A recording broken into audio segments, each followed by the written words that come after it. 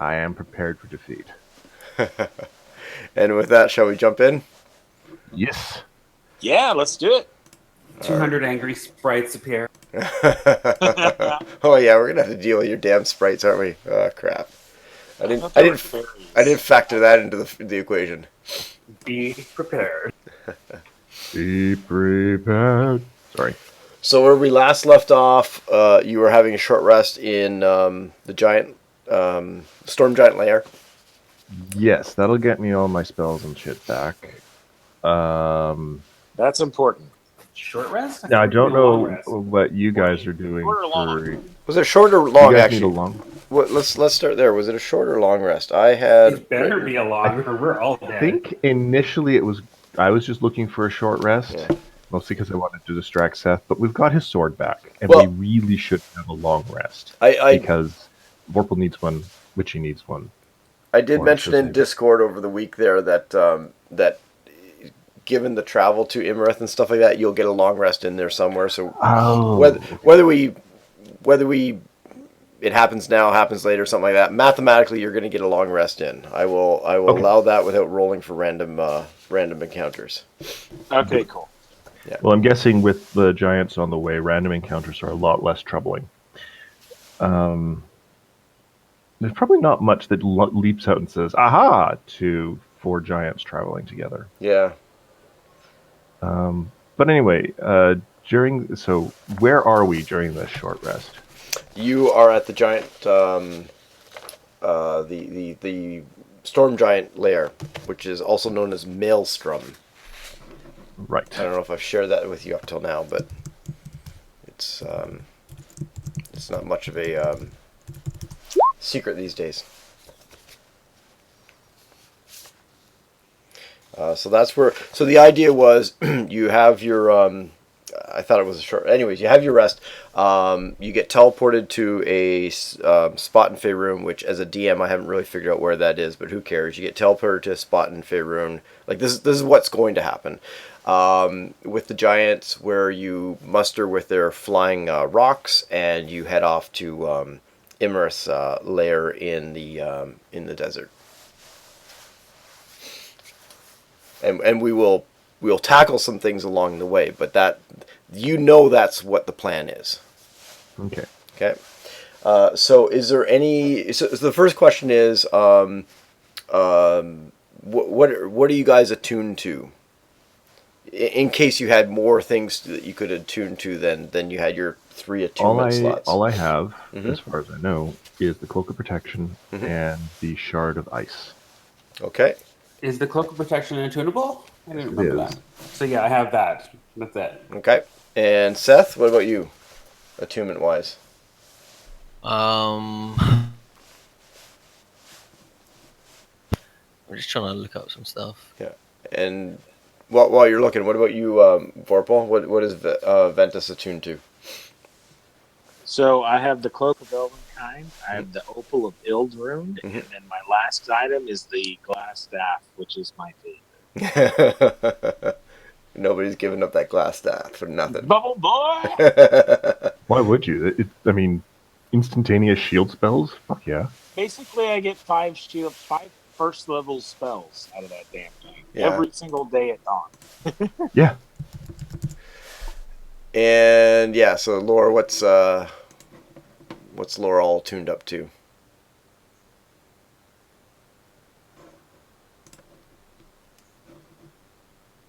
So You got I'm your goodies back, right?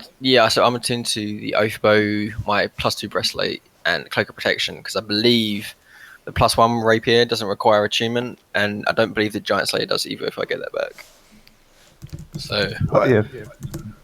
Witchy got it back for you. yeah, look, if I can keep it, is what I'm saying. Oh. Brett doesn't take it away from me. We started off so positive, we're gonna kill Ibrith, and then we went to the negative. Yeah, if I get to keep the damn thing that Brett keeps taking away from me. I just looked at the giant slayer, no attunement. Yeah, so so it's just the 3 things: the oath bow, the breastplate, and the cloak of protection. Something tells me no. I don't know this for sure, but something tells me no magical weapon like a blade or something like that is attunable, that you need to be attuned. But I could be wrong. I'm sure. Well, I mean, it's weird because the oath bow is a weapon, and that requires attunement. So it's Okay. What about strange. the parry to health? And Vorpal does the broom of flying require attunement? I've forgotten. I don't think it does. I'll check the broom of flying right now. It doesn't look like it because it doesn't say it in the Hooray. SRD. Okay, what was the other one you're asking about? The amulet of health, actually, not the parapet. Amulet of health. I love this SRD. It does require Yes, it attunement. does.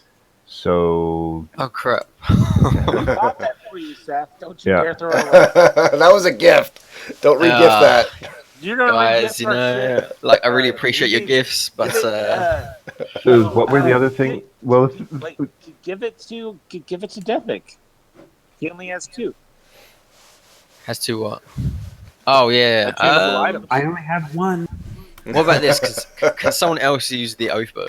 No, not that you'd want to use it because you'll have magic, but yeah, no, the oath bow is really a you thing too. okay. So would you like this amulet of health?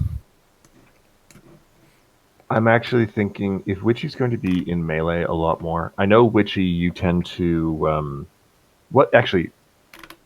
Now I'm trying to be a summoner. I'm not Brile. being melee.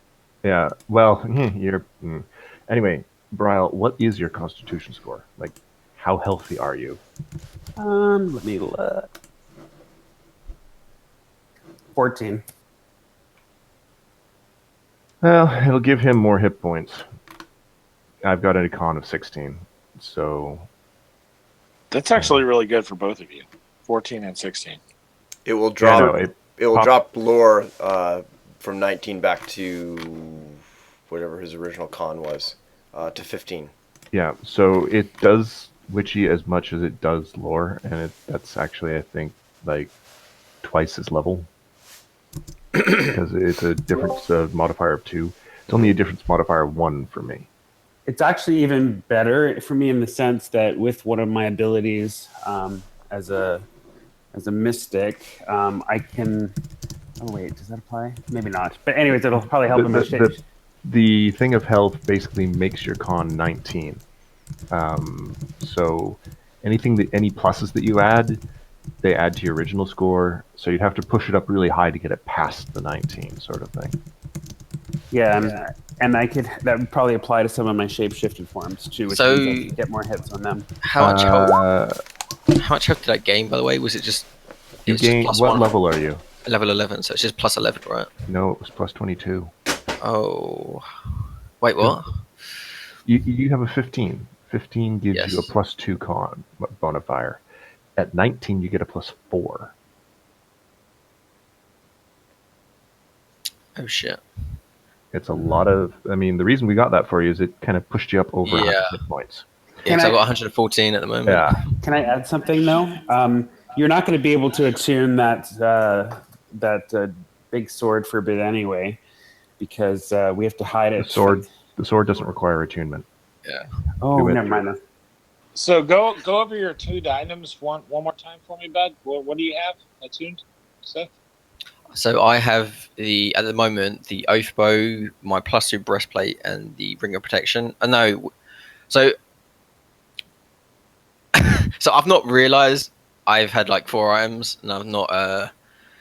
So I guess technically I'm not attuned to the oath bow. I would say because that's the one I've been using the least. I've not really used it hardly in the last few sessions. So I would say I'm attuned at the moment to the breastplate, the cloak of protection, and the amulet of health at the moment. It's a ring of protection that you have specifically. Cloak of Cloak. protection. Okay, nuts. Everybody's got cloaks. Yeah. If it was a ring, I'd say give the ring to Witchy and then take the oath bow for yourself. It was only It's only a +1 loss for AC. You know what? I don't mind giving up the oath bow at the moment. And I mean, I know there's no one else that can use it, but at the same time, it's unless one of you wants the amulet. But for me, that's I like, worked really hard to get you that. look, I'm not Okay, giving it up. I'm just not using it. Okay. Okay.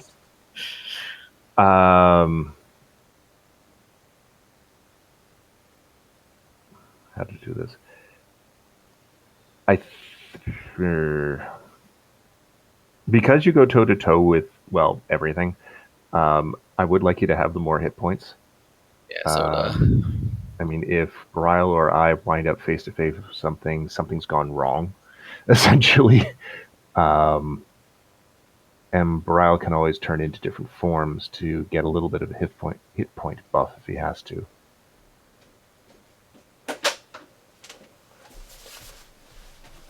You don't actually. You're a half elf, right? Witchy? high or up, so Yes. Doesn't that mean that you know you're proficient with longbows? he technically is, yeah. Yeah, because remember I originally had a. Yeah. All I'm thinking is that I think the bow has a longer range than your produce flame spell. So you could summon creatures and then stand back and pelt things with arrows, and then when you're feeling really vindictive, take that oath to kill one. True story. Why don't you take the oath bow? I can. Problem solved.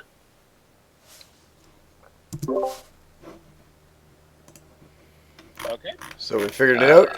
We have figured it out. Seth will give the oath Actually- bow to Witch. Oh, sorry. Seth Half said, elves don't get that. I don't think they do get that proficiency. I think it's hang just on, elves. let's check. Well, I do. I was going to add to that I don't have that crossbow anymore, and I recall there was a reason for that. And Crossbow I is think, different than longbow, though. or no, not with crossbow. Sorry, short bow is what I had originally. And then for some reason we took it away from me. So I was thinking that maybe I was just mistaken about being skilled in it or something. That could be why. We're looking for. Yeah, you were. Just look up half elves real quick. I and did. let's see. Yeah, I've looked up as well. Not there. See, the thing you get if you use the Sword Coast Adventurer's Guide thing, it allows you to get a elf trait, so you can get the proficiency from that. But because if you do the standard like half elf with the skill versatility, then you don't get that. So Can we essentially, miniaturize the oath bow and give it to Jared? Yeah. He already knows how to pick locks, so what the hell, eh? Come on, no, why not? He's it was. dexterous. Look, I had a really good I can explanation minimi- for I how I can- was I teaching can him how to totally pick shrink rocks. that. No, you're right, and you had to do lots of rolls to get there, and you Oh, put yeah. yourself into danger. Well, here's a question: when I became a mystic, didn't I get some more skills for weapons, which I don't think I took? Well, look up Mystic. What's is that? I don't Is that know. an SRD? No, I don't think it No, is. it's not. Probably not. I've got Warlock Mystic Arcanum, but I don't think that's what we're looking for. No, I'm. To be honest, I'm just trying to find the section under multiclassing where, because when you pick up an extra class, you don't get all the first level things from it. Yeah. Because it doesn't make sense. Oh yeah, Lies. It totally makes There's sense. a fucking chart, which I remember that because I was like, I want to. Oh, here we are. Multi-class in the wizard. Yeah, because Mystic's not on here, it doesn't list it. Where did Mystic come from? The Unearthed Arcana? It's Unearthed Arcana. Yeah, the chart But might be in Sorcerer there. and Wizard don't give any additional multiclassing proficiencies.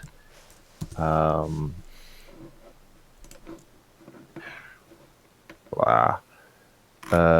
Druid doesn't start. Druid when. Oh, hang on a second. Druid has a very specific list of weapons they're allowed to use. And while you're checking that, Mystic has proficiencies in light armor and simple weapons. That doesn't include longbows. D, Quivering Palm, that's Monk. Fighter. Druid.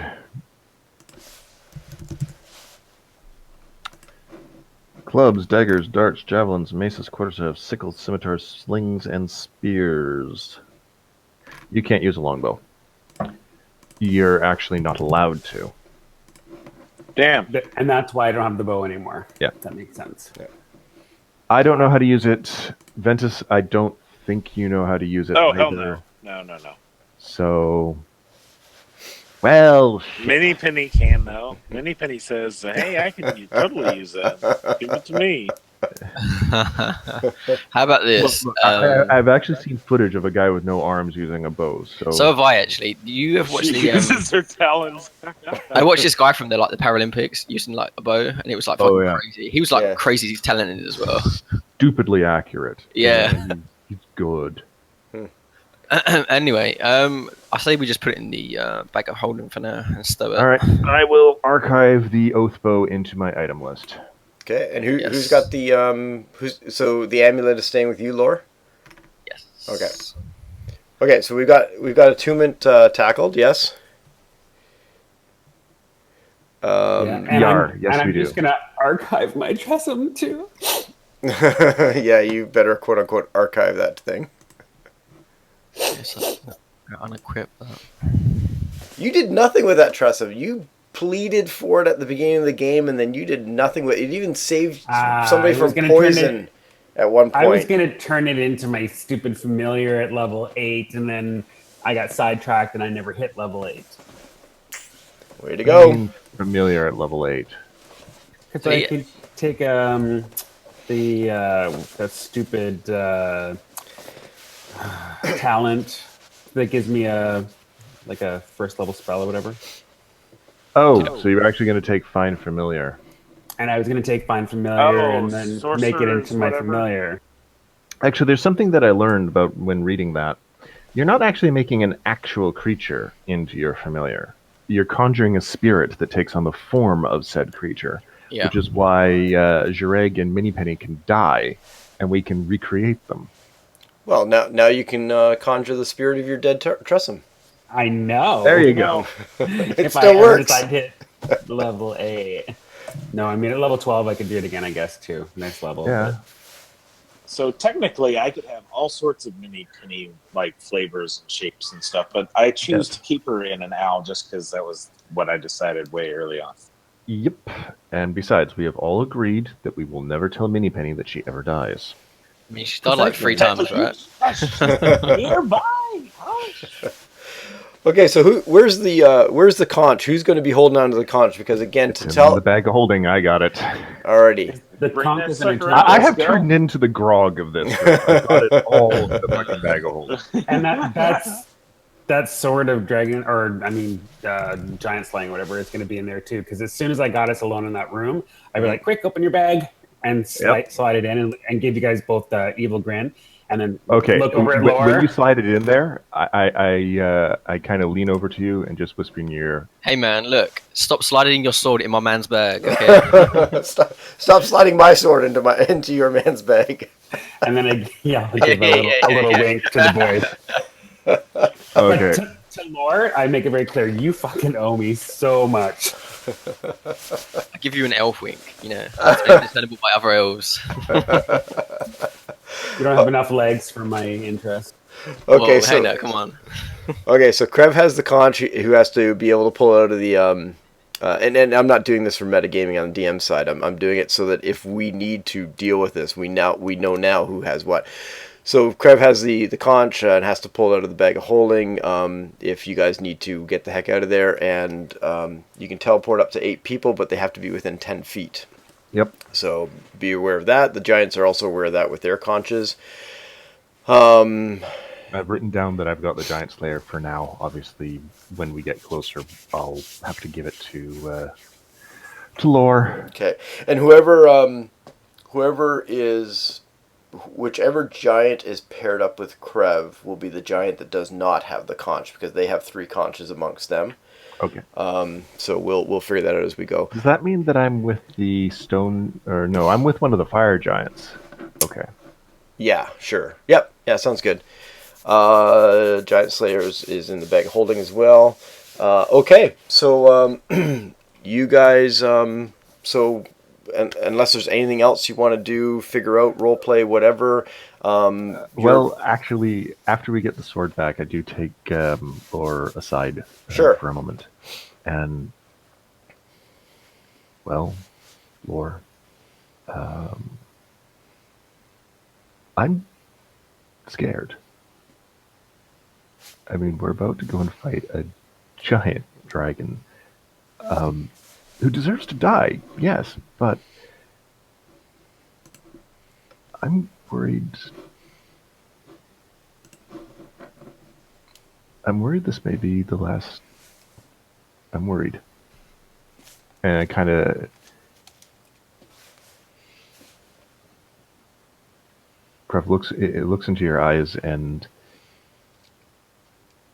you can tell that he's holding very little back at the moment. He can't really verbalize what he's trying to say. I mean, I guess at this point, I never really like thought about it much, but I guess every time I'm talking to Krev, I'm kind of looking up at him. And I just kind of put my arm out and kind of speak and just say,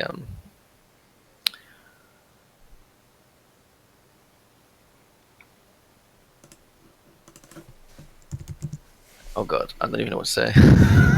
Okay. I say this. You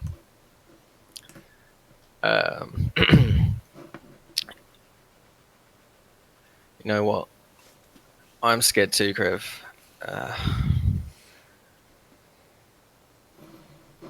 But if worst comes to worst, I don't think we're gonna die in there. I mean, we have you, we have Ventus, we have Bro. I mean, you guys are some of the most powerful spellcasters I know. And while Imarith is, well, an ancient dragon that can scorch the skin off our bones,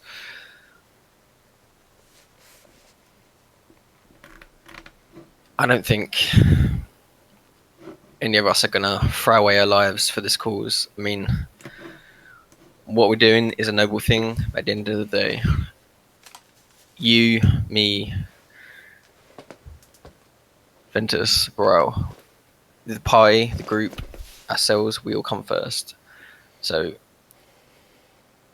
it doesn't really matter what happens in there as long as we make it out alive. I don't.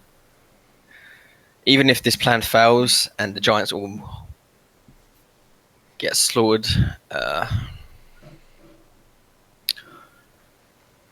what's important is that we get out. And I want you to promise me that no matter what happens to me or to anyone else, that you will make it out alive.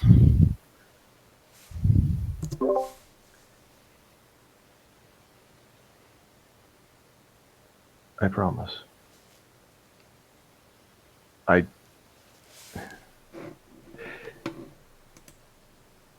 It's strange. I mean,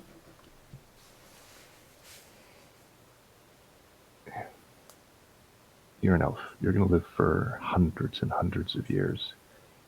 I'm just going to be here for a short while. For the time that I have, I want to spend it here. Well, not here, but I think you know what I mean. I will try to stay alive, and damn it, I'm going to try and make sure you do too. At this point, he just kind of... He basically pulls you into a bear hug, lifting you off the ground, and he is... As you do that, Yeah. like as you pick me up, and like I kind of like lean in, like my head closer to your ear, and I say, we both have a lot more to live for and a lot more to experience together. So let's not make this our last adventure. And I just like give him. Deal. I put him down.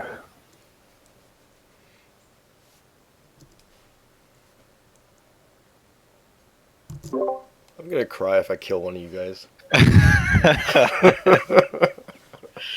How can I Just makes it all the more epic, Brett. Just makes it all the more epic. So as they're walking back to the group, Ventus walks up to him and says, "I'm sorry, Mini Penny has really great hearing. That was the sweetest thing I've ever heard." And he hugs Crab in like a nipple hug. The top of his head is like brushing your nipples, maybe. And it's just like, "I love you guys." Then he hugs Lore, and like big old bushy beard hug. I'm just smiling at this point. At least we.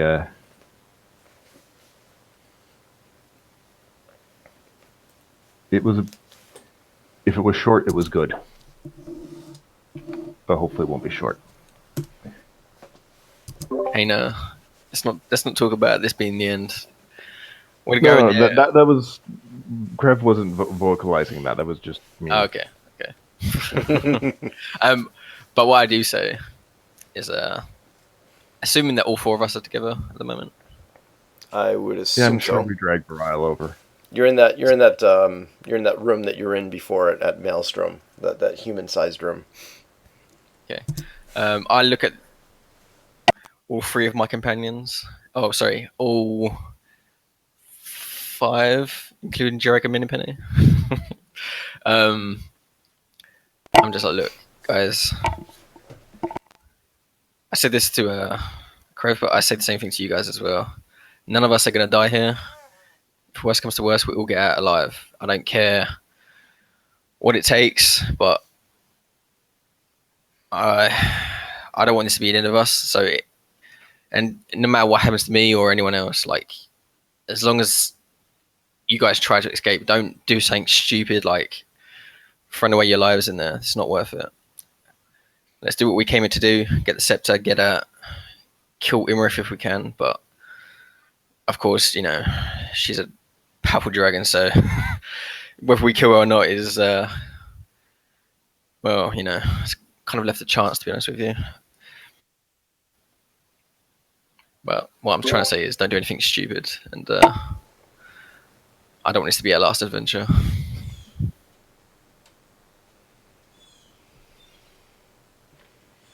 And then I put my hand out and I wait for everyone else to put their hand out as well. A big, meaty gray hand goes right on top of yours. Oh, yeah. I suppose. Old hand. What's our cheer? I don't think we have one. I don't think we need one. I think you just did your cheer. We don't have one yet, is what I was We're saying. here. We're queer. Get used to it. There you go. Oh well. Can we vote on our cheer? Yes, we can. I get this picture of Bryle just kind of sulking in the corner of the room. All right. Yep. Can we just get going now? How about Excelsior? Or perhaps simply for us. For us. Ooh, I like that one. Just because Excelsior has been taken. And to be fair, this group isn't motivated by, oh god, we have to, save the village. We're doing this because we want to. Yar. That is a true statement. Yeah, I would get the sense from the adventuring that you guys have been through together, that it's more of a, what does the party want to do? Mm-hmm. Yeah, I mean, if we decided that we hate these giants, I'm pretty sure we'd just say screw it and go find something else to do. Yeah, it's just that we would like, Waterdeep and Silvermoon not to have to be on a war footing for the next decade. Yeah. True enough. Yeah. For the greater good. Yeah. So is the party ready to head out? Yes, I think. Well, I am. Yep. Okay. I'll share with you out of game. I was going to go back to the giant layer map and have you guys walk out of the room and go into that little antechamber and have the other the fire giant and the stone giants sitting there waiting for you. And as soon as you showed up, they were going to draw their weapons as if to attack you. I was going to scare you guys for a moment, and then I was going to have the giants just kind of laugh their heads off and go, no, we're just kidding.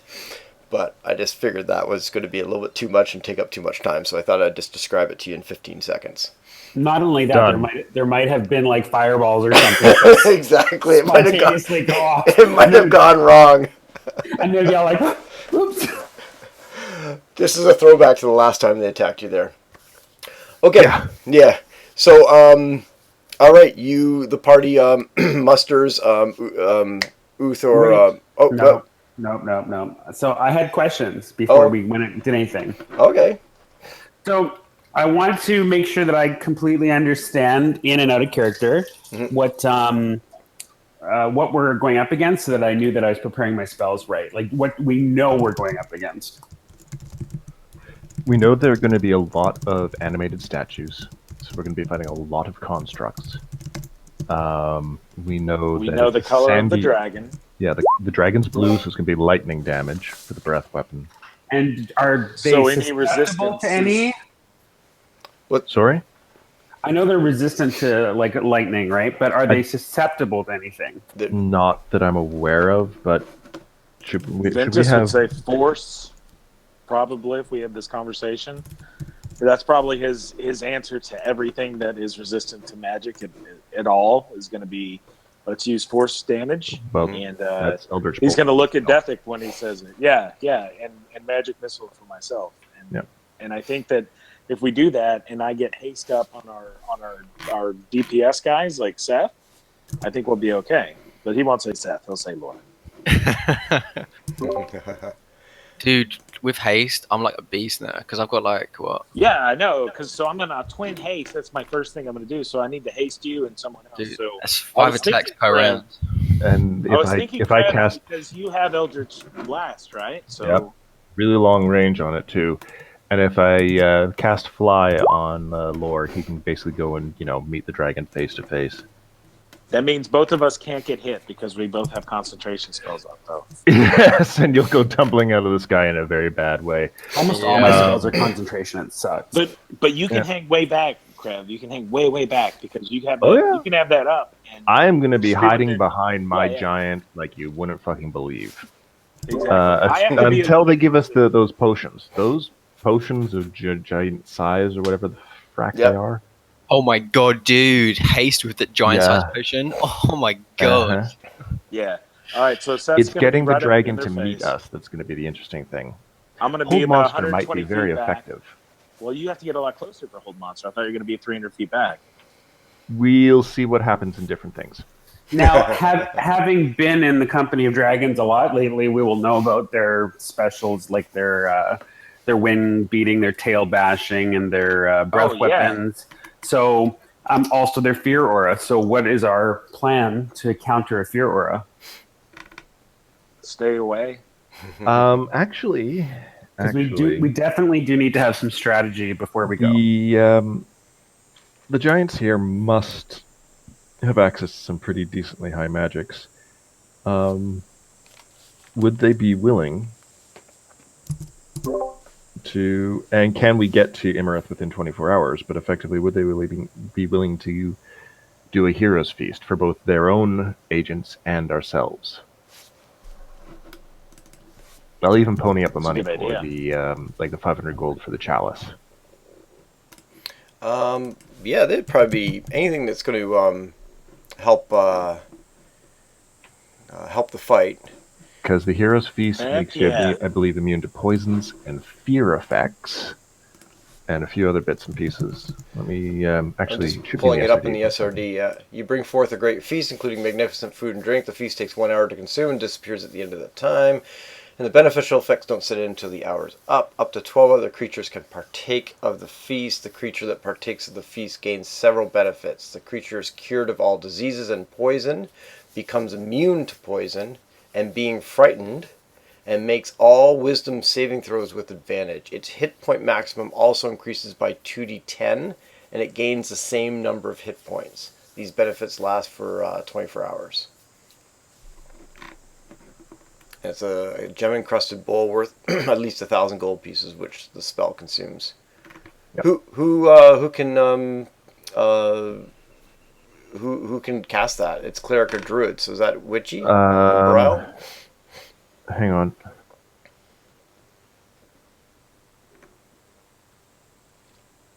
Is it just clerics and druids? Because I thought Based on- others could pull it off too. Based on the SRD, it's clerics and druids. Well, then it would be witchy or a high-level cleric from the Storm Giants. I'm assuming they would. I mean, this is the king's residence. I'm assuming they would have one. But that's just me shooting in the dark. I don't Yeah. know what level Heroes Feast is the problem, was so I about to don't know ask if Witchy that. has Six. access to. Level Yeah, it's 6. above my level. Ooh.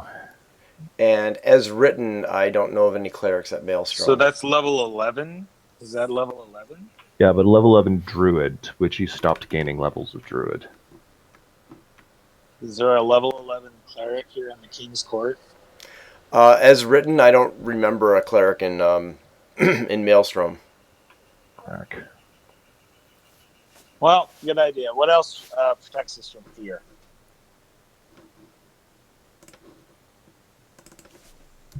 Any ideas?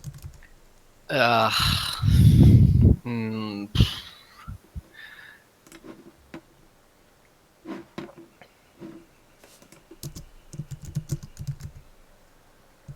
You know, so It's an enchantment sort of effect, right? I have counterspell, but it doesn't work against draconic presence. I mean, that's a ability. I can't counterspell an ability. Draconic Presence, is it considered a charm or what? You mean if like the frightened presence? It is considered an action. so the fear thing is like it's not too bad if I remember rightly because it's against it. If you save against it, like you are immune to it for the next 24 hours. Of course, it sucks if you do get feared, but So we need to boost our wisdom saving throw somehow. How do we do that? Okay, hold on. Let me ask you a question. Is there not some place nearby where I would be able to get access to another druid that's higher level? I mean, I do have some standing in the, call it, Well, Emerald Enclave.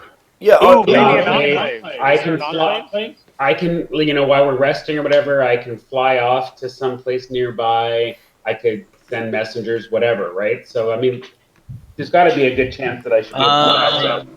we're like literally in Valhalla right now, though. Like Yeah, but underwater Valhalla. during your travels to Imrest Lair, you could detour to make that happen and find somebody to provide the service for you. Although it's going to cost you more than 1,000 if they're going to provide the service, and I'm sure that's that wouldn't be uncommon for like a warring band to find somebody and say, hey, let's do a hero's feast so that we can go off to war with as much Okay. benefits How as much possible. is it going to cost? And we'll do it through Witchy's contacts with the Emerald Enclave.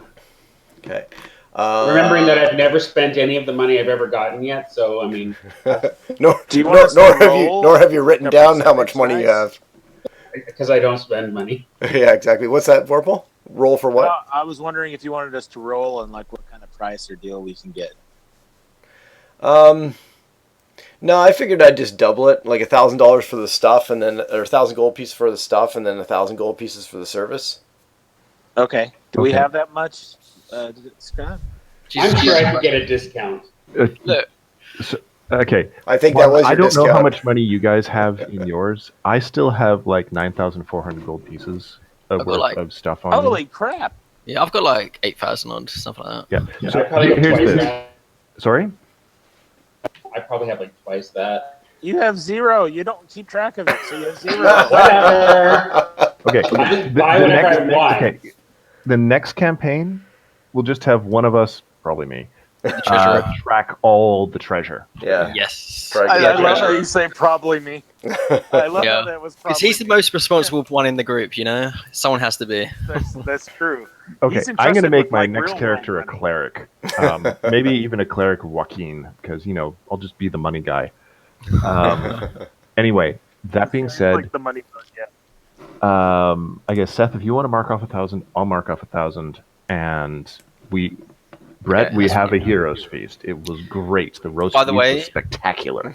If your next character, you need to get the Find Familiar spell, and you need to have a pet called Moneypenny. You know. Well, I miss Moneypenny. She'll wonder why she keeps dying in the night, and be like, "What? I don't understand. I keep dying." It's the vengeance of Many Penny, the original. Okay, so Oh but dear. one more thing. So also, I would have asked, do we have oil and stuff that's flammable so we can do our extra big bang if we're doing any fire spells? Yes, I got all the potions and alchemical reagents we needed last time we were in a major town, and we haven't used very many. I think I've used one or two, so we're good. Good. I So I even have have a like flask three of of these. acid on me. Yeah, and you guys should all have a flask of acid or a flask of You've given me alchemist two fire. flasks of alchemist fire and 2 flasks of acid over the years. By the way, I also have an idol of Searcher and a rod of the Vonendod. You have a rod of the Vonendod? Yeah, you gave it to me. Or we What do took you it do with off. that? Well, I was thinking to. I don't need it. I don't think we can sell it, and so I was going to give it to Lord the Imperator here because it is a giant thing. Mm-hmm. I don't want to give it to Duke Zolto, but so I'm not really keen to give it to the Fire Giants. But I was going to give it to the Imperator Uthor because I figured he would likely keep it safe. Possible, but just before you go handing stuff off, give me one moment here. If there's a sell value for it, I'm going to keep it and we're going to sell it. There is, and I don't mind reconning that you would have found out that information. Where would it be here? All right, tell me how much gold that I should convert it into. Cha-ching. Well, I think it's finding. Here we are. While in Tribor, so after the fire giants attacked Tribor and they had left and you had arrived and they had saw this big sticky thing.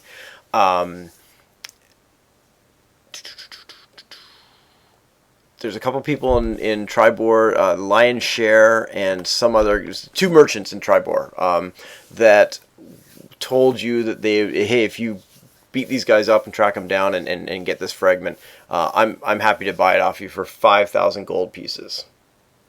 Okay. Ooh.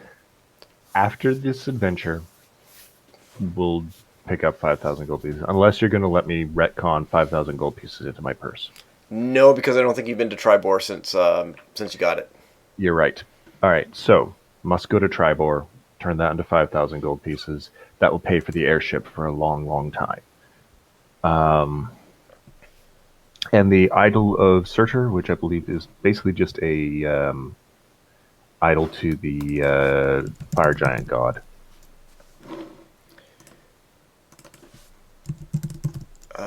But I'm just doing a quick search for that. I know I'm delaying things, No, guys. no, I'm sorry. Is this like one of the Ilds ILD?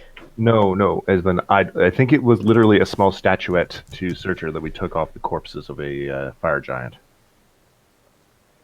Just to add, there's no point in rushing this experience, not only because it's we're having a great time with it, but we want to do it right and not force unnecessary deaths or whatever, right? Yeah, you probably want to do that too. Also, when we get done with this, I do have one thing I want to do before we go. Okay. Okay.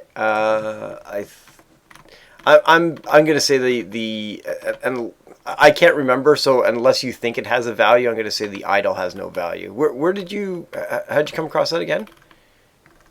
It's in It my was a side bag. I'm quest. assuming that it was on one of the fire giants when we knocked him over. Yeah, an idol of what? Surtur,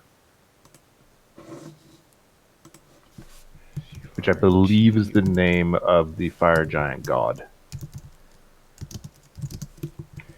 It's also, I think, the name of the king of the fire giants from Norse mythology. Yeah. I'm remembering something different then. It wasn't a side quest at all. I'll have to look that one up. I'll have No worries. to. Yeah. As player, I'll just look through. I look through my inventory every now and then, and going, where did I pick this up? I mean, I have it. I have it marked as being in the bag of holding, so it's weightless. But And do you remember what fire giant you've only run into fire giants a handful of times. Do you remember which? This would have been outside the Evermoors when we were going up the eastern side of it. Sorry, western side of it. Yes. Okay. Remember, we kind of went up and over instead of around, much to Krev's dismay, because he was trying desperately to get to Everland. Hmm. Yes, that was north of, I think, Calling Nesme. Horns. Yeah, something like that. Yeah. When I nearly lost Shireg for the first time, and I was still under the impression at the time that you couldn't just simply recreate your familiar. Oh, if that's when you nearly lost your egg, that's when you were tracking the fire giants. Okay, I'm gonna have to. I'll look that one up. Okay, and Vorpal, you had something? Yes. Since we know that we're going up against a blue dragon and we did the Heroes Feast already, I would like to make the assumption that Ventus would have put forth the idea of either crafting and or contacting someone who can craft a potion of electricity resistance, um, something like that. We would like 4 of those, please. I can either help create one, or maybe I can contact someone who knows someone. Potions take a long time is the problem. Like a Well, long maybe time. I don't create, but we could probably find one to buy. Maybe 4 potions of electrical resistance. Lightning resistance, I think, is what you're looking for. Yeah. Maybe when we contact that druid friend of mine or whatever contact, I can also say, can you guys come up with this stuff too? Maybe some mage colleges around, mage towers. I have contacts in the research world. Yeah, I'm doing a quick search to find out what level that potion is, and then we'll go from there.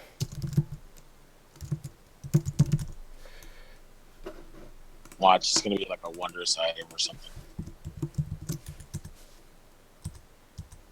Most potions are. If everybody finds it before I do, I'm doing a quick search of the DMG here. I'm doing it on resistance, and there's a lot of resistance stuff.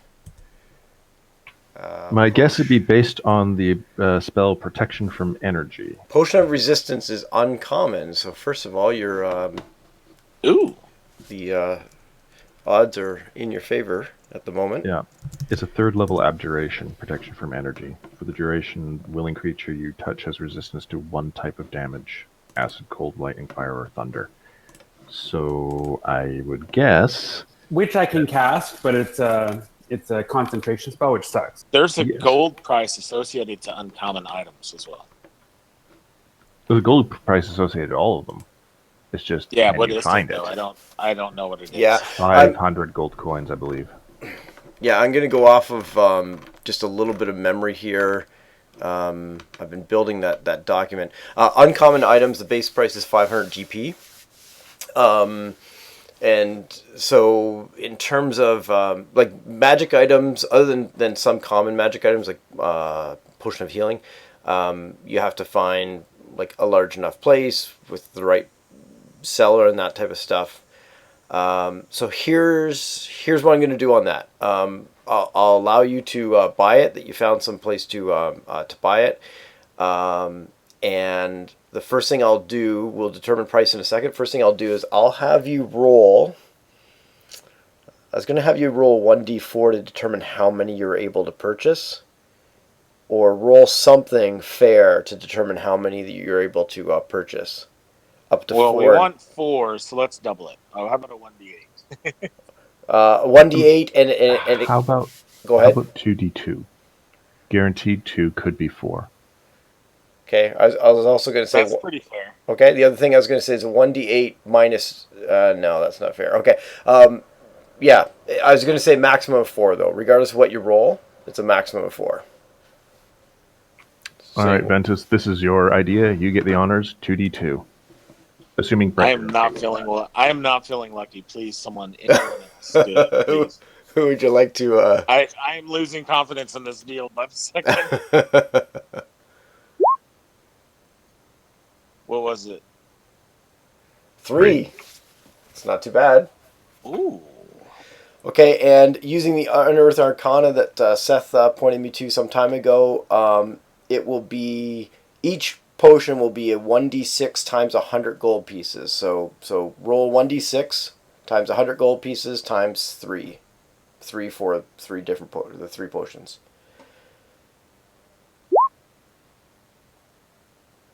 Could have been worse. Yep, 400 gold pieces times 3, 1200 gold pieces for those 3 potions. All right. Now the big question is going to be who has them. I Well, have 30 gold. Here's a question. All right. So if Jareg is on your shoulder, does it equate to the same thing for a lightning bolt or no? Here's the thing. Yeah, right? Here's the thing. You guys should have the potions because your egg on my shoulders gives me magic resistance until it incinerates.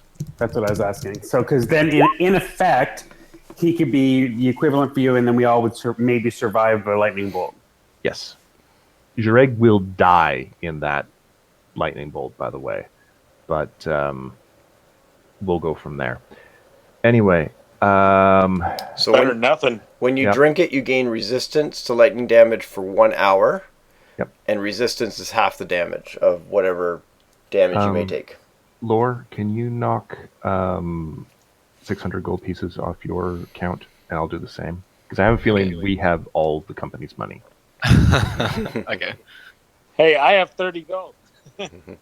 Actually, you know what? The treasure idea becomes even better and better as I'm thinking about it, because it's all pooled in, and then you decide to buy whatever, and you buy whatever, and then at the end you just divide whatever's left over by the number of party members, and that's what you ended up with, because somebody, bought some oil, and somebody bought some lightning resistance potions or whatever. I'm gonna feel so guilty because I always buy all the shit in town. I'm like, I'll buy this potion and this potion and 3 of these potions. Well, the thing is that if one person's keeping track of it, we can basically say, look, we have, 300 gold pieces Ventus, left. you have a potion buying problem. Yes. Exactly. But the point being, if we keep it all in one thing, and then when we go to downtime, divide it in 4, everybody takes their money, and you figure out what you want to spend it on during downtime, and then afterwards we pool it all back together again. Yeah, good idea. That's a good idea. I like that. During the adventure, one pool, downtime, split it up.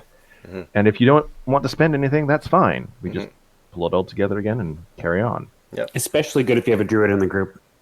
Yeah. Well, all right. It's kind of funny, so actually. We've got 3 potions. Each of you guys have one. We've got the Hero's Feast, so we're topped up on roast beef and whatever it is, berries that Brile wants. I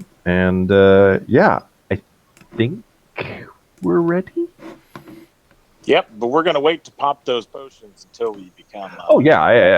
Right there by the entrance to the lair. Yeah, so let me know when you're gonna pop the potions, and I'll start counting the time. Alrighty. So, who has the other potion? Who has the potions of resistance? Is it Brile, you, me, and Lore, Witchy. and Ventus. okay? And so we had the hero piece, right? Once you do the hero piece, you also get hit point maximum increase by 2d10. Yes. Someone Brett. roll that. Yeah, who wants to roll it? Sorry, Dethick, did you say you want me to roll it? Unless you're going to let each of us roll our own. We should all probably take the same amount, I believe. Okay. I mean, we all ate the same thing, right? Mm-hmm. But I didn't have the salmon. Oh shoot! It's like I should have had the pate. Damn it! Yeah, Monty Python, Meaning of Life. I didn't have the salmon mousse. Was should that it? You should have had, or should not have had, the Leverthin mint. Yeah. No, before that, when Death comes and takes those the people at the house, and it's like, but I didn't eat the salmon mousse or something like that. Anyways, here's 2d10 coming for your hit point maximum, and you also and your hit points also go up by the same. I just rolled a 17. So this is not a 17. So Witchy decides I'm sorry, this is not a temporary thing. This is like a maximum hit point. No. This lasts 24 hours. But it These does. are Yeah. effectively temporary hit points. They disappear first. Well, the difference between these and not those within those 24 hours, if you heal up, you can heal back up to your Yeah. your quote unquote temporary maximum. Gotcha. So they're So that different makes than sense. temporary hit Gotcha, points. okay. So But they you only could, last for 24 hours. yeah, you could put them in your temporary hit point area, and just treat them as new maximum hit points until the 24 hours is up. That I'm gonna do that. yeah, that's a good idea. Just make things easier. Because you guys have never So used temporary hit points yet. So, Witchy, you rolled as well. So here's what I'm going to do. I'm going to take. I didn't know you were rolling. That's why I thought we were rolling. Oh, okay. Well, what do you guys want to do? Roll for yourselves or one roll? well, I rolled two Whatever, physical fine. dice in front of me and got a 17. But the problem is you can't see that. Well, I trust you though. Take my 15. Or his 17. Take 16. The middle. 16 it is. I love you so hard right now. All right. That means that I have 110 hit points. Booyah. How much did we get? 16. Okay, so I'm at 130.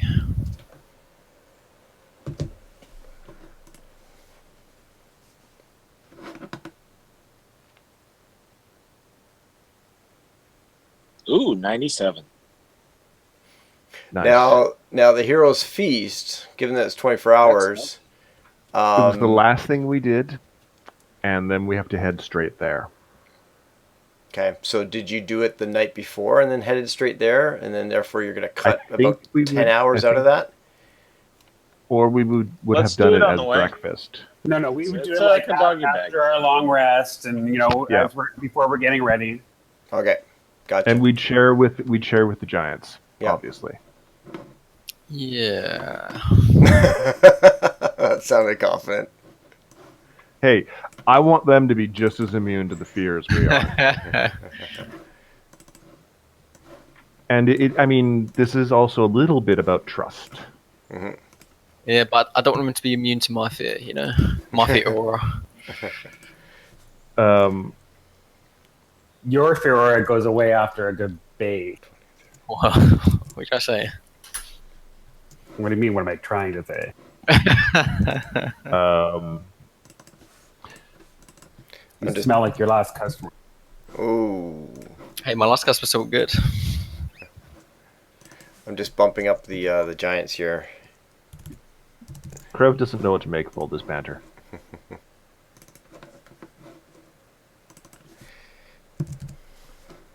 Okay. We all set, or do you want to delay the inevitable longer? Off we go. Nope. Let's go. Okay. I think we are ready to proceed. And I know this is earlier than usual, but does anybody need a break before we jump in? Are we good to start? We'll find a break at some point, but are we good to start? And I think we are good to begin the carnage. okay, I guess. I'm almost as nervous about this as you guys might be, because there's a few balls I'm juggling here, and when this happens, and we'll see. Okay. Alrighty, so All right. let me just give a little bit of a timeline here, and the Heroes Feast will be included in this at the proper time. You teleport out with the four giants, the two stone giants and the fire giants, to a known place in Faerun that they can get you there safely without teleportation going crazy. And you are greeted by four flying rocks that are there. So each of you are going to hop on with one of the giants on the rocks and head off to Imrith's lair, which is a few days travel away. So you haven't done your Heroes Feast yet. Okay, it's a few days travel away. And the trip is relatively uneventful as you are flying across Faerun on these majestic creatures. Possibly a little bit of chit chat back and forth. Braxau is kind of stoic, like he's not standoffish, but he won't necessarily start conversation unless conversation has started with him. Braxow's other stone giant, Vasha, is a little bit more, I've got to tolerate being with you to deal with this, so just sit down and shut up type of thing and do what you're told. Duchess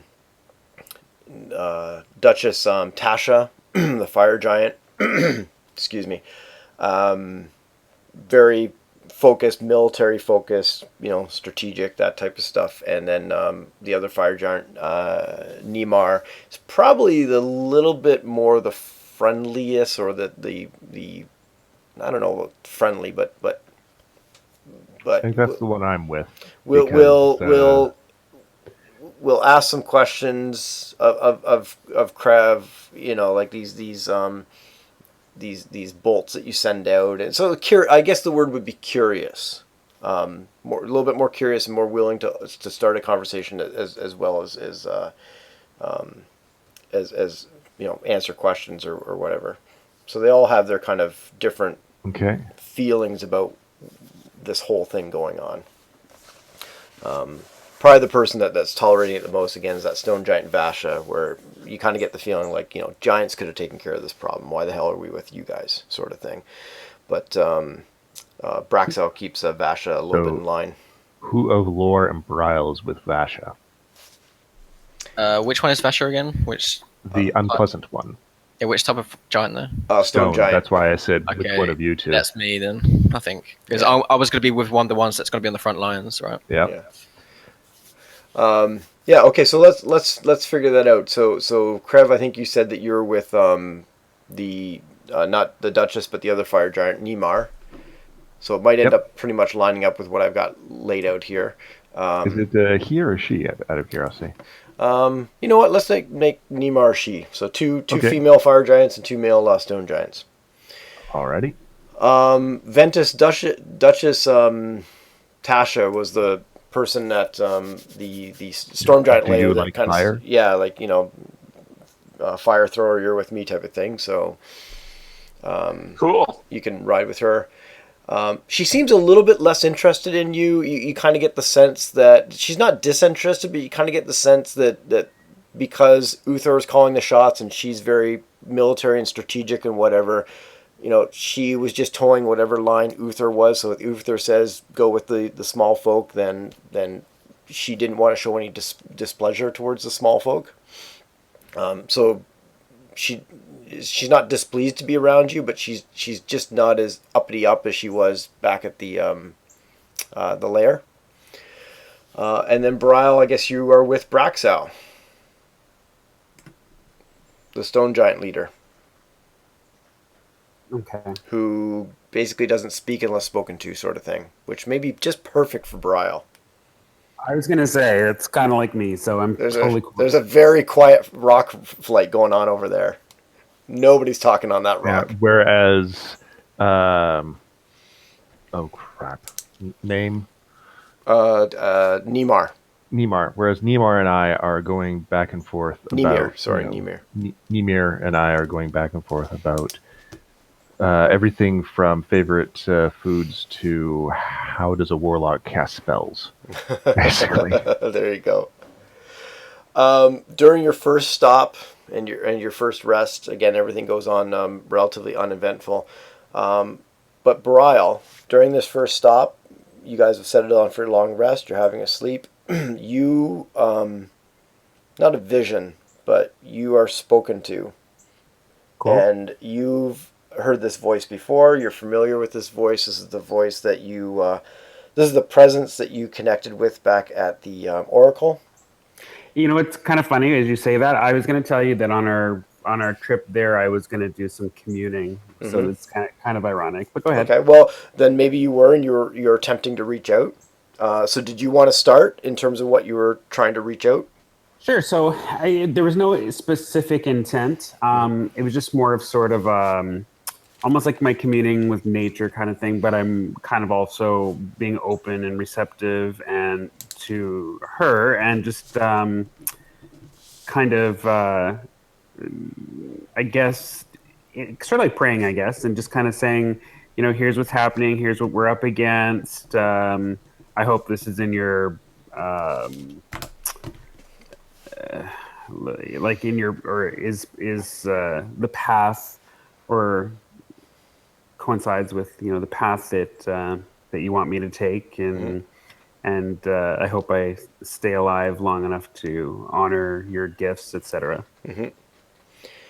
Well, as you're doing this and you're reaching out, after some time, there is some sort of connection there. And again, the presence and the voice is one that you well know.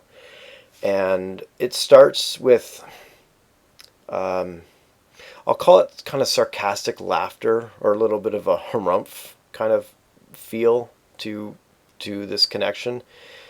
And she reaches out and says, so do you think it was worth it? And before you answer, she continues, says, your sacrifice. Do you think it was worth it? Do you know that they are dying? Do you know that they are all dying? And he is starting to die with them? And you, through your sacrifice, are now connected to them? So I hope it has been worth it, because this little game has been worth it for me. Sorry, repeat that. This little game has been what? This little game has been worth it for me. So has it been worth it for you, for the sacrifice that you've done? Because this little game has been worth it for her.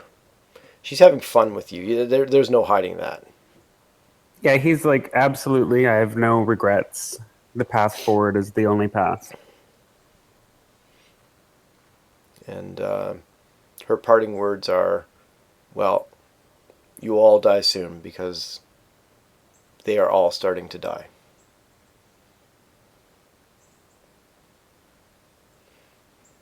P.S. From a mortal's point of view, everybody's dying.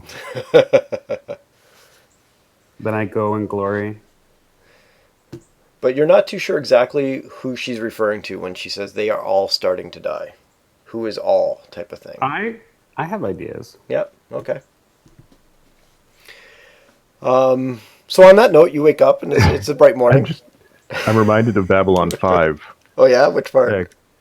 At the very beginning, Kosh was saying to Commander Sinclair, they are a dying people. We should let them die.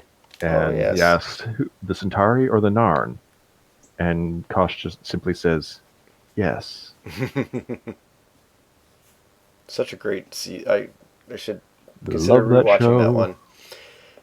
Season 1 was a little bit choppy, as all season ones are. 2, 3, and 4 were awesome. 5, unfortunately, was rushed because of possible cancellations and stuff. Yeah, I'll be watching that again. Yeah, but 2, 3, and 4 were. You got to watch 4. You got to watch 1 to enjoy 2, 3, and 4. You could probably stop at the end of 4. And you can, given the last episode of 4, and just leave it from there. And 5 is more of just an epilogue. But yeah. Anyway, so there's your cheery little dream, Bryle. Bryle, I like my master better. He at least has a sense of humor. Yeah, humor's overrated. So you head out. You haven't had your hero's feast yet. This is tomorrow. That will be the next day, I should say. You head out. You're on your flight. You're doing your thing. I'm gonna roll 1d4. 4 is the last person. Krev, give me a what are you gonna give me? I think it's a wisdom saving throw. Yes. Oh, wisdom saving throw, please. I'm kind of okay at those.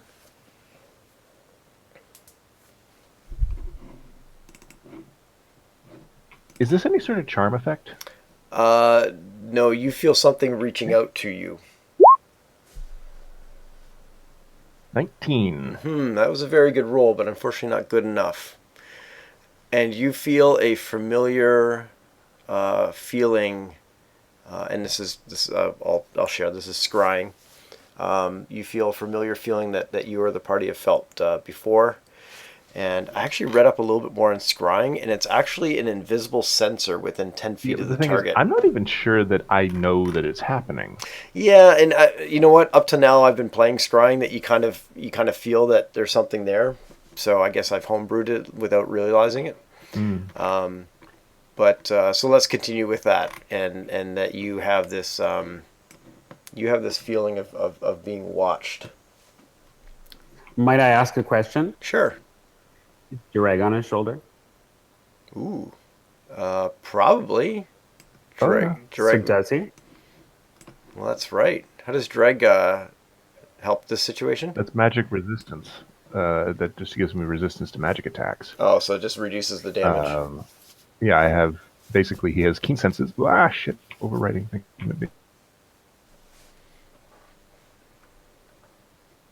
Sorry, something happened?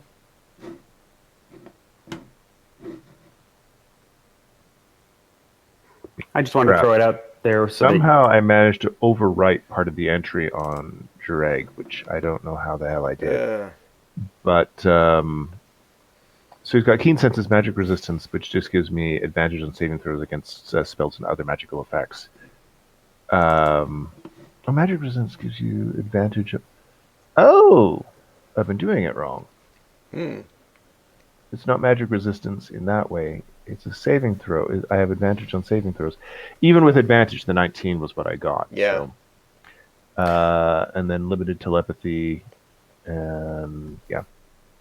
Okay, well, given that you've been doing it wrong based on that, and based on you guys made a lot of choices based on his magical resistance for the battle with Imrith, I'll still allow the magical resistance. Actually, what I'll do is we'll tighten it to just lightning resistance. And then after this, we'll go on as written. Because you guys made a lot of plans around the fact that you had magical resistance. It's fine. Don't worry. I'm good with it. I will give you lightning resistance for Jureg for this battle. Sound good? I'm not going to fight you on it. I think it's unnecessary, but I'm not going to fight you on it. He's totally a blue pseudo dragon. A blue pseudo dragon, yeah. Awesome. Yeah. Or silver or whatever. Yeah. So Krev, and good question about it, Witchy. So Krev, you have the sense of being watched for a few minutes, unless you do something about it, or wish to do something. Well, I mean, I have time before we get to the target, right? Before you get to Imrith, yes. You've got another day. All right. You have another day plus your hero's sense feast. it is going.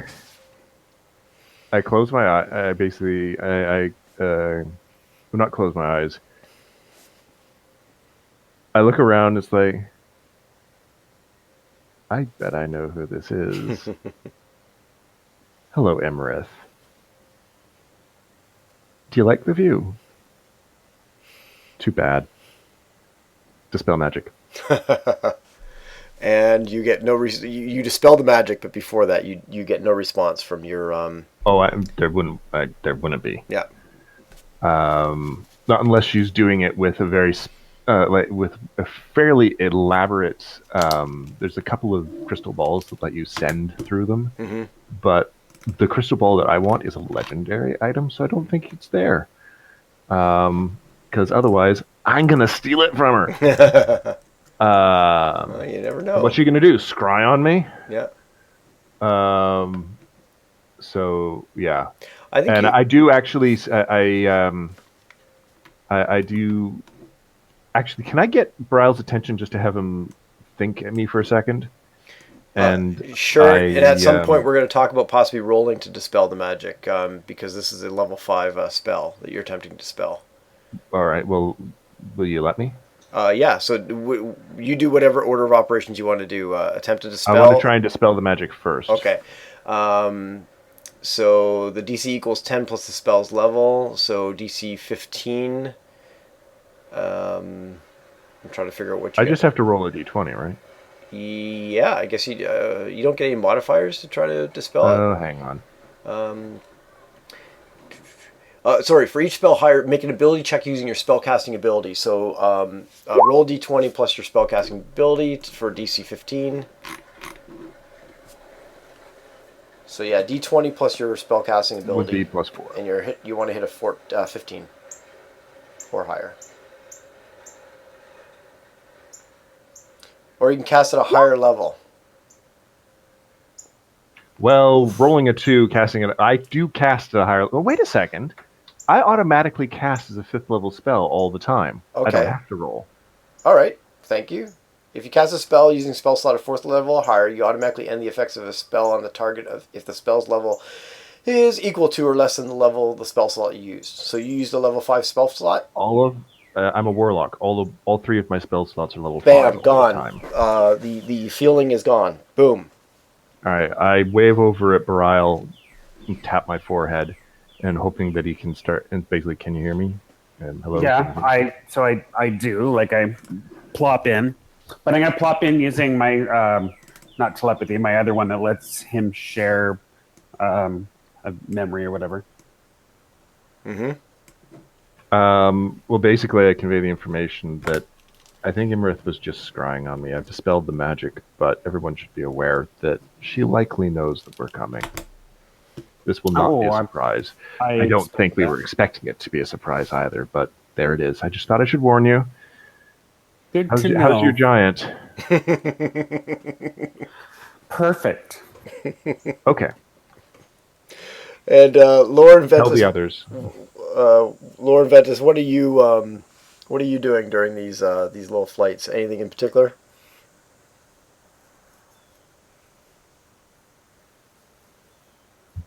Seth's lights lighting up, but I don't hear anything. I was going to wait for Volvo to speak, but Oh. I mean, given what you said about my giant, I don't think he's down for conversation too much. No, not. He's tolerating you being there. Yeah, and I think it's kind of the same for me as well. Like, I'm not, like, I'm not really trying to make conversation with him. I'm just kind of like, yeah, whatever. Let's just, let's do this. I think he motioned to Braxel that can I toss him off the rock, and Braxel just kind of gave him a stern shaking of the head, and he pouted after that. Yeah, when he's like, Law's just like, you know what? If this guy starts saying, what would be the best place to like just shiv him in the side, or just stick him in the back of the net? Like Law's just, he's like not, he's kind of like on edge, not like he's not being paranoid, but he's just like, I don't trust these guys. Like, I'm kind of glad I got my fucking weapon back now. Yeah. But he's not. Yeah, he's not saying anything. He's just sitting there, like, kind of, maybe looking around at his friends and just kind of hoping that we get there fast. Sure. Sure. And Ventus, what's Ventus up to during these flights? So Ventus and his giant are having a very playful game of let's see who can emit the highest ambient temperature around their body. This man rock. Oh gosh. So I think as Law sees it as well, he's like, "Oh man, why couldn't I get a cool giant Yeah. body?" Why did Ventus get the cool giant? Yeah. Oh man. Yeah. Well, the Duchess plays along with you playfully, kind of again not tolerating. It's not that type of thing, but it's kind of like, yeah, okay, what the heck, kind of sort of thing. Not as friendly, overly friendly as she was back at the thing, which again you're kind of sensing was just to let Uther know that she's on side type of thing. Okay, and then so Krev, you let Brial know, and Brial, through your magics, allow the party or everybody, including the giants, to know about the scrying. I'll let everyone know. I mean, I might alarm a couple of people when I pop into their brain, but Yeah. I'll tell the giant that I'm with. I think we were just being scryed on. I've dispelled the magic, but she likely knows we're coming. Mm-hmm. Not that she didn't, but And Duchess Tarthur will look amongst everybody and shout over the wind as you guys are flying, and she says she already knew. Oh well. At least she knows she's gonna die. Har har har. remind me, where are we having this skirmish? In the desert, and I'll take you to a map pretty soon. But in the desert, northeast of Ascor. Actually, you know what? Let me just quickly take you to the main map and show you.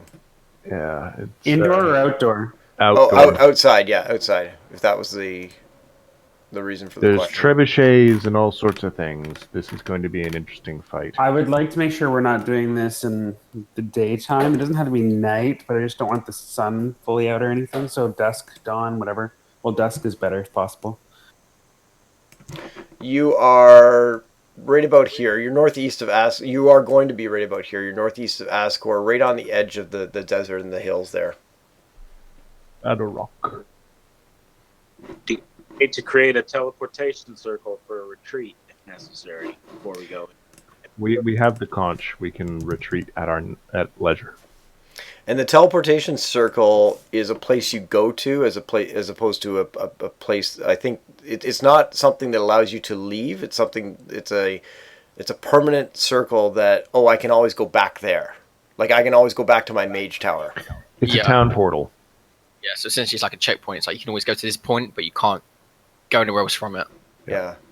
And I think you've got to take quite a bit of time to create that circle. Yeah.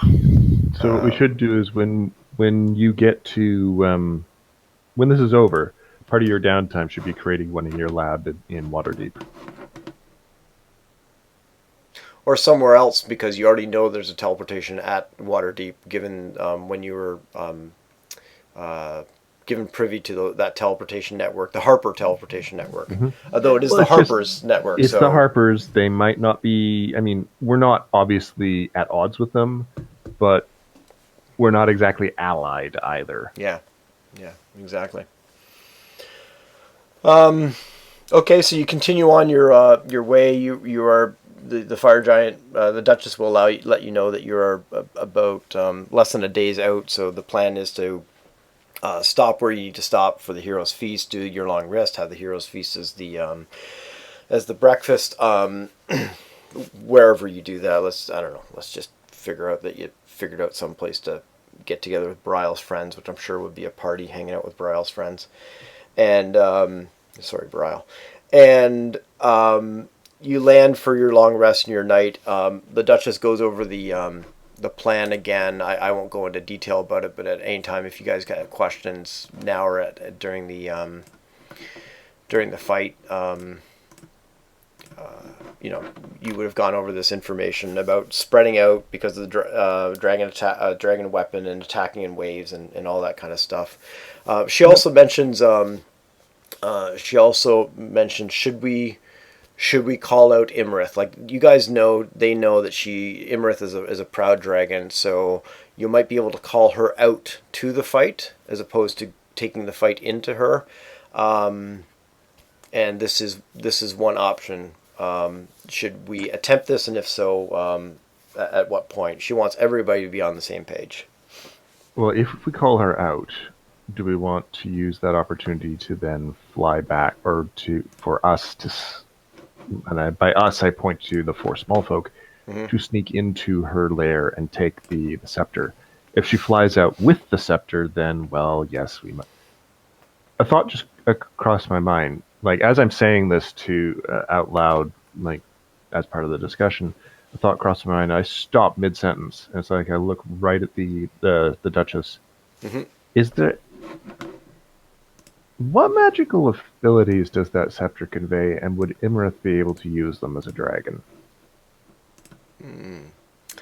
I don't think so. Or do you have to be giant blood? Like, Kreb is honestly interested in the answer. I'm doing a little bit of quick search for it. It just never would have crossed his mind until he was thinking. I was like, wait, this was a big magic artifact thingy. Would she lie just to protect it because you're not kin? Here we go. Well, it's more a case of would Imrith bring it out of the lair as a weapon? Mm-hmm. Yeah, I understand. I'm just thinking. Actually, yeah, I think Krev. It would have taken him like 3 days to come to the to realize he needs to ask this question. So yeah. The Duchess will tell you that the majority of its magic is tied to the Worm Skull throne, though that the scepter itself can be used as like a club. and it has properties to it that certainly makes it a formidable club beyond just a normal club. But so basically, she's talking about bonuses to attack and damage rolls. Right. Beyond that, But though, but she's not going to be able to like hurl additional lightning bolts just with this weapon. she Duchess says I've never seen the scepter be used in that way. Okay. The king used it You to would keep know. the giants in line, and used it mainly with connection to the throne. Okay. Well then, back to the original line of thought. If she comes flying out, should we, pointing to the small folk, go into her lair and look for it while you entertain the dragon? She will nod at this and say the four of us giants could attempt to. Or do you want us to drink those potions that the Imperator gave us, and the 8 of us try and kill a dragon? And at mentioning the potions, Vasha kind of scoffs again that you even have them, and she says, "Yes, but you need to be careful when you drink those potions, because their lasting effect. How long was it now? Was it an hour or more? I'm just about to. Here it is. Well, 24 hours. Okay. 24 hours. So Let's drink them. well, when we get there, Yeah, I think like when the gargoyles or when the trebuchets start firing, that would be because at that point we're engaged. yeah, she- but I think we definitely should lure her out. I think it would be suicide to like go inside her lair when she's there. Who knows what she's gonna throw at us? You know, thinking back, and actually, I glance hesitantly at the fire giants, Mhm. and I start talking a little circumspectly, thinking back to a certain cloudy castle thing and a very large red lizard that was being overpowered by giants. Mhm. We may, and I'm still looking at the fire giant, kind of warily going, I don't know if you're going to like what I have to say. She looks at you intently. Giants might be able to take down a ancient dragon, because I kind of saw it happen before, although a few giants died in the process. She has a couple things to say about this. One is that she recommends holding off on, and she still has the potions, but she Oh, yeah. she will still hand them out at the proper time. She recommends holding off on the potions as long as possible, because this attack could take a long time, and it could possibly take a couple days. Well, how about we wait until we wear down her defenses and summon out and get her to come out, and then we use them to, if we can bring her down. And she says that is one line of thought, because if you guys attempt to sneak into her lair while the four giants are dealing with the dragon and the defenses, now we've got trebuchets shooting at us, possibly gargoyles attacking us, and a dragon attacking us flying. Right. But if we can get the dragon to ground, then that would be like they have, at least the stone giants can throw. Actually, I think both of them can pick up rocks and throw, so they can throw rocks yeah. at the dragon. But it'd be nice to be able to do that. It'd be nice to get her on the ground. If not, then it'd be nice to be throwing rocks at her without other rocks being thrown at them. Okay, then we'll stay out and help you.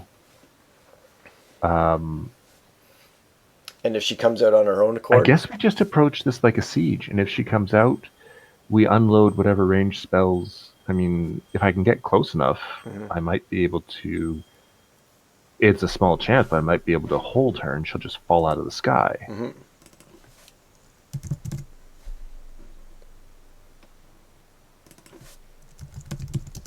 I'm just bringing up the potion of giant size here, so I've got it Any handy. thoughts, Brow Ventus lore? I'm easy. I Yes, think I know, but do you have any thoughts? I'm not anxious to die, so I don't think any of you us know, are. I think we do this slow and methodically, and we're good. Okay. Yeah, I mean, I think if we can lure her So we out, we think of this more as a siege than an attack. well, it all depends, right? Because if we try and see if she comes out straight away, then we might have no option but to just go for it and try and take her down. Yep. The other option is, like you said, if we do try and siege it, like if we take out her outside defenses and try and lure her out, and then even if she doesn't come out, we can slowly proceed inwards with the giants into, 4 giants and 4 of us. It's gonna And make let's face it, her inner caverns and whatnot will be sized appropriately for a giant anyway, because Yeah. she herself is ginormous. But the point I was trying to make is that if we go inside with 4 giants, I mean, it's gonna be a cakewalk, right? There's not a lot that can harm 4 giants and 4 of us as well. Okay, so we're going to basically slowly batter her defenses down as we move in. And if she comes out, we deal with that appropriately. If she's in the air, we try and force her down. If she's on the ground, we beat her up. Yeah. One thing I Um, would say as well is that we heed what the giant. If she does come out and we do try to attack her, The maybe giants we have a hold. lot more experience fighting dragons than we do, so yes. Yeah. we'll- So maybe we hold off on the potions at first, because what I'm thinking is if she tries to escape back into her lair or somewhere else, we Yep. might need them for later. So Mhm. try and do as much as we can without them first, but then if it looks dire, then use them. I think. And I have a question. I was just going to say the Duchess would agree and say the potions of giant size may not do too much good if a dragon is flying 60 feet above you or 100 feet above you and attacking from there. Yep. Yeah, go ahead, Brow. Do we think there's any chance that she'll have like companions? Well, Well, she's got her statues. She Yeah. is the giant of statues, after all. But Sorry, giant dragon. but no other dragon friends or They're solitary. I know normally they are. I'm just thinking out loud. She may have a clutch, but that, I mean, really, really, really young dragons, we'd be able to squish in a heartbeat, even at our level. the Duchess will based on this will say that one of the challenges with this plan is that we have no idea what's in her lair. We don't have any intel from that. We weren't able to scry on her inside of her lair when she happened to be inside of her lair, nor our retcon team was able to get close enough. They were shooed away by the Recon, trebuchets. not retcon. Our recon team, yeah, recon team, our recon team. Every I like D, the red. every day, I D, want one of yeah, them. yeah, every D&D party should have a retcon team. Yeah, no shit. Yeah. So Make sure we put that in the budget for next year. yeah, Mm. exactly. We don't know what's in the lair, but she does say one of the reasons that tomorrow, when we continue on our travels, we won't be using Ascor as a landmark to get to her lair, is because it is known that she has at least 2 of her offspring have lairs in the fallen city of Ascor. So friends that way. She has a couple of offspring there, but there's no known. They don't know what she has other than the gargoyles and the trebuchets. Okay. We will find out. She also points out that there is an entranceway here and an entranceway here. That if covers is needed, though they don't have any idea where those entranceways go to or what lurks beyond them, but if cover is needed, those are probably the only 2 places of cover, because the other buildings have no roofs to them. They're destroyed. And you've got a really big amphitheater here, which I think, and I'll remind you when we get there, but I think it's about 80 feet high at the back end. So if it comes to the point that you guys can, she says, get into the lair and attempt to do whatever you need to do while they deal with the dragon, then that's also possible. Because she reminds you, priority 1 is to get the scepter. Priority 2, ideally, kill Imarith. But if we get the scepter and teleport out, that's better than getting the scepter, then dying, and the scepter doesn't get back to the court. Okay. Okay. During this, actually, you know what? I don't know if it really matters. Give me 1 second though. I thought I had Lord lined up with Braxel instead of the non-cool stone giant, but who knows? Anyways, Braxel will turn to Lore and say, uh,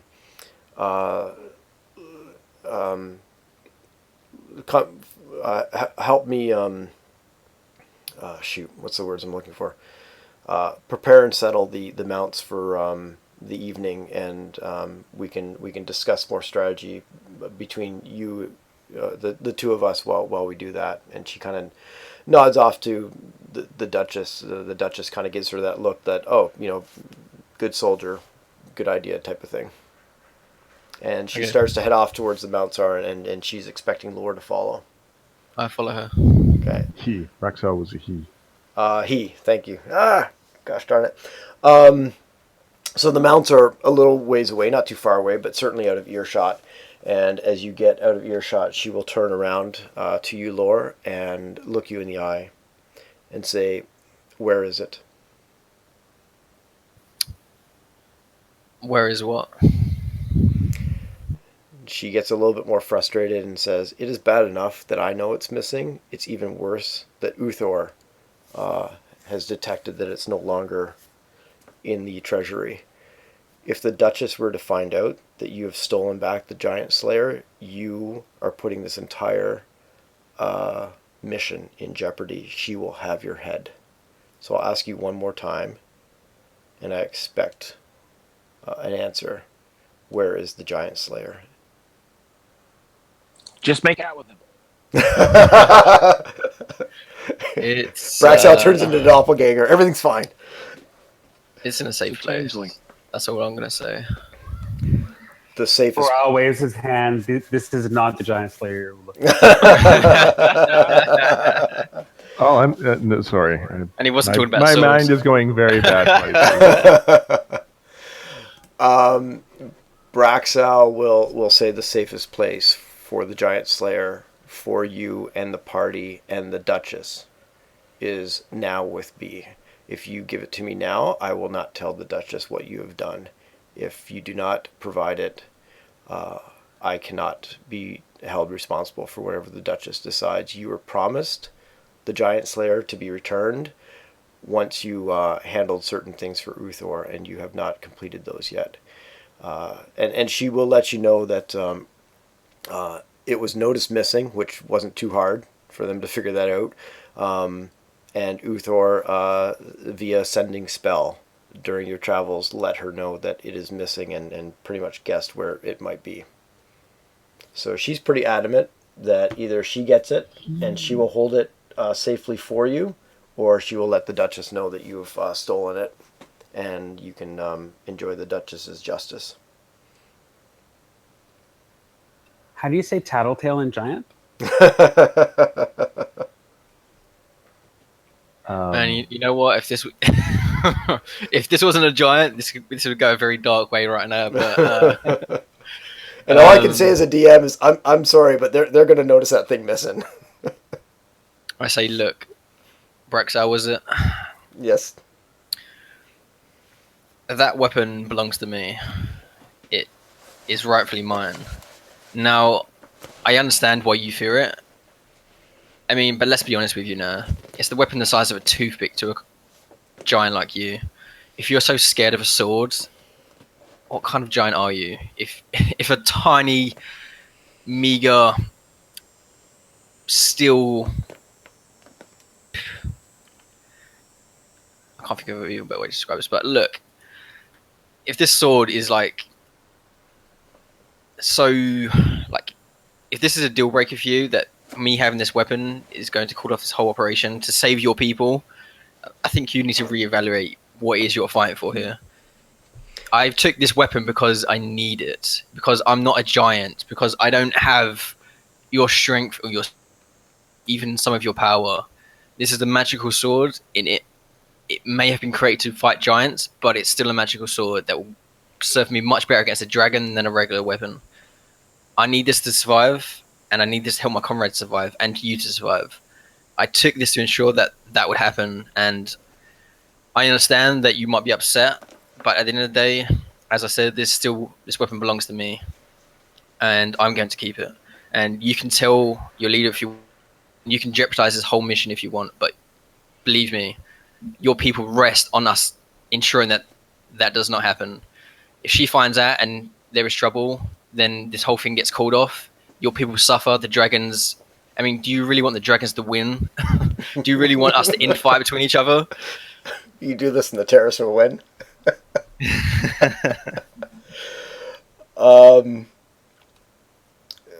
She says, I. It is not a question of who owns the weapon. It is a question of what you promised Uthor that you would do in order to get it back. It is a question of holding a giant slayer weapon while you are allied with giants. And it is a question of a true warrior not needing a crutch in order to accomplish their goals. I am being I am being patient with you.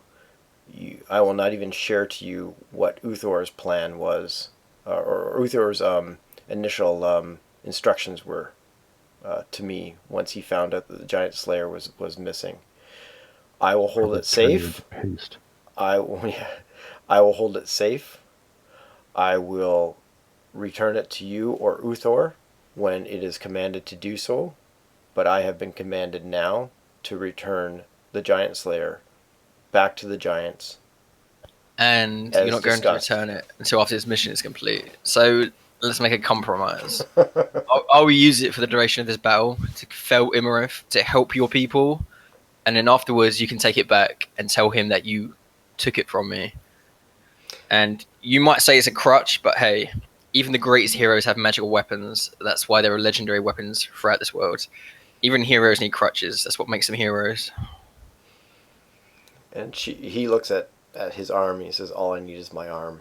And what will be said when the Duchess sees you pull the giant slayer in battle?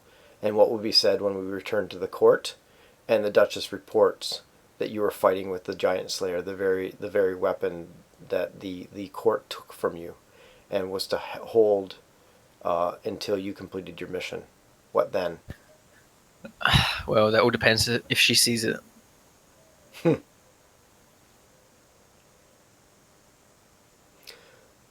My King Regent has commanded me to take the giant slayer.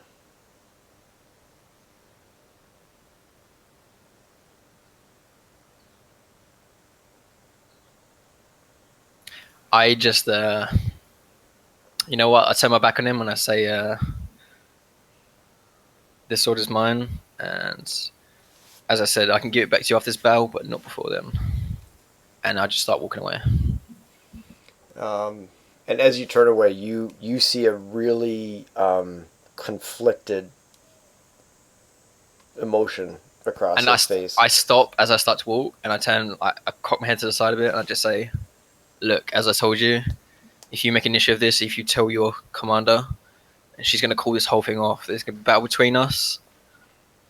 Some of you might die here." And I kind of like stare at him when I say that, like look him straight in the eyes, and like I said before, this whole operation is going to be a failure. Wait until after the battle, take back your sword, and let's deal with it then. But for right now, we have more pressing matters. We have a dragon to kill and a scepter to return, and I'm not giving it back to you until then. So do what you must, and then I just start walking away. And she says as you start to walk away, Sir Lore, I promise you two things. One is if you use that weapon against me or my kin or anyone I deem an ally, I will be the first to kill you. Second, if you do not hand that to me at the end of this battle before we travel back, I will also be the first to kill you. You will die, if not in this battle, then because you do not heed my words now. I say, you wouldn't be the first giant to say that, and you won't be the last, and then I'll just keep walking. You really know how to make friends, eh? Made friends with me well enough. Exactly. Yeah, true enough.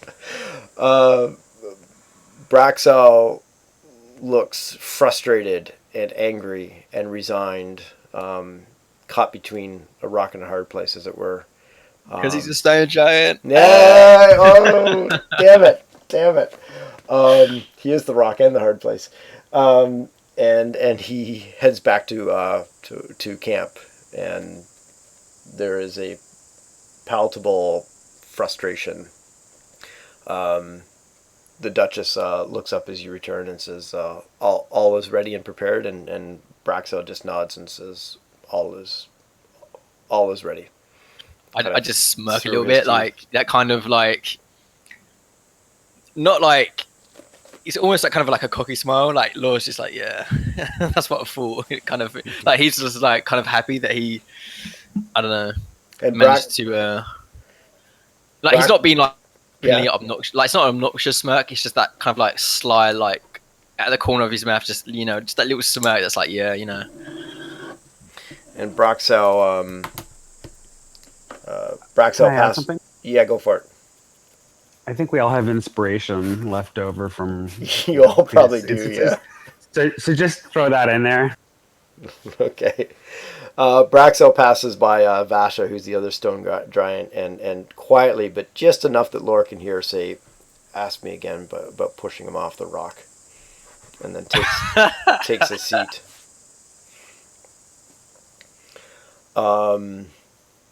Wow. Look, guys, I don't know if I can return to the Sun King's Court. I might have to go. I'm not sure any of us can.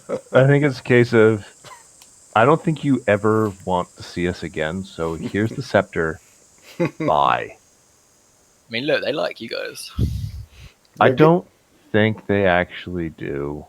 I mean, to be maybe. fair, I essentially just turned on the charm and kissed giant fucking ass in order to make sure they didn't squish us. It took you a long time because they're big. Are you guys trying to say that not everybody likes me? I no, that's impossible.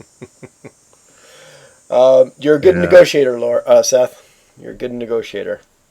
I mean, sometimes I try. I was fully expecting you to just have to come over to me and like, oh, you mean this thing? I don't know how it got in there. Look, you know what? Like, if he was a human, I'm just saying, like, between me, Oh, I me know. and you guys, You would like, have killed him on the spot. I probably would have gutted him, yeah. Like, to be honest with you, I probably would have gutted him and hid the body. I'm like, oh my god, like, we went down to the ravine and, tripped on some rocks and fell, and I'm so sorry, guys. Like, Tripped and fell on his own sword. Yes. crazy how that happens. Yeah, I had options depending on which way that went, but I didn't expect it to go exactly that way. So well done. I mean, I knew if I pulled out the whole, like, I'm doing this for your people, like, let's deal with it after we, like, save your, like, your empress. I figured, like, maybe he would come around, because it's like, look, they can't really afford for this to fail. Mm-hmm. Oh, he doesn't believe that the giant slayer is going to swing the battle one way or the other. No, I know he doesn't. And he's following the commands of his king regent, which now he has to figure out, because you put him in a rock and hard place. My king regent has told me to do this, but if I tell the Duchess, like, crap, like, what's going to happen? Yeah. And I think it's also kind of funny because it's like, even though he doesn't see it as like something that's going to swing the tide of the battle, I think Law does in a way, especially because it's, like I said, like, a regular weapon could just be like, I mean, not in this, I don't know, but, like a regular weapon, like, could easily be destroyed by like a dragon. Like, he just breathe on it, it could like fall to pieces. Mm-hmm. So, a magic weapon against a magical creature is probably what I want. And that's what Law's thinking. It's like, I need something that's not, something that you can buy out of like a store for 2 gold. I need something that's that can kill a dragon or can pierce its hide, especially an ancient dragon. Let's be honest, you're compensating for something. I mean, look, ask Krev. Krev, am I compensating? I don't think so. I give elves a good name, is what I'm saying. Well, if Let's Brax, just say that Krebs has no complaints. Yeah, and you know what? If a half orc has no complaints, Yeah. you do pretty well. That's not how. It's not how deep you fish. It's how you wiggle your worm. I mean, yeah, I think it's a little bit of both. To be honest with you. A little bit column A, a little bit column B. Yeah. Well, the night passes. Unless anybody else wants to needs to take care of anything or whatever, but the night will pass, and Braxo is colder now to Sleep with one eye open. you and the party. And morning approaches. You guys have an early breakfast, your hero's feast. So we'll call it about I don't know 7 in the morning. So you head out at 8 that morning, and it's only going to take you a couple hours. You're close enough. A couple hours to get to Imrith. They didn't want to obviously camp too close for obvious reasons. And I'm just making a note on my handy little chart here about time.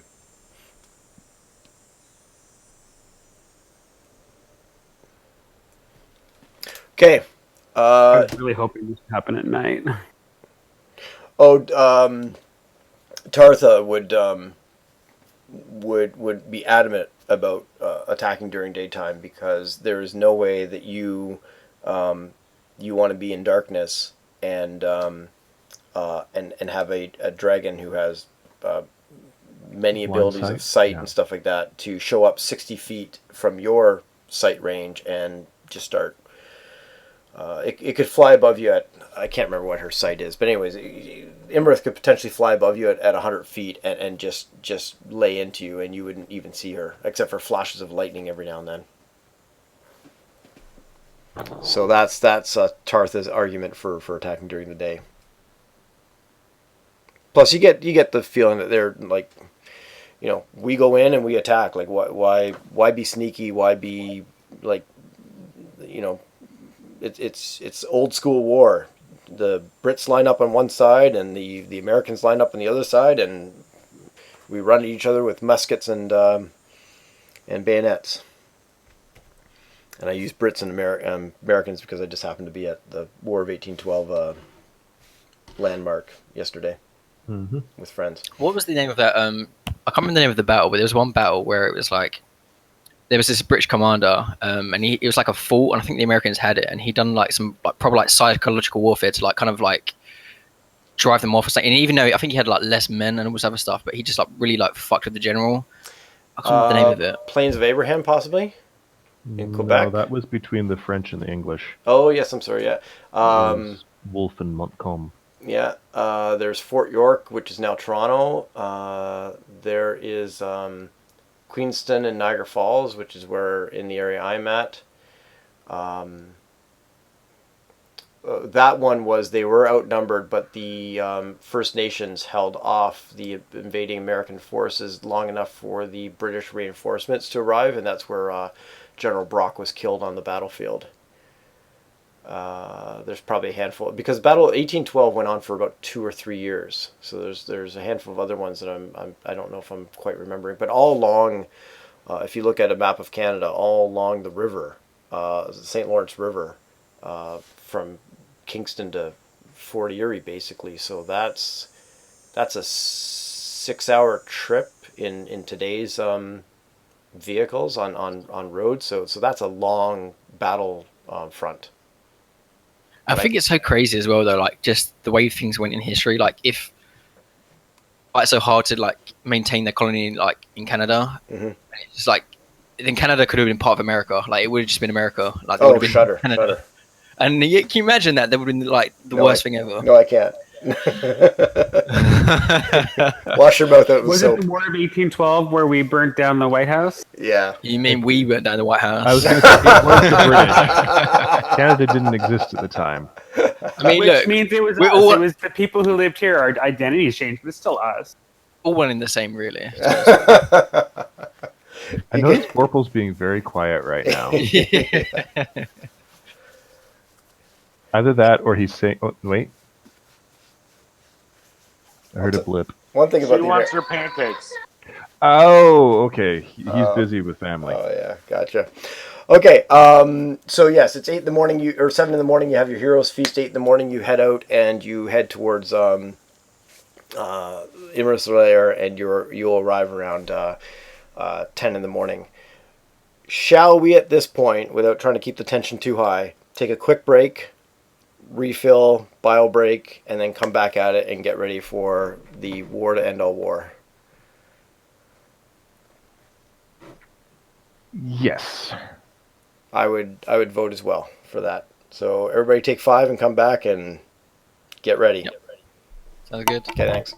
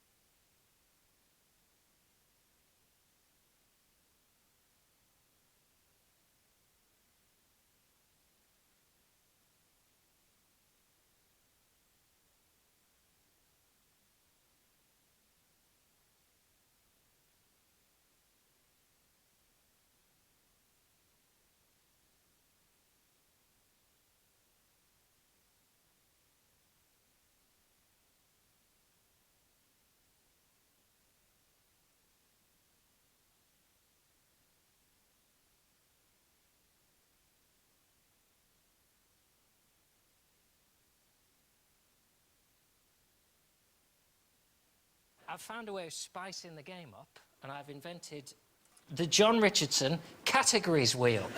So for each letters game, I'll spin the old wheel, and that'll point at a category, and I'll peel the sticker off, and I have to get a word that fits into that category. And that's not just fun for John Richardson. Anyone else can have fun with that. What kind of categories can we look forward to? Do you want to expose one now? I think I just have. Oh, no, I'm just taking the tape off. Do you want to see the lilac category? Yeah, let's check out Lilac. The Spanish language. Oh, the fun we're going to have tonight, people. The fun we are going to have tonight. That wouldn't be allowed, though, because it wouldn't be in the English. So then you would lose the point. Well, I've placed in Susie's corner a Spanish dictionary. So can we do Spanish words today? If the Spanish category comes up, otherwise Okay. the whole game's just a waste of time. But in case you think that's unfair, I know that Kevin Bridges is also a fellow Spanophile. Oui. Okay, sorry. Si. You don't get to pick the letters, you just have to say consonant. Over in Dictionary Corner, it's Ellis James and John Robbins.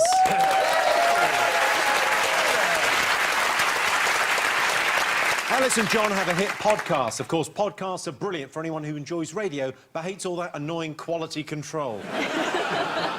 Ellis, tell us a bit about yourself and John. What do you think, John? You're more of a Scrabble sort of countdown guy than I am. Yeah, I had a potent Scrabble obsession as a teenager, and I played a few ex-champions. Did you have a girlfriend in your teenage years? I could find girlfriend if the letters were arranged. Ellis is also bilingual. Yeah. Welsh is my first language, so I'll be answering in Welsh. Because you can't turn your first language off, Jimmy. OK, now, John, you used to live with our John Richardson, didn't you? Yeah, I lived with John for a year. And is there anything we can do to help? When we first met John, he was living in a bedsit in Bristol, and may I just say, it was the cleanest bedsit I or Avon and Somerset Social Services have ever seen.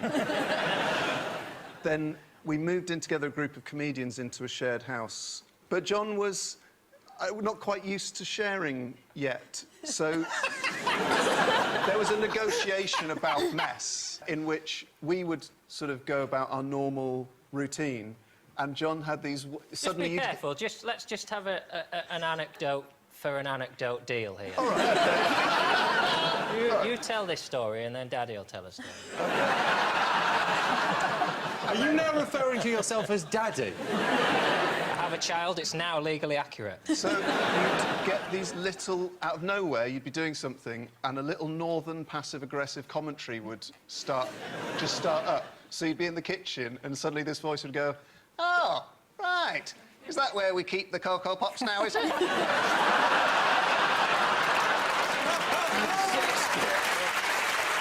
Where did we used to keep the toenails, John? Did we used to... Oh, no. I'll give you a clue, Jimmy. Oh. Sorry, where were you putting your toenail clippings? Cutting his toenails into the mugs. Thank God, we're all waiting for you. Well, I figured as much. John wants... Actually, you're the first one back. No, okay. Wow, I had time to make coffee and everything. I'm back as I well. I didn't actually leave. Well, I'm sitting on the couch and I'm laying on the couch because I have a stomach ache and my dog's laying on my lap, so I'm like, well, I'll stay here. I typed back and you said nothing. How's Juno doing, by the way? He's good. And how are you How's doing? he adapting to his new home? Oh, that's right, yeah. I think everybody's liking the new home. Good stuff. Excellent, excellent. How are you liking the new neighborhood? Like Hamilton, the environs, all that kind of stuff? Love it. Yeah, it's a nice area that you're in. It has been developed and continues to be developed. Like not developed meaning tearing down and building up, but Oh, that reminds me, Rob, Terrence will actually be in town in a few weeks, so hopefully we'll be able to see your new place.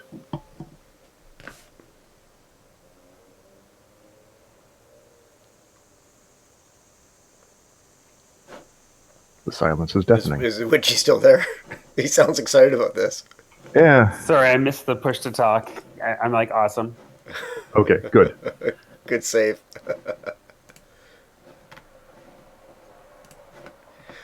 So, do we have Seth and Vorpal back yet? Vorpal's Yes. okay. Oh, Seth. yeah. I'm Okay. scared. Vorpal's right offline even. Oh crap. Question: do we Yeah. know whether or not dragons can see through magical darkness? They absolutely can.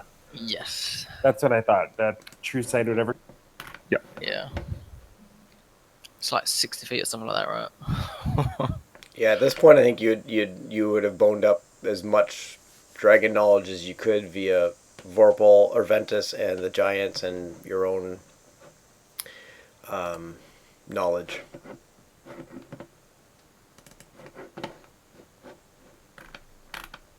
And there's no problem with me being bitter, right?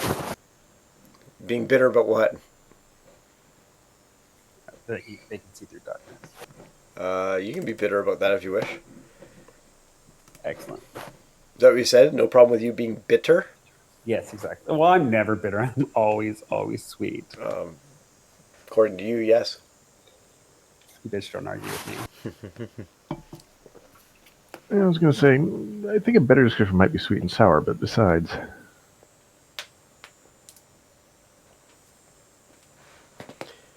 Where's Vorpal? Where's Vorpal? Where's Vorpal? I don't know. Maybe he got flooded. No. Hopefully not. Though it did sound busy there with the girls and stuff like that. I think that it's not so much they got flooded as he's busy being a parent right now. Mm-hmm. So where was he in relation to the stuff? Is he off in like the northwest He's or something? like dead center of the state, according to what he says, like right in the belt buckle. Which means he's still catching some of the rain. He's not as bad. Oh, as it's the rainy. east side. It's absolutely rainy. Like you said, he hasn't seen the sun for 2 days, but it's not flooding. But not flash flooding, yeah. Yeah. Yeah, I think I remember mentioning some months ago my dad was in San Antonio, so I just said, hey, my dad was in San Antonio. I think he said he was a couple hours away from that, and if he's more in the interior, then yeah, he's right in the middle. Mm-hmm. It's the edges. Not that you're not going to get a lot of rain and wind there, but certainly it's Galveston, Houston, Corpus Christi. Those places have to be worried about what's going on. Those are on evacuation order, apparently. Yeah. Well, not order, but evacuation recommendation. Yeah. Yeah, New Orleans even would be affected potentially. I haven't heard any news out of Louisiana, or at least not on like CBC or BBC or CNN or anything about major problems in Louisiana. Mm-hmm. But hopefully they actually had all of their dikes rebuilt properly. Yeah, exactly. But yeah, Houston is just getting hammered. Yeah. No, New Orleans said that they couldn't handle any. Sorry, New Orleans said they couldn't handle any flooding. That their systems are just not functional right now. So if they had been hit seriously, it would have been devastating. Again.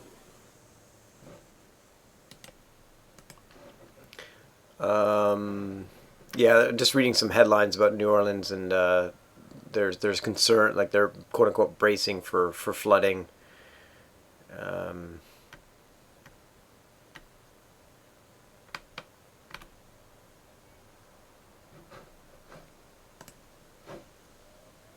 Because I guess it depends on where it plans to hit. Like obviously everything's it looks like it's hitting like the dead center of the Texas coast, so they will get affected, but it's not like they're going to get hit by a hurricane at that point. Though if it ever changes or anything like that. So anyways, we'll see.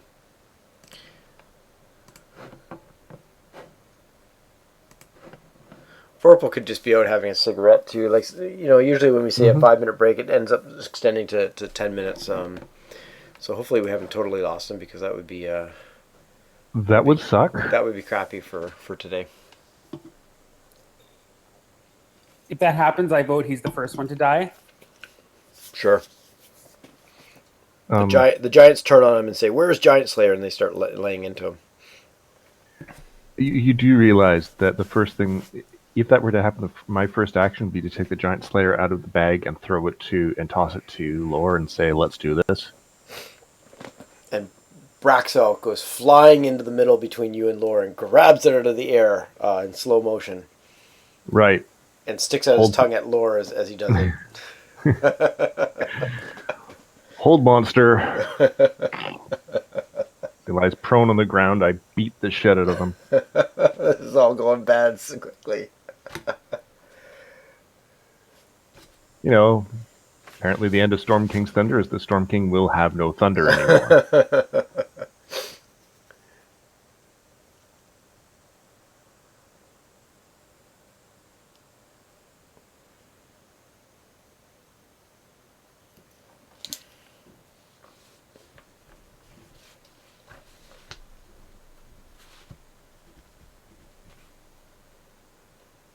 More importantly, Burrell gets crowned as the new Storm King.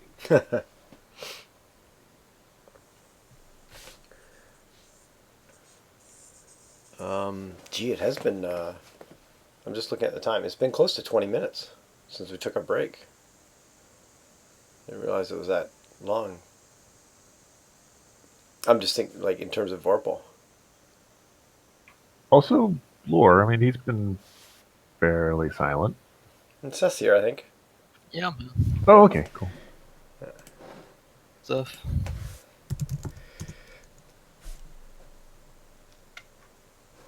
I'm just going to see if I can find his email address. Oh, there he is. Well, I still vote that he's the first one to die.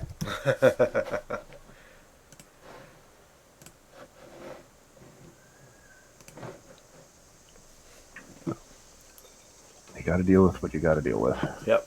Well, I'll take this moment to say I wanted to thank Dethic for giving me an interesting idea, though I don't think you knew that you gave me this idea. A couple weeks ago, you ran a one shot with Vorpal and I. And sometimes, like, you know, you sit there and go, "Oh my gosh, why didn't I think of that?"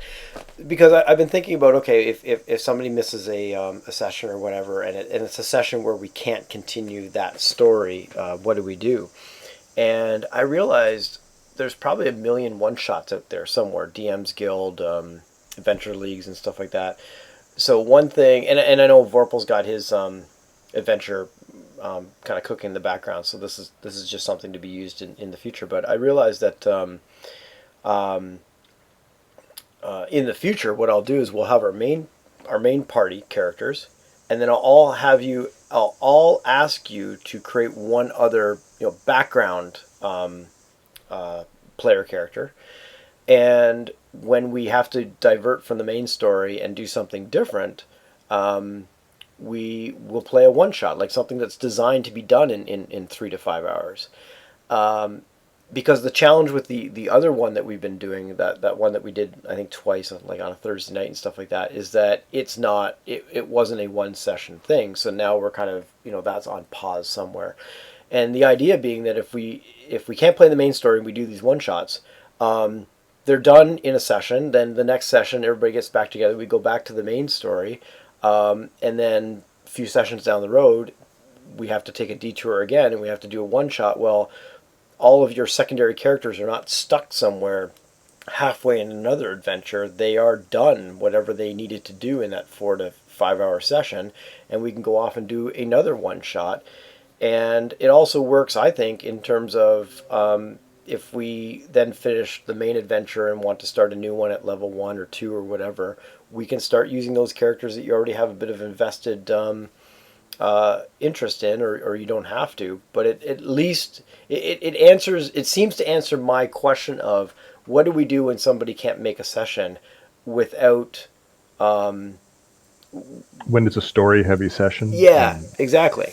Yeah. You want those moments of interaction and yeah. So it was when you ran the one shot. It's like, oh, this is the obvious answer, that I just have a bunch of one shots sitting in my back pocket, and we all have. I kind of just made that one up in a few hours. So the thing with a one shot is that it's manageable. Yeah. To just kind of make shit up as you go. Mm-hmm. And so long as you don't have like 6 encounters planned, you're good. Yeah. Yeah. So that's Though I did kind of misestimate one thing and kill you all in the end. So but that was, you know what? And especially for a one shot, that's to a certain degree okay, because one shots to me are I may have to roll up a new character at the end of this anyways, either because I just don't continue to use this character or it dies or whatever. And death is part of D&D. It does lend some gravitas to the story. I would say that you had a conditional victory. You killed the hobgoblin captain, so the raids were going to stop. It's just you didn't rescue any of the kids. So their lives suck, but the town will be fine. Yeah. Yeah, it doesn't make me feel any better. Sorry. Vorpal, we see your green circle but can't hear you. I am back. Oh, there you go. There he is. You're a little on the quiet side. Oh no! Can you hear me? Yes, but still kind of quiet. Or at least for But me. we can hear you, Yes. and you're enunciating well. And we It's not did that your we're first straining. death save for you, and we passed it. Oh, shush. Witchy. Yeah, so yes, we... Okay, we didn't pass it, but... I was going to say, Jeez. and Witchy smiles, that impish little smile of his. So yes, Vorpal, we can hear you. You just happen to be a little bit on the quiet side. Can you do another test? Sound check.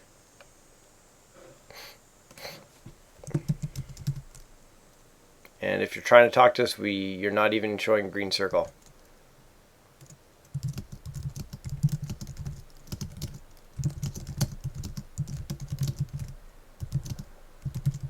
We can hear you, but you still sound stupid. I mean, you totally sound brilliant. Sorry, go ahead, Vorpal, and I ignore. love you. I love you. G. Yeah, yeah. All's good except for I'm better. that one Yeah. was a little bit better. Yes, That's good. Good. yes. You do. You sound a little further away from the mic, and you're kind of shouting at it to get the levels up, but it's workable. Don't worry, you're all going to die anyway, so it'll be over soon. Okay. And with that, DM Troll, everybody's ready to get back into it? Yes. Let's be heroes. Or try to be, We can always try. Yeah, or die trying. Yeah, exactly. Okay, Heroes Feast headed off, flying towards Imra's lair. We could be heroes. Yeah, that's the song that went through my mind too. Yeah. You guys remember that song? Yeah. I do. I actually do. Yeah. David Bowie, and then Bob Dylan's son redid it for Whatever, Moulin Godzilla. Rouge. Wallflowers redid it for Godzilla movie. Great song, bad movie. The old Godzilla movie, the 10, 15 years ago Godzilla movie. Yeah, with Matthew Broderick. Or You whatever got it. Was. Yeah. I used to love that movie when I was a kid, and then I watched it like a couple of years ago, and I'm like, man, this movie is awful. Like, this is really, really bad.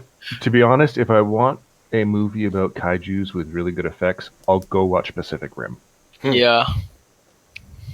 See, Seth, I had the same effect when I rewatched Bob and Doug's Strange Brew years later, and that will be a Canadian joke that maybe I've never the seen two it. Canadians will get.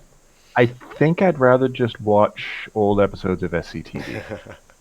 Bob and Doug McKenzie was a comedy sketch of typical Canadians, drunk Canadians, and actually the actors were drunk when they're doing it. And Typical Canadian. search YouTube for they, Bob. They basically presented the concept of the hoser, which is a very Canadian sort of idea.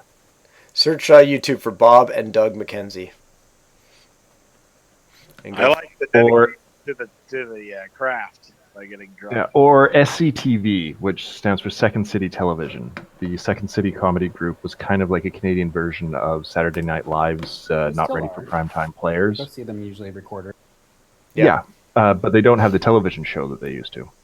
Oh yeah. It's just that once upon a time, Second City, basically the Second City comedy group consisted of John Candy and Eugene Levy and like all these giants of comedy were all in this one group simultaneously. It was rather amazing. Mm-hmm. Yes, it was. And speaking of amazing, get ready for some amazing stuff on this side as we about to head into battle. Okay, you fly off. Let me, and you're heading in the direction of Imminous Lair. Relatively clear day, cloudy, such like that. Let me get perception checks from everybody, knowing that Boral's got a passive 17. Please and thank you. Give me a sec. I'm gonna move to my computer now and get the dog off my lap. So I'll be a second. Okay. Actually, you can roll it for me, and I'll do my rest after that. Let's just assume you're 17. Like your 17 will be good enough for what's required. To be fair, Jureg gets advantage on wisdom perception checks that involve sight, hearing, or smells. So hang on. Sure. So he rolled a 17. Okay. I sucked, but my pseudo dragon got a decent roll. Yeah. So everybody but Dethick, but your pseudo dragon would fill you in on this. Way off in the distance, you're some miles away. Crit! You're some miles away from where you're going to be. This clear day, there's a dark spot that appears on the horizon in the sky. And as you get closer and closer, this dark spot, which kind of congeals out of nowhere. It starts as a blue sky, cloudy, then it kind of goes a little bit grayish in this one area, and then the gray gets denser and denser, and then dark. As you get closer, you realize that this is over Imminous Lair, and it is a storm brewing that you see off in the distance, and Tartha turns to you all and says she knew, she knows we are coming, which is something that she's repeated a few times. And we are going to make use of some fun. Oh man. It's a little loud on my side. I, for a second, was looking out the window.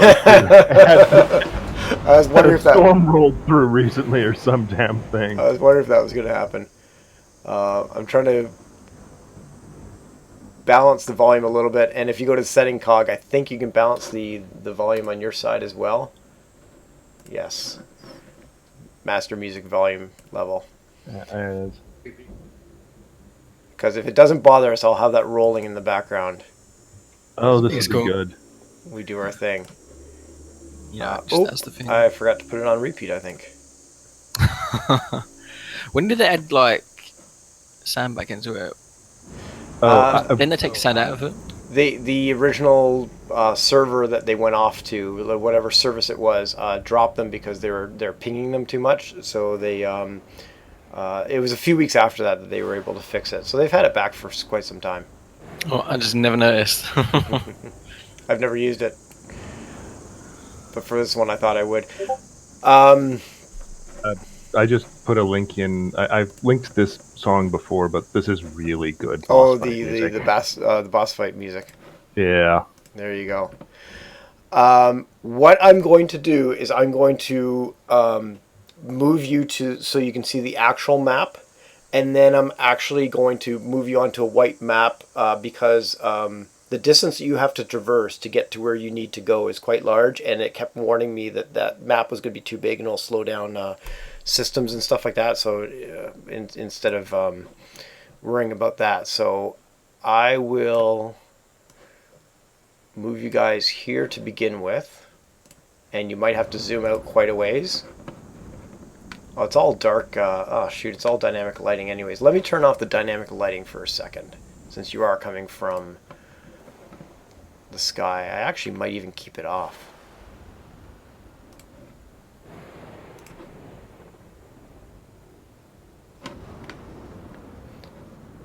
And It doesn't look too giant.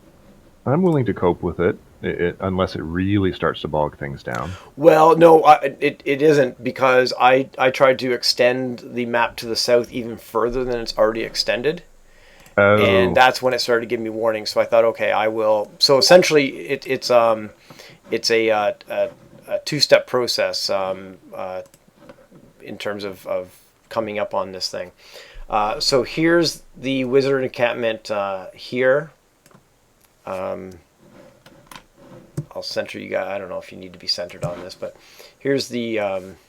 I said wizard encampment, and it's not a wizard encampment. I don't know why I came up with wizard, but an encampment here of tents.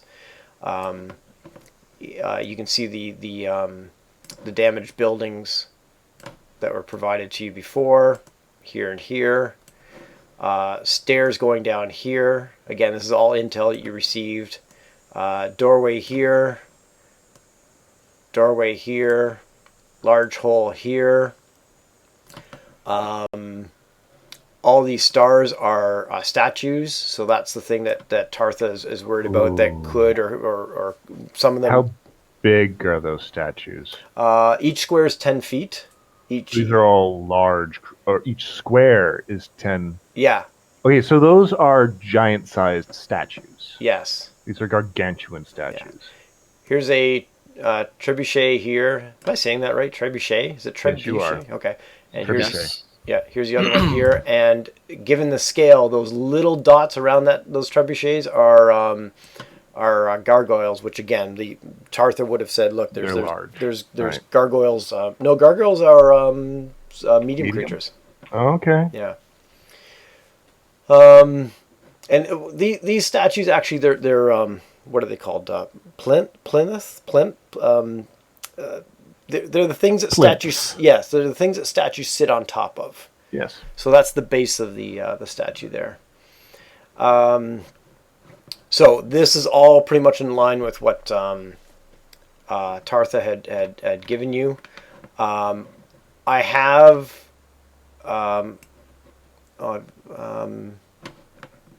The fire giants are on the GM layer. Okay, I'll get them on there in a second. Anyways, I have your characters way back here for when you get this close to this part of the map. Let me just get the 2 fire giants on there. There we go.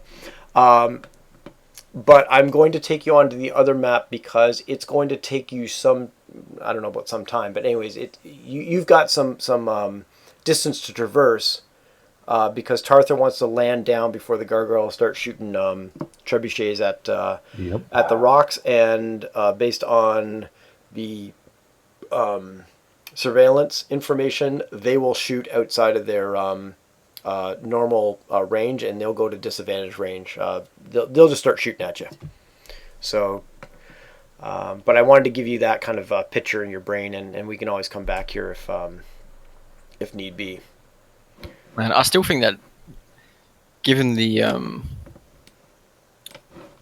design of these weapons, like trebuchets, like they're not designed for attacking moving targets. Like, there's nothing to say they can't hit a moving target. Like, they definitely can be moved, but the time it takes to move and set up and fire, like, and then load and refire, and then like position it and like calculate the trajectory.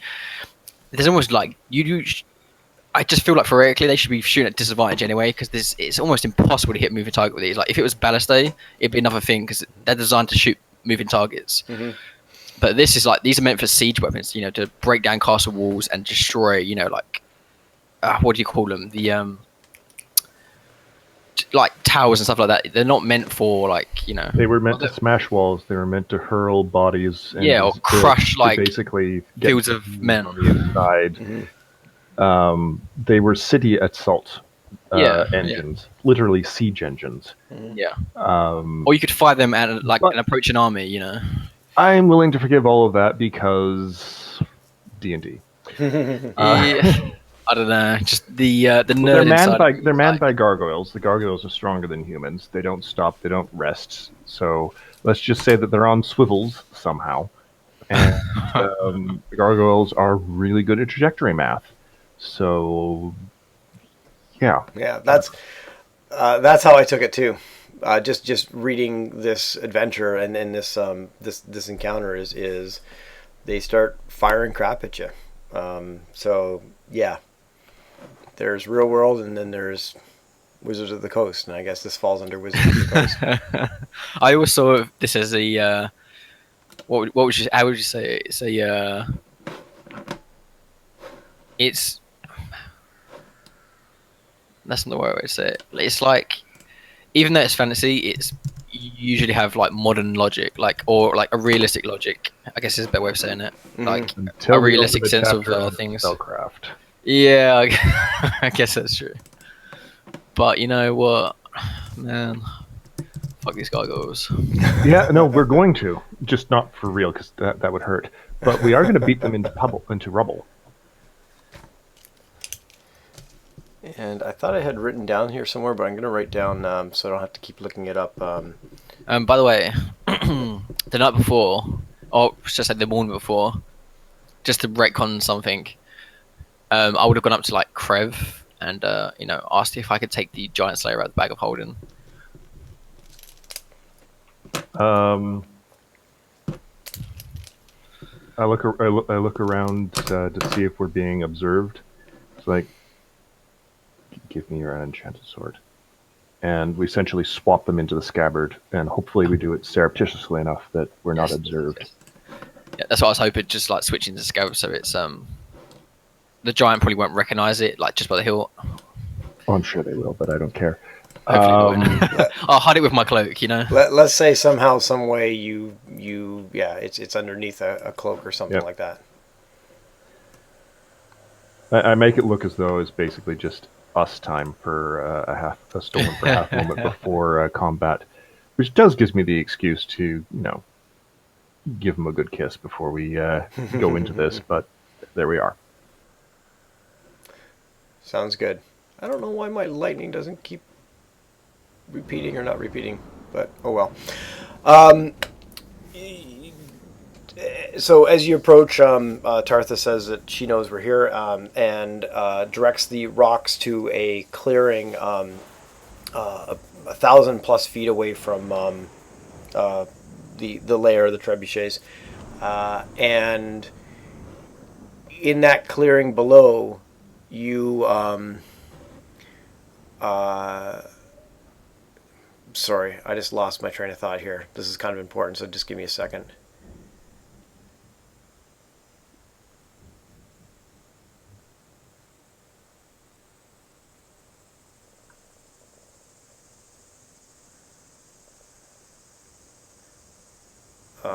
I'm sorry. In that clearing below, you see... damn it. You think you prepare everything? Okay, I'm just going to wing it from there. I'm going to move you over to the other one. Now, where everybody's positioned is not where you are right now. That's where Tarther would like you to be positioned, as explained before. And give me a moment here while I grab what I need to grab.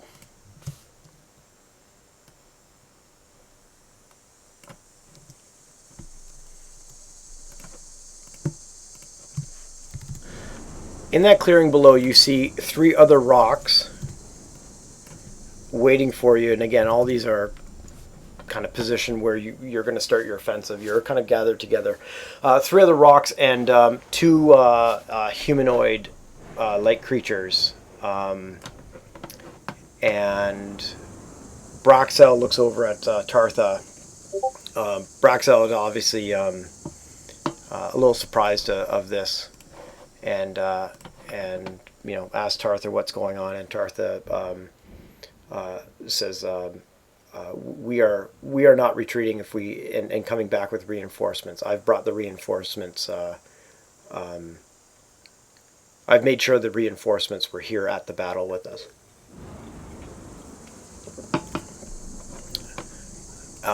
And so with that, and again, gosh darn it, you think you've prepared for everything. Forget the numbers that are on these things, but you've got a couple of these looking folk. Tough to tell whether they're human or whether they're female or male. Minotaurs? They're Surely, not. They're not minotaurs, but they look It's Torin. they look bull-like, okay. and Ogres. I've met ogres. got a few ogres heading around. You're doing your nature check on the bull-like creatures, Witchy. Yeah. You don't know too much about them. Half-heartedly think. I can hardly hear you. You're kind of in the background there. Oh crap! Can you hear me better now? Yeah, lots better. Half-heartedly wondering if I could shift into one of those, which of course I know I can't, but doesn't mean I won't try. I'll be right back. By the way. Yeah, no problem.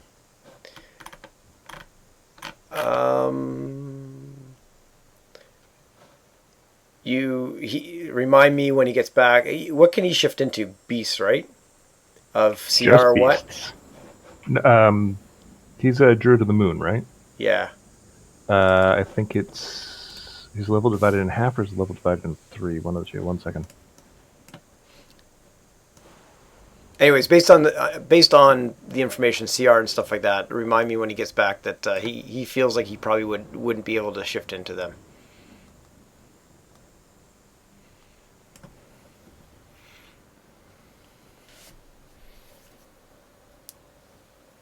It's his level divided by 3, rounded down. Okay. Yeah, he wouldn't. He feels like he wouldn't be able to shift into them.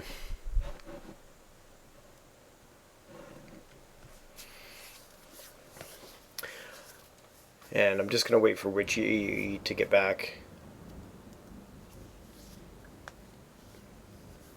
Anyways, you land. Tartha greets these creatures.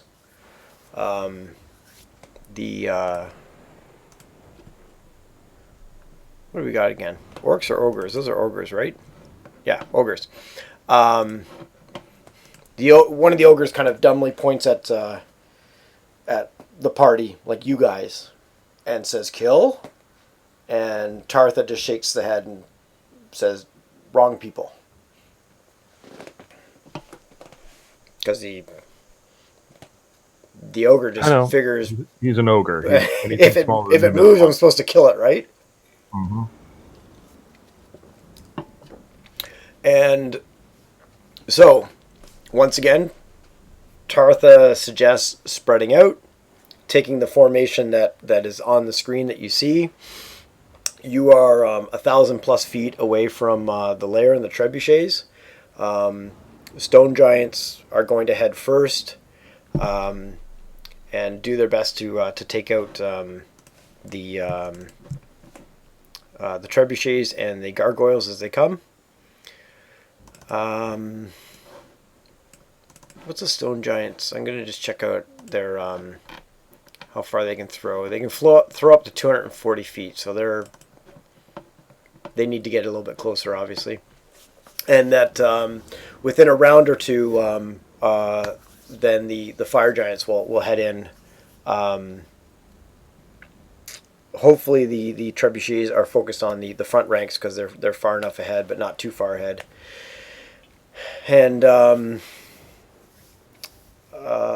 if they focus on the back lines, then they'll just have to figure out from there, type of thing. Maybe run out of range or something like that. Everybody ready? Let's do this. Yeah, I'm here. Okay. I may have to bail real fast again. Apparently Okay. my stomach was precursor to something else. Ew. Oh dear. Good luck. Yeah. As you land and you're mustering, somebody yells out "incoming," and this one huge boulder comes flying in and lands about 100 or so feet away from you, and just kind of rolls to about 60 feet away from you. Obviously, way out of range, well,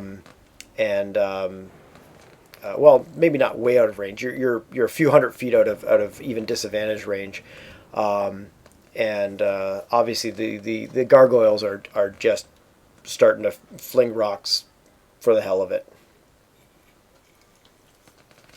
So at this point, I don't think we'll bother with initiative right away. But at this point, the idea is for these two stone giants, and they're paired up. So Brile and Lore to start moving in. And the stone giants are going to suggest dashing, but they will keep speed with you so that you don't lose their cover. You can't hold onto their arms and say "Yay!" and I'm assuming there's no cover anywhere. Your cover is the giant. You're in desert, so you're not going to find trees and stuff like that. There are rocks and boulders and ruins strewn on the ground. And there's new rocks appearing every round. Yeah. So you might be able to find every now and then a big enough boulder to hide behind, but not a lot of cover other than the giants.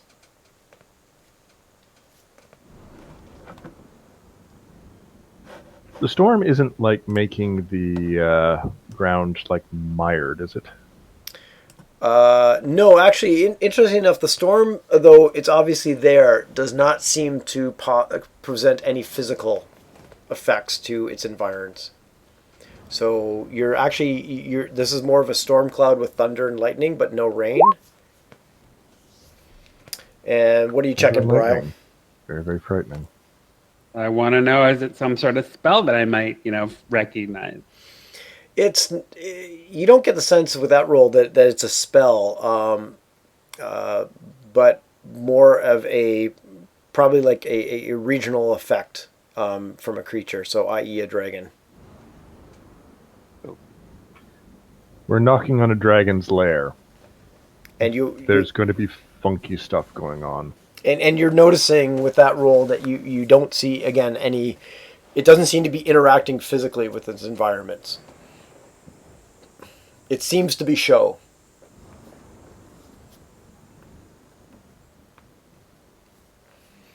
And while you're mustering these two bull-like creatures, Tarthur will nod at them, and they will start to do some sort of magic incantation. And in front of them, the ground is going to start to shake and tremor like a mini earthquake. Out of the ground,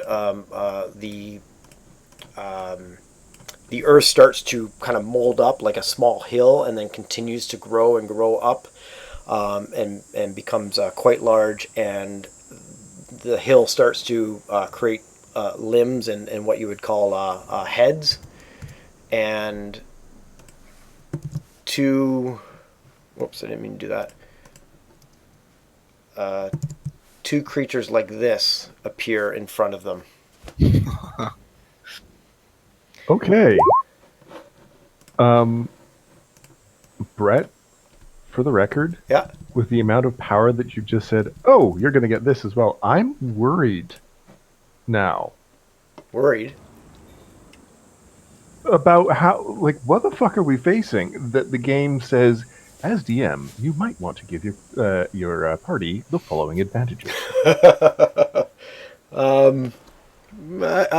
As DM, I don't try in my best Crichton voice. As DM, I don't answer metagaming questions. Oh no, I know. No, I'm just yanking your chain. I'll just leave it where it is. Yep. Your nature check, Brile. Actually, I will give you advantage, given that it's some magical stuff going on. You would recognize these as earth elementals, which I can summon. So yeah. Oh, okay. So then, sorry, you would recognize them without a check that they're earth elementals, and you would know that they are pretty hardy. Pretty damn buff. Yep. Yep. Exactly.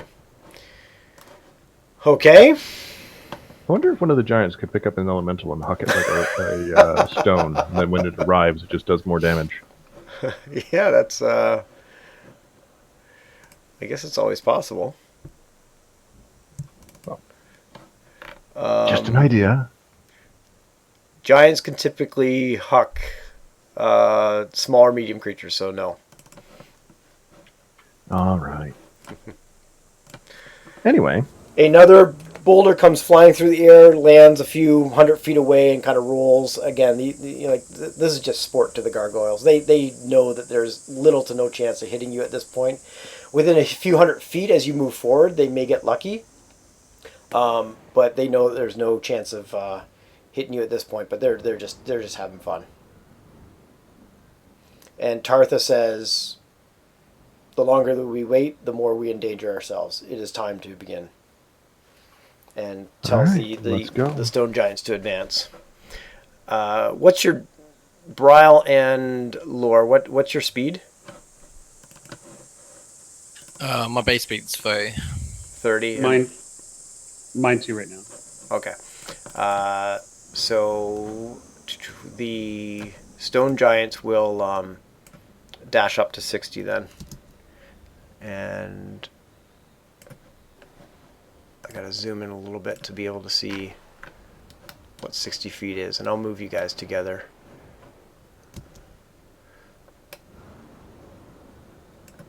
Right about there.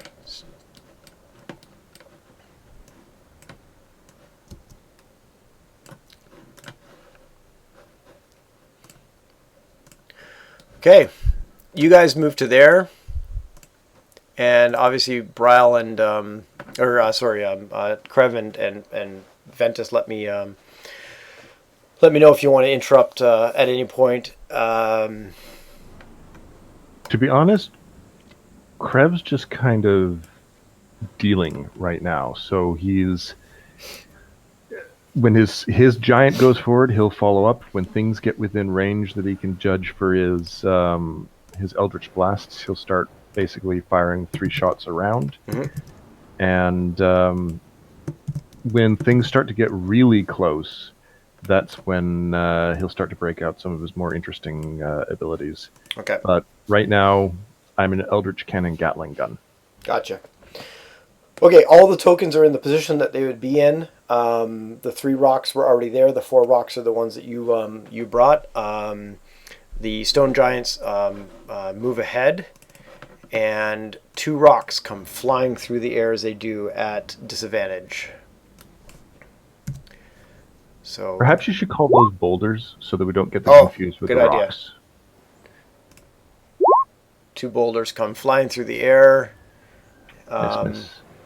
Well, that's number 1 with disadvantage, and here's number 2. So an 18 and a 13. Can he catch one? Wait for it. Wait for it.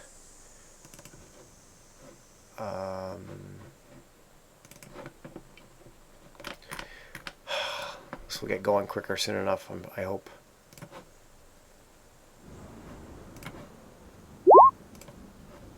Crit. The boulders come flying in. Both stone giants catch them dexterously and hold on to them in their hand, though they have lots of ammo available to them, and continue forward. So we're going to move you another 60 feet.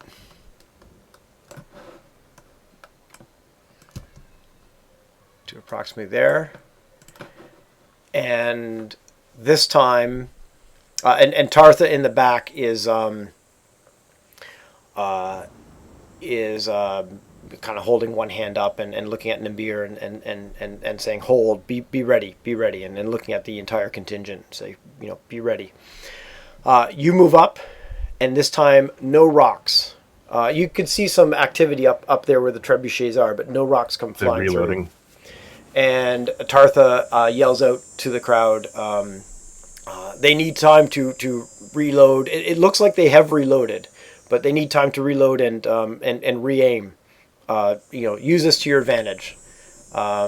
Continue ahead. So he's calling the stone giants on one more turn ahead. So if that's okay with everybody, that's what they'll do.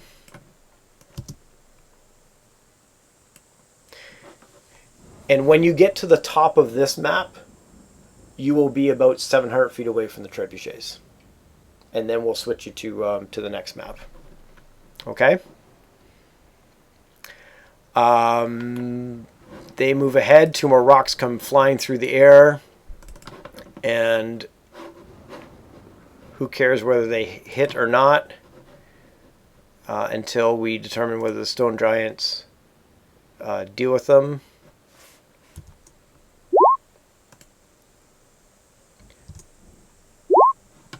Okay, let's hope the first stone giant doesn't get hit. So here's the advantage roll for the first stone giant. Disadvantage, excuse me. 2 rocks come flying through the air. 1 stone giant catches one. The other one misses that one. As the boulders are coming through the air, they're dropping whatever they have in their hand, being prepared to. Actually, no, they got 2 hands free, so they'll always have 1 hand free for catching. If that means they have to drop 1 boulder from their hands. At this point, let us roll initiative, just so we have an idea of who goes. Where did my token go? You're way over here, on the right-hand side of the map, about halfway up. Oh, I see it. I'm going to have the stone giants go on the same initiative. So Vasha will represent the stone giants, and I will have the fire giants go on the same initiative, including all of Tasha's backups. Tartha. I keep calling her Tasha. Damn it. Tartha. Seth, I'll put you on if you can add your 21 to that. And Vorpal, are you with us there?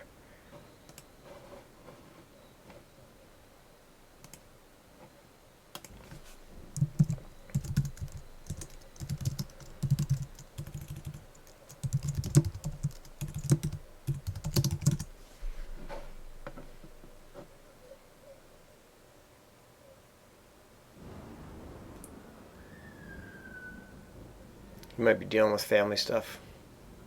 It's all good. Yeah.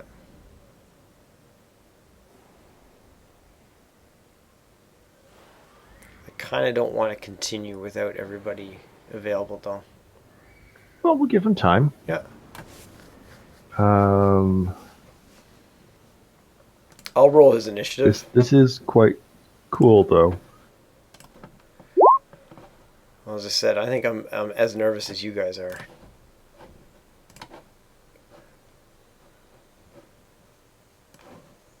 So, on what initiative are all of our fodder allies going on? The stone giants and the Tauren, for lack of a better term, and the ogres. Yeah, the 2 stone giants will go on the stone giant initiative, which is represented by Vasha. Yeah, sorry. But I meant the earth elementals and like all the smaller giants. That will all go with the fire giant initiative. Okay. And I will allow you guys to quote unquote hold your initiative to act with your giant counterpart until you wish to take your higher initiative if you wish. So I won't force you to drop your initiative down and permanently be there. I'll allow you when you need to separate from your counterpart. So I guess the first question would be, Lauren, Krev, any change? Like the next step is for the stone giants to move ahead. So any changes in your plans? I'm following Lore's lead, which right now I'm guessing is to stay with the fire giants. Mm-hmm. Yeah, I mean, I'm just letting the giants do their thing. Like, until we can get into range, then it's not a lot I can do. So I'm going to stay with my fire giant, and we will move forward when the fire giant goes forward. And once I get into that, 300-foot range, I'm going to open up with both hands, effectively. Wand out, Eldritch Blasts, bang, bang, bang. And I got 3 of them now. Gotcha. And I'm going to put a gargoyle on the top of the map, just to get them in initiative order that you can see.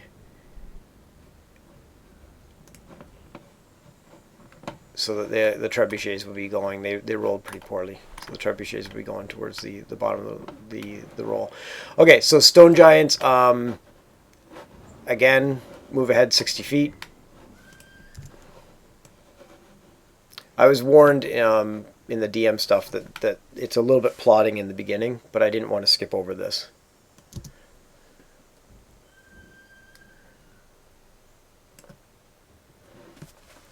Okay. Okay, so that's those guys, and because we're about to start moving ahead, I really want Ventus to be around. I'm gonna skip Ventus and Tartha for now and come back to them, because regardless, the gargoyles are going to fire.